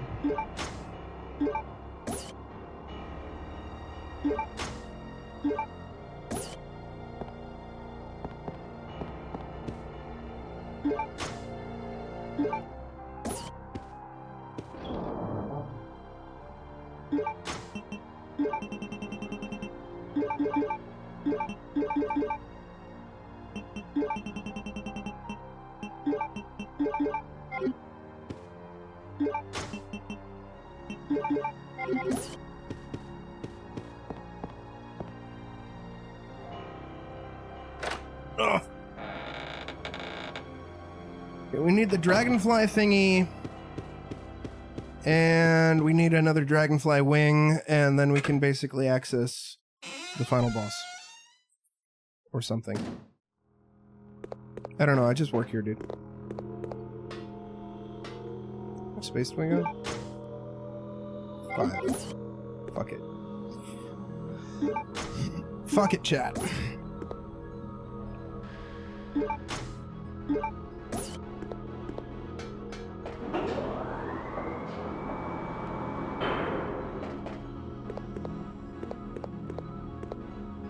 Can't open this with my hands, uh-huh. Button. Well, there's the last wing.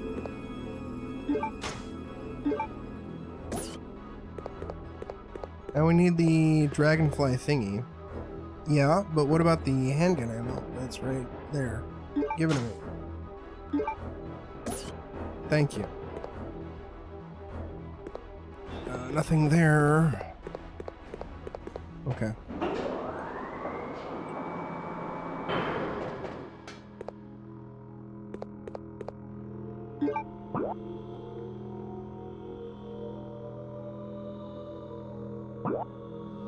I don't know what the plus sign is.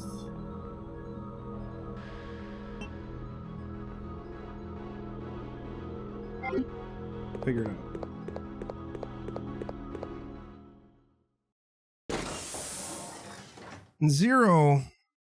Zero's got its own issues. It's gonna be interesting to deal with. On one hand, we're gonna be able to kind of like dump items wherever the fuck we want, but on the other hand, it also means that there's gonna be like a colossal amount of backtracking.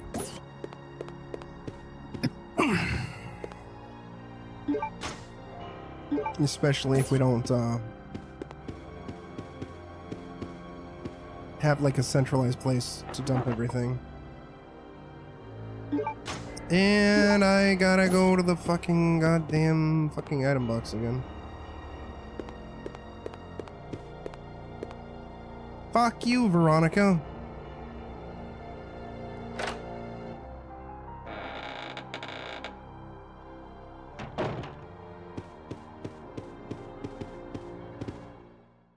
Oh, wait a minute. This is the twins' room. Yeah, fuck this. I don't need to be in here yet.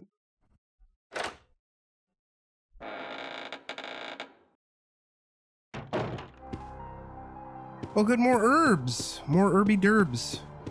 Jeer, you love herby derbs. That's why they call you Herb Derb Jeer. I think it was this way. Not my problem. No. I mean, possibly yes to use the sterile room key, but...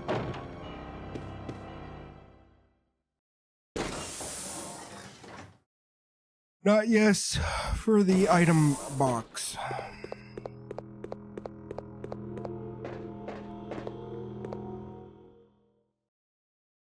You know, one of the other things that I've realized too is a lot of games nowadays, they don't, the guns that are in them are not,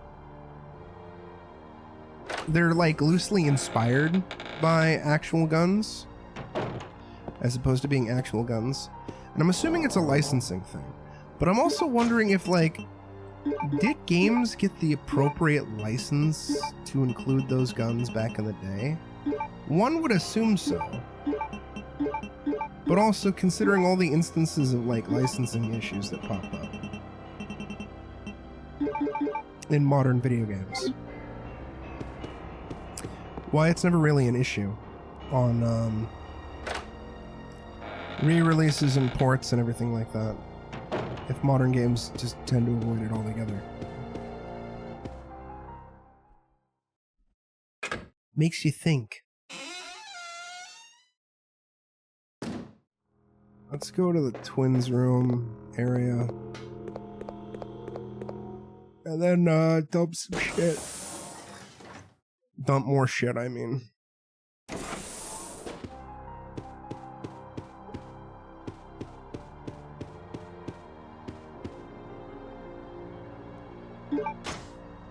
Yeah, I'm actually really glad I broke this up into two streams. Given that I think yesterday's stream was also about 4.5 hours. So, and I think we have like probably an hour left at this point. So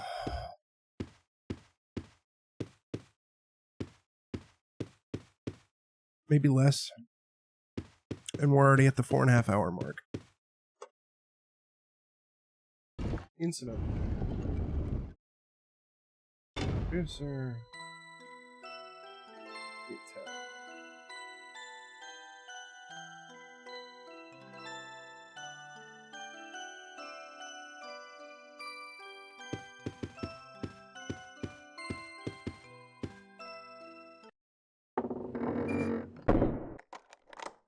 Think for me, Jenka. Yeah, this is where we need the stupid ass fucking goddamn fucking stinky ass goddamn tiger eyes. Oh. Okay. I'm gonna go back to the safe room, dump these herbs, go on what will hopefully be the final BRB of the stream.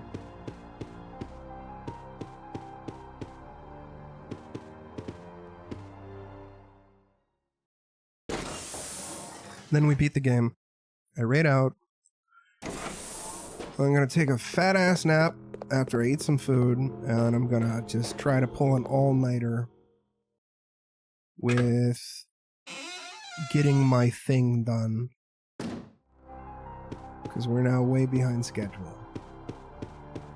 And I want it done. It's gonna be spicy. It's gonna be great.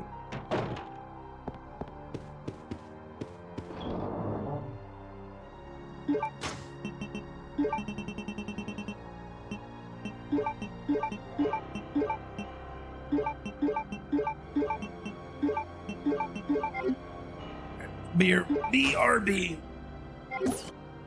Instant red flag.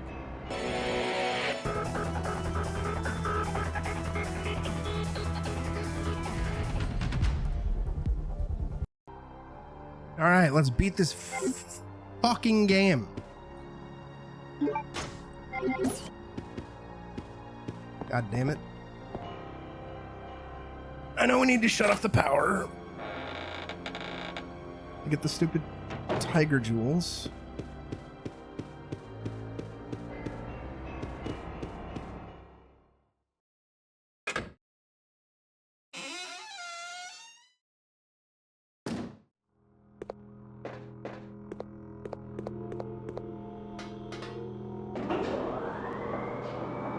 Bazinga. Hey, thanks, Cal. I went the wrong way, because I'm a big stinky stupid idiot.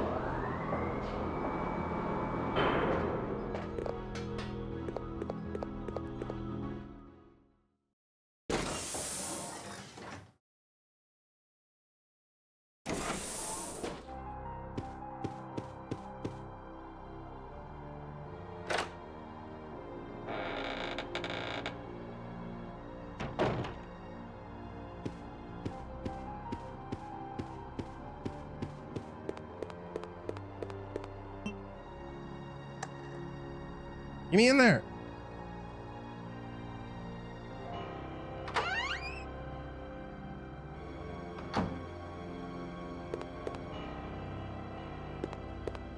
Well, we're supposed to get that map. It's cracked. Oh, wait a minute. Now I remember. Duh, Jim. Duh. You're so stupid. You can actually move this statue. You're fucking stupid. Jim, why are you so stupid? Why are you so stupid? Cal, why am I so stupid?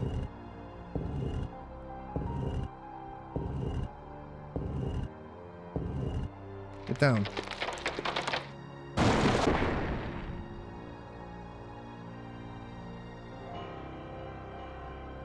Give me that map that I no longer need.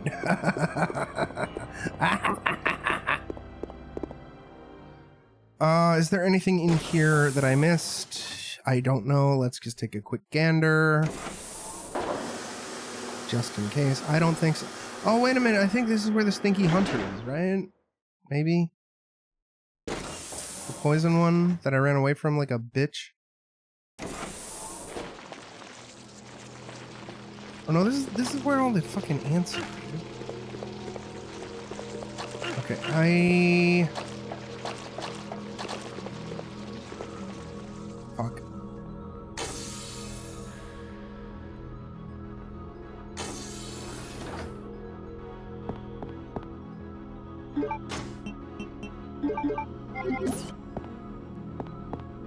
I wish there was an easier way to like deal with the stinky ant. Oh hey, there's herbs here that I missed.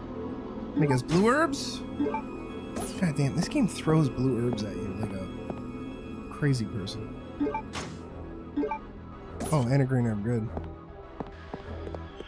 Gird.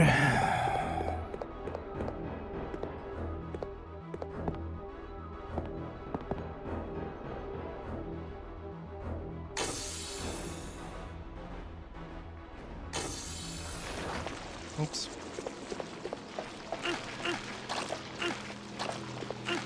Like, hypothetically, you know, you could just shoot them, but it's a waste of ammo.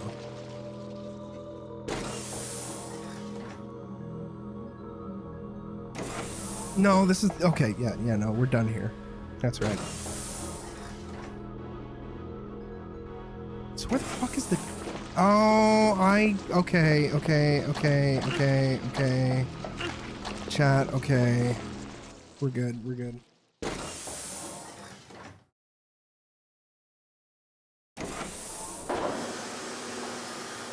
Okay.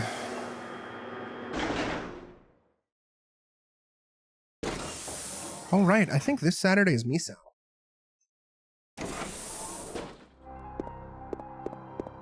We get to revisit Misao. Not the full Misao, just the truth section.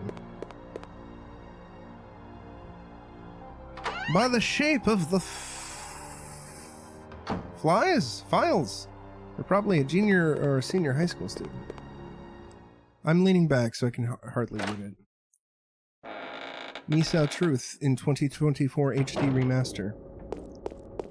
Let's fucking go find the power and turn that shit off. I think it was over here. Oh, I'm so tired. I'm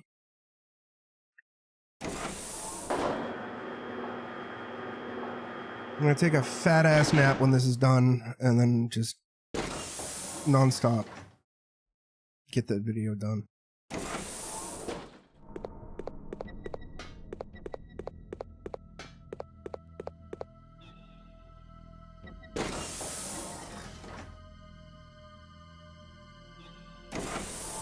Cal, you love Misao. That's why they call you Misao Cal.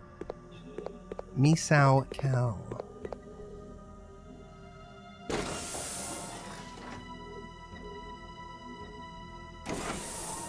Fuck is the power room. Silent Hill is a benevolent being. It creates a reality where you're in control. It's not Silent Hill's fault that you're mental and emotional dumpster fire. This is true. Cal, what would you do if the entirety of Silent Hill was on your front lawn? Like all of it, every last bit of it, every last ounce of Silent Hill was on your front lawn. Including Pyramid Daddy, and he was twerking suggestively at your bedroom window, daring you to peg him.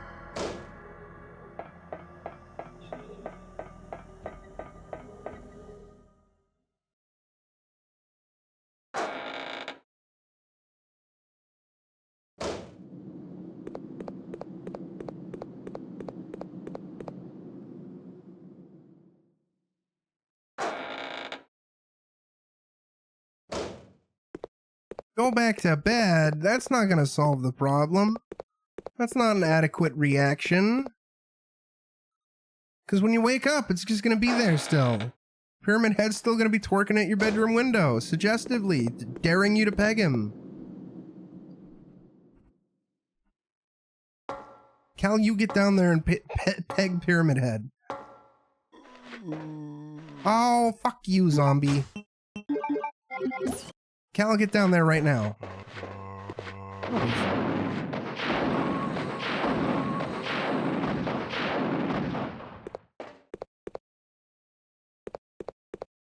You get down there with a protractor and a ruler and you peg Pyramid Head. These are my demands.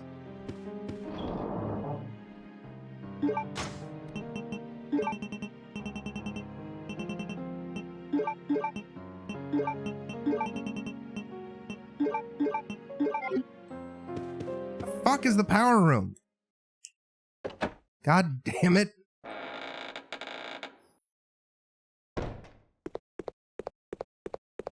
Hell, you love unspeakable eldritch horrors. What do you mean, dude? Oh yeah, because of the ice.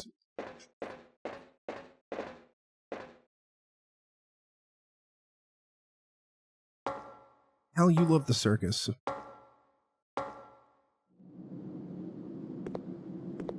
Cal, what would you do if you woke up and there were a bunch of children viciously tearing apart a clown on your front lawn and cannibalizing said clown?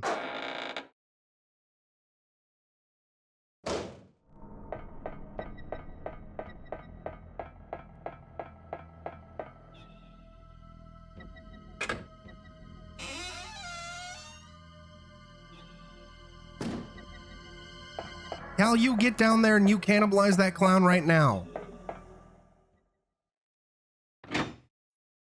These are my demands. My irrational, absurd demands. I think I backtracked too far. I think I'm just big, dumb, and stupid. Cal, you get down there and you slap and tickle that clown right now.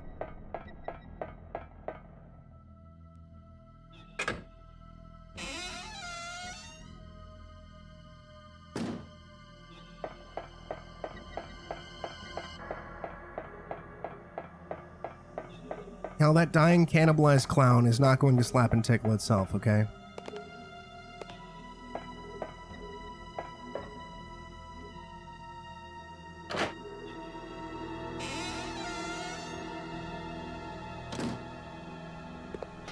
The Watch Duty app is constantly trying to remind me that nearby places are on fire. It's like, yeah, welcome to Southern California.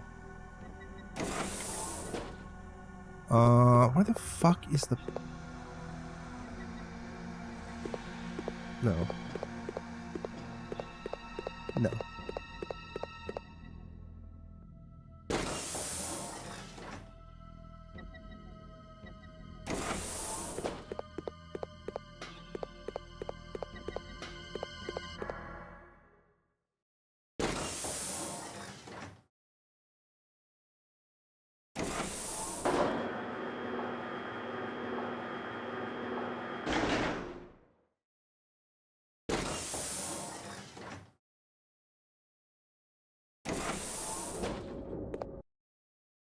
think it's in here. I hope it's in here. If it's not in here, I'm gonna cry. It's in here. Fire in the disco. Yes. Okay, good. Now we can get the stupid jewels.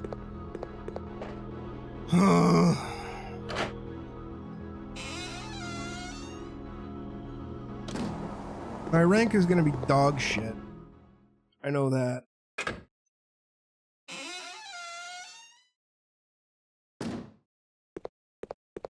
I don't even know if this game penalizes you for using an infinite rocket launcher. I would assume it does, because a lot of the Resident Evil games do. But also at the same time, we've taken too long. We haven't used any aid sprays, though. So that's cool.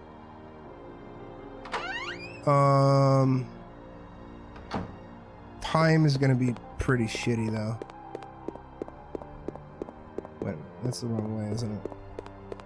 Wait, no. What am I doing? Jim, what are you doing? Saber. Yes, just give it to me. Give me the fucking jewel.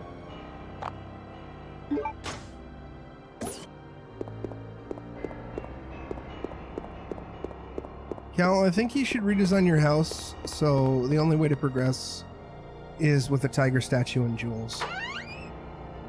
It's the only way to enter and exit your home. Should get on that right away.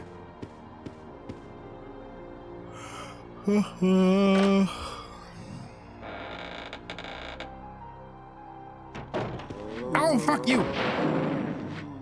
Goddamn respawning zombies seducing our women, dude.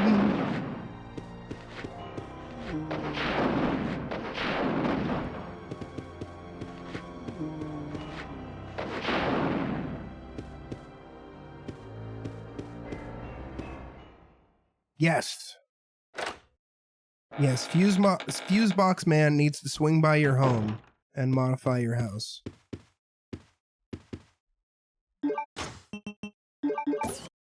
Get in there.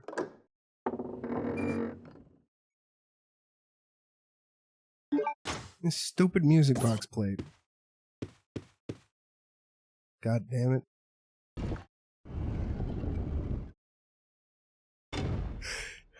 Yes, the only way to enter your house, Cal, is for you to peg Alfred. All the while, he'll just be like, Alexia!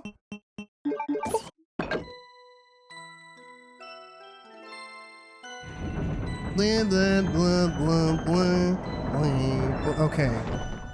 Alright, I think we're Gooch Magooch. I think the final item we need is up here. I think... And then we can get the fuck out of the game. I don't remember. Even though it's been a year.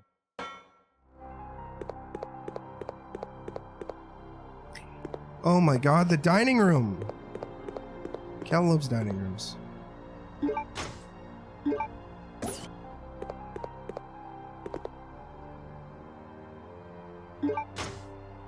Dragonfly object. Yay, we did it. We did it. Oh, good. We have a view of that window, which means something's gonna break in any second. Oh, never mind.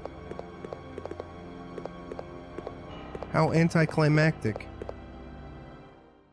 Alright, well, we're gonna go save. There's a door that only unlocks if you hit his prostate. Cal, can you quote that? So the world can know about the prostate door.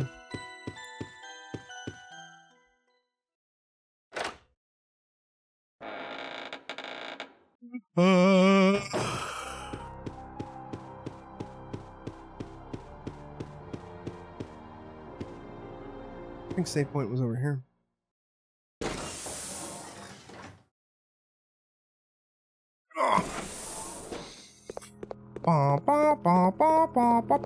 Wait a minute. Save point is not over here. This is where the item box is. Because the final save point and final item box are separate. For some dumbass reason. Get over here. Cal, you get in there and you hit his prostate right now. You give his prostate the old slap and or... I don't have any ink ribbons.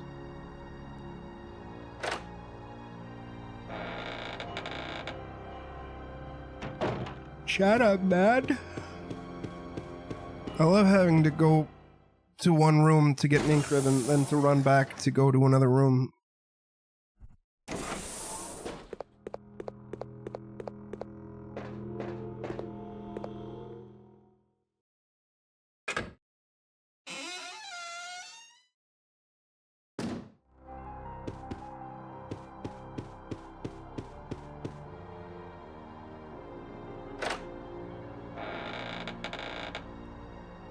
Alright, we're almost done.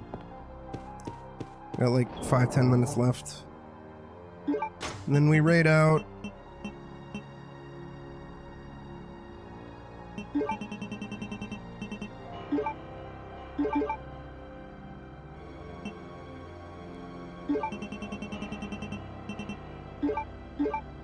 I don't think there's any crawling zombies, but if there are, we'll just deal with it via pistol.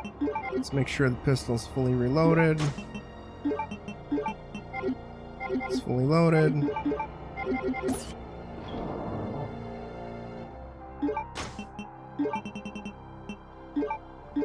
Linear launcher takes up 1 inventory slot. I do remember that.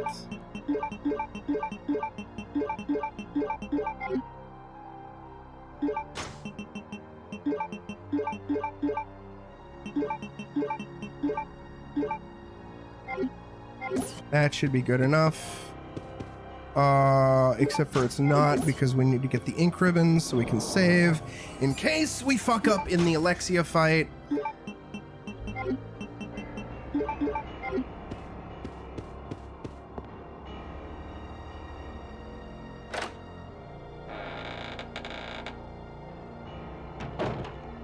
"9111. Cal, does hitting Alfred's prostate cause 9/11? You think Alexia pegging Alfred is the reason why 9/11 happened? My skinny ass could never.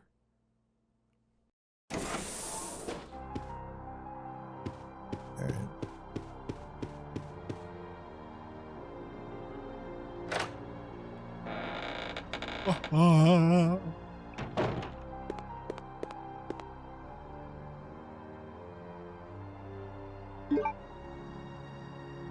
Hypothetically, the final save.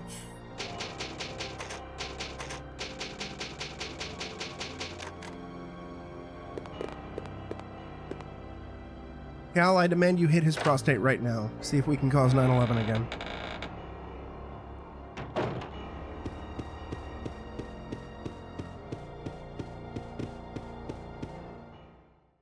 Thank you.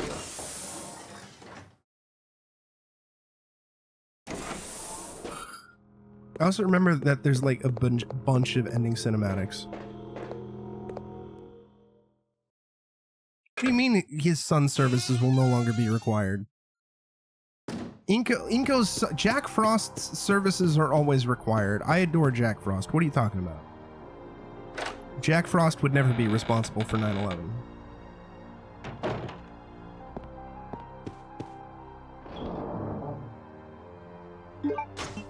I mean, it's the final save in Code Veronica. We're still gonna need Ink's ribbons in Resident Evil 0. And then we'll need them again in Resident Evil Remake. Resident Evil 2 Remake, it depends on if we're feeling spicy or not. I might feel spicy. I'll probably feel spicy. Even though I'm gonna use the infinite rocket launcher, I think I'll feel spicy. Stop crying over Steve. My hungry ass could not. Claire? Is that you, Claire? Chris? No. The door won't open. The door won't open. Hey, is Steve with you?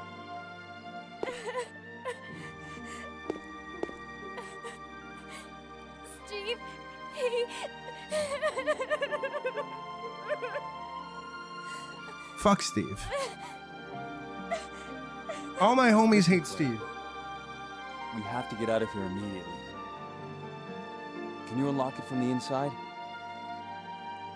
No, I can't.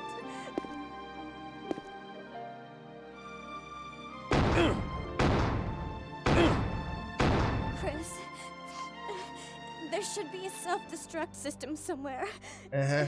If you activate it, all the electronic locks might be deactivated.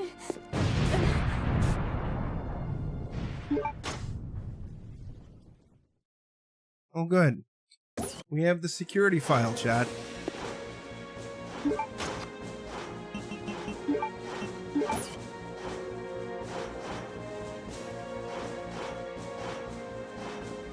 Security card was among the files.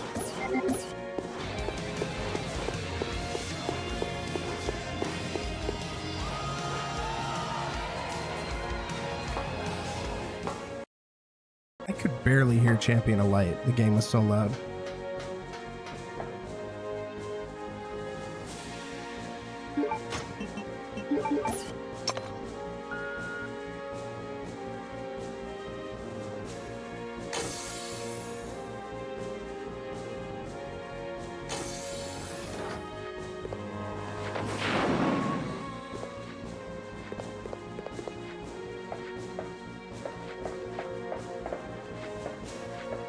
Yeah, why not? Fuck it. It upsets me that I can never actually kill that zombie.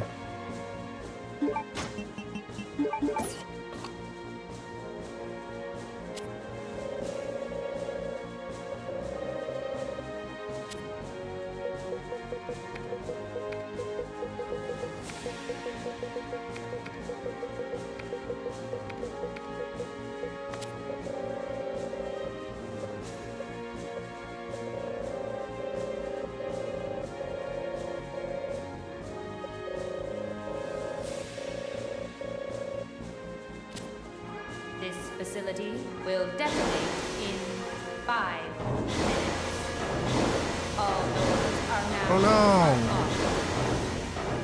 no! Not 5 minutes.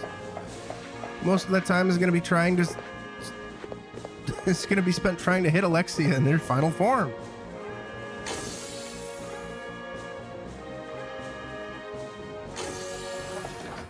You made it! Of course. Come on, let's get out of here. Oh no.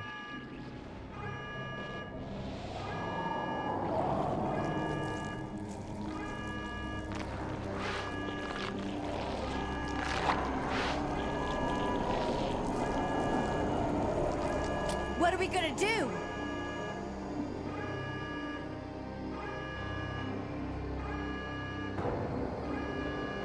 Okay, turn the key clockwise simultaneously on 3. Got it.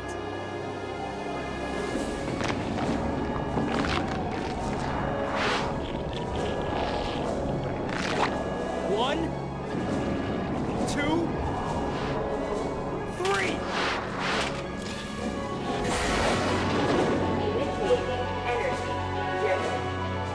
Warning. The safety box will not be released until charging is complete. Alexia.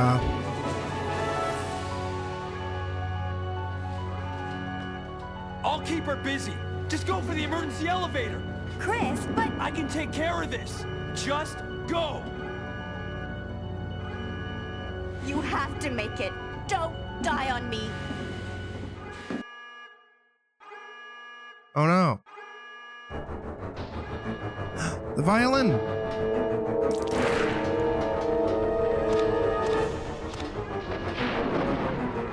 See, that part, I mean, granted, you only have to hit her once with anything, but if you're not fast enough, just Claire dies and you get a game over, and this game has a lot of instant death bullshit, which is kind of annoying.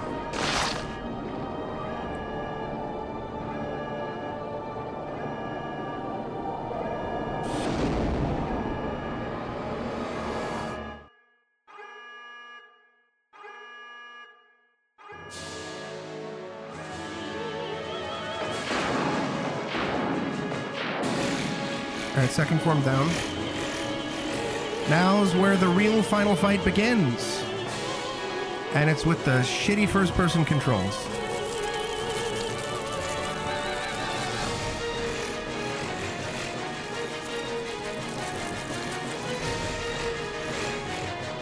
I don't like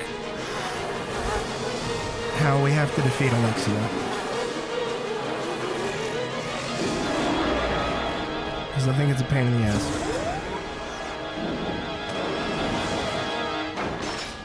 Cal, you love sexy mutant naked ladies.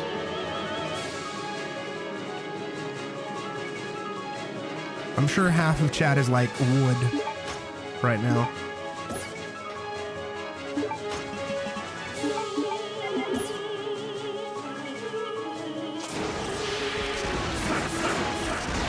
Hey, we got her second try. Nice.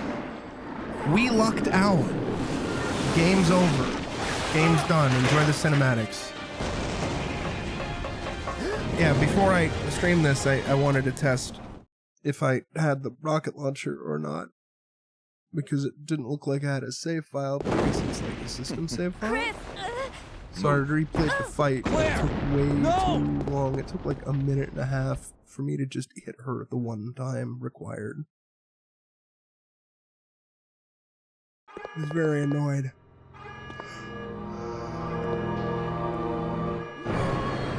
Oh no. I'm gonna rate this one a B-.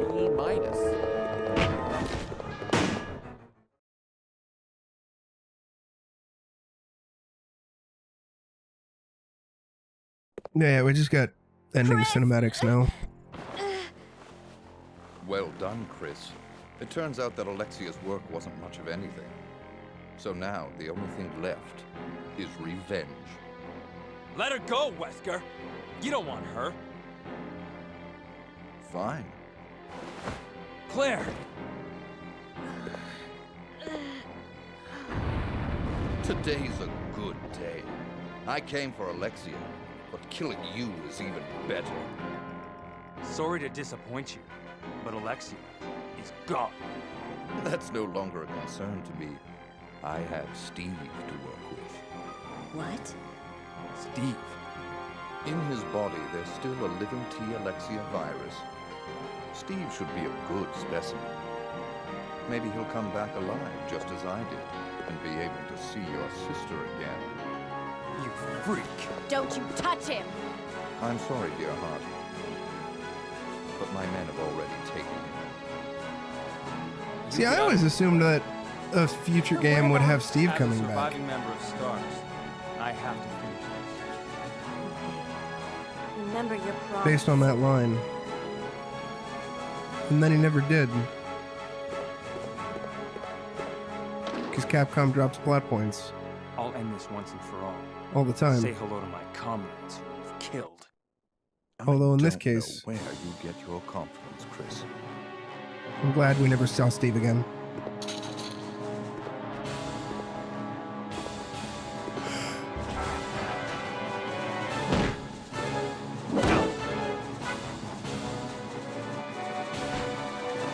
No, no!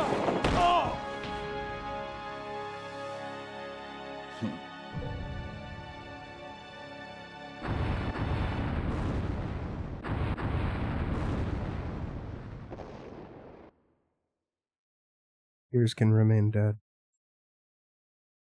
The self-destruct system has been activated. All personnel evacuate immediately.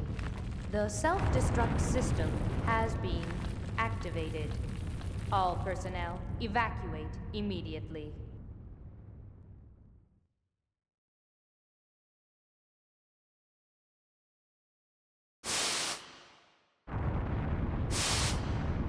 Bring back Sheva.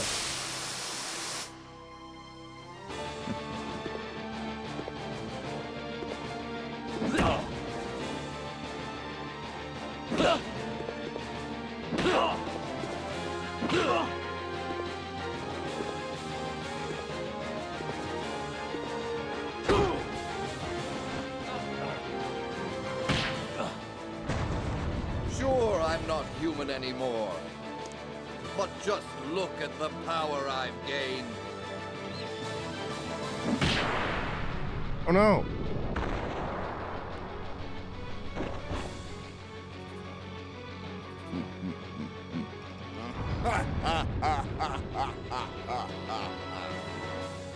Magnificent, don't you think?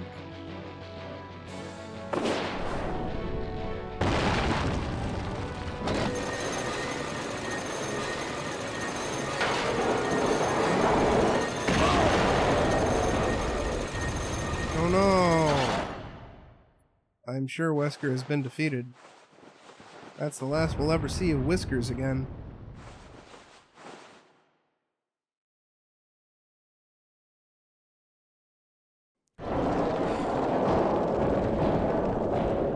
Oh no!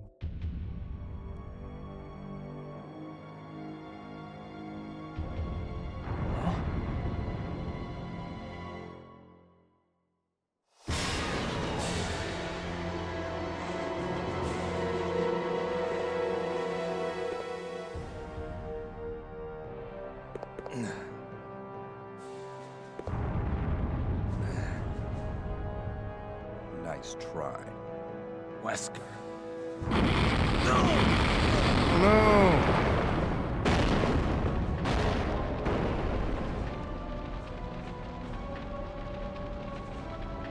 Today's your lucky day. Next time we meet, don't count on another. Next time. Until we meet again. I don't get it.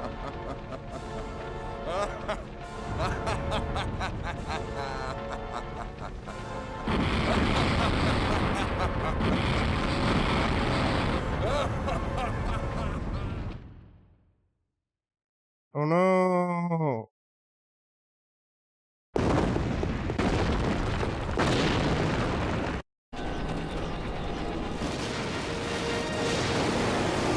Chris, where are you?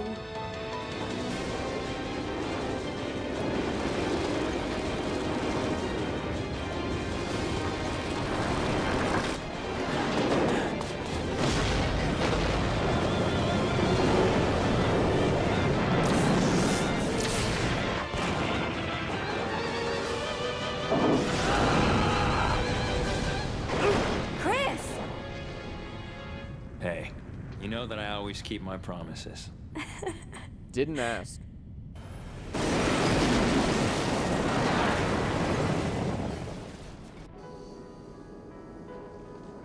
Chris, promise me. Please promise that you won't leave me alone again. I'm sorry, Claire, but it's not over yet. There's still something we've got to do. You mean... Yeah, it's payback time. We've got to destroy Umbrella. Now, let's finish this once and for all.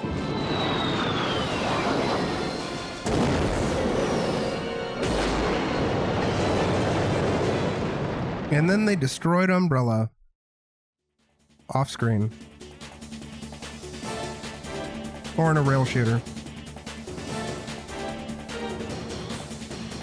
The third game in a row where they're like, we have to destroy Umbrella. It's like the exact same final line for 3 games in a row.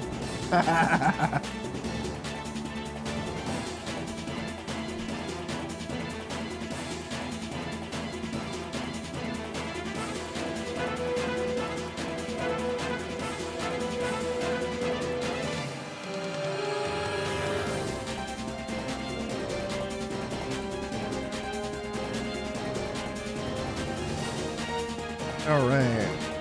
Once the credits are done and we get our rank, which is probably going to be like a D or an E, I'm going to raid out. Assuming she's still alive, I'm going to send you all on over to Lukili. And then I will be back at some point tomorrow. And we will start Resident Evil 0.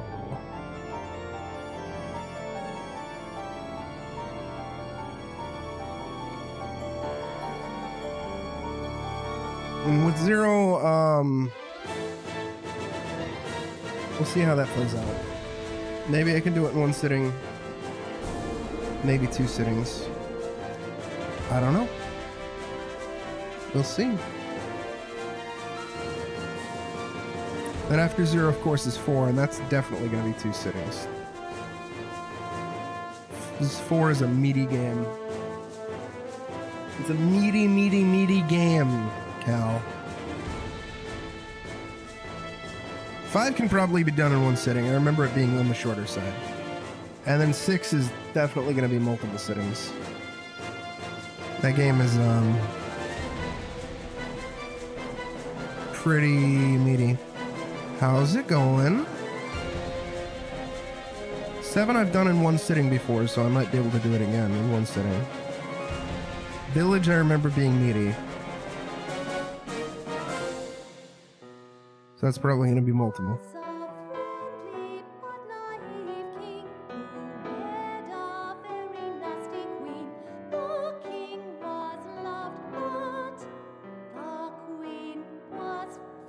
Then the first 3 remakes can be done in one sitting.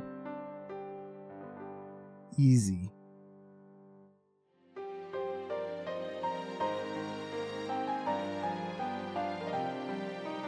And then 4 remake has to be done in multiple sittings. That game is pretty meaty. We're talking about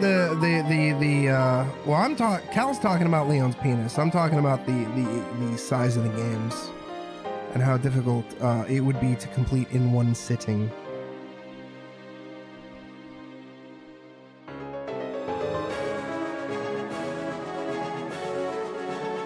Like how exhausting it would be. How long it would be. I'm trying to clear out as many of the Resident Evil games that we can play on PC and PlayStation as possible. I think I'm going to save Revelations for post-remake. Revelations 1 and 2. Because that way we'll see how close we are to the end of the raffle, the end of the contest. And worst case, I will save them for Resident Evil Legacy Part 2.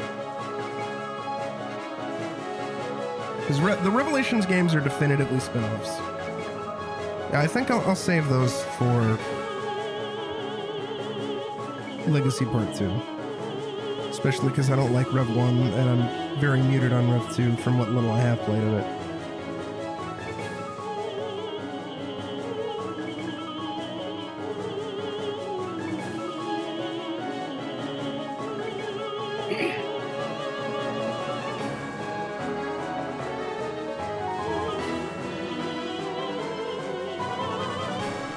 Oh man, this credit scene is way longer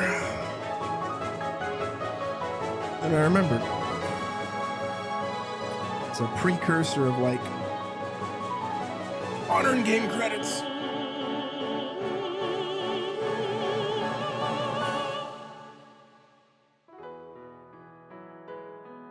Shinji Mikami.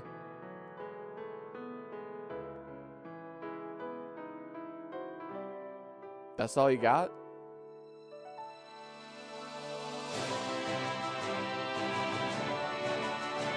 We've done it!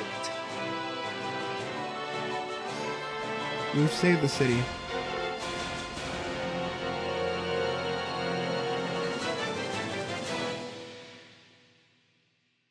Yeah, we did it. What a tough guy.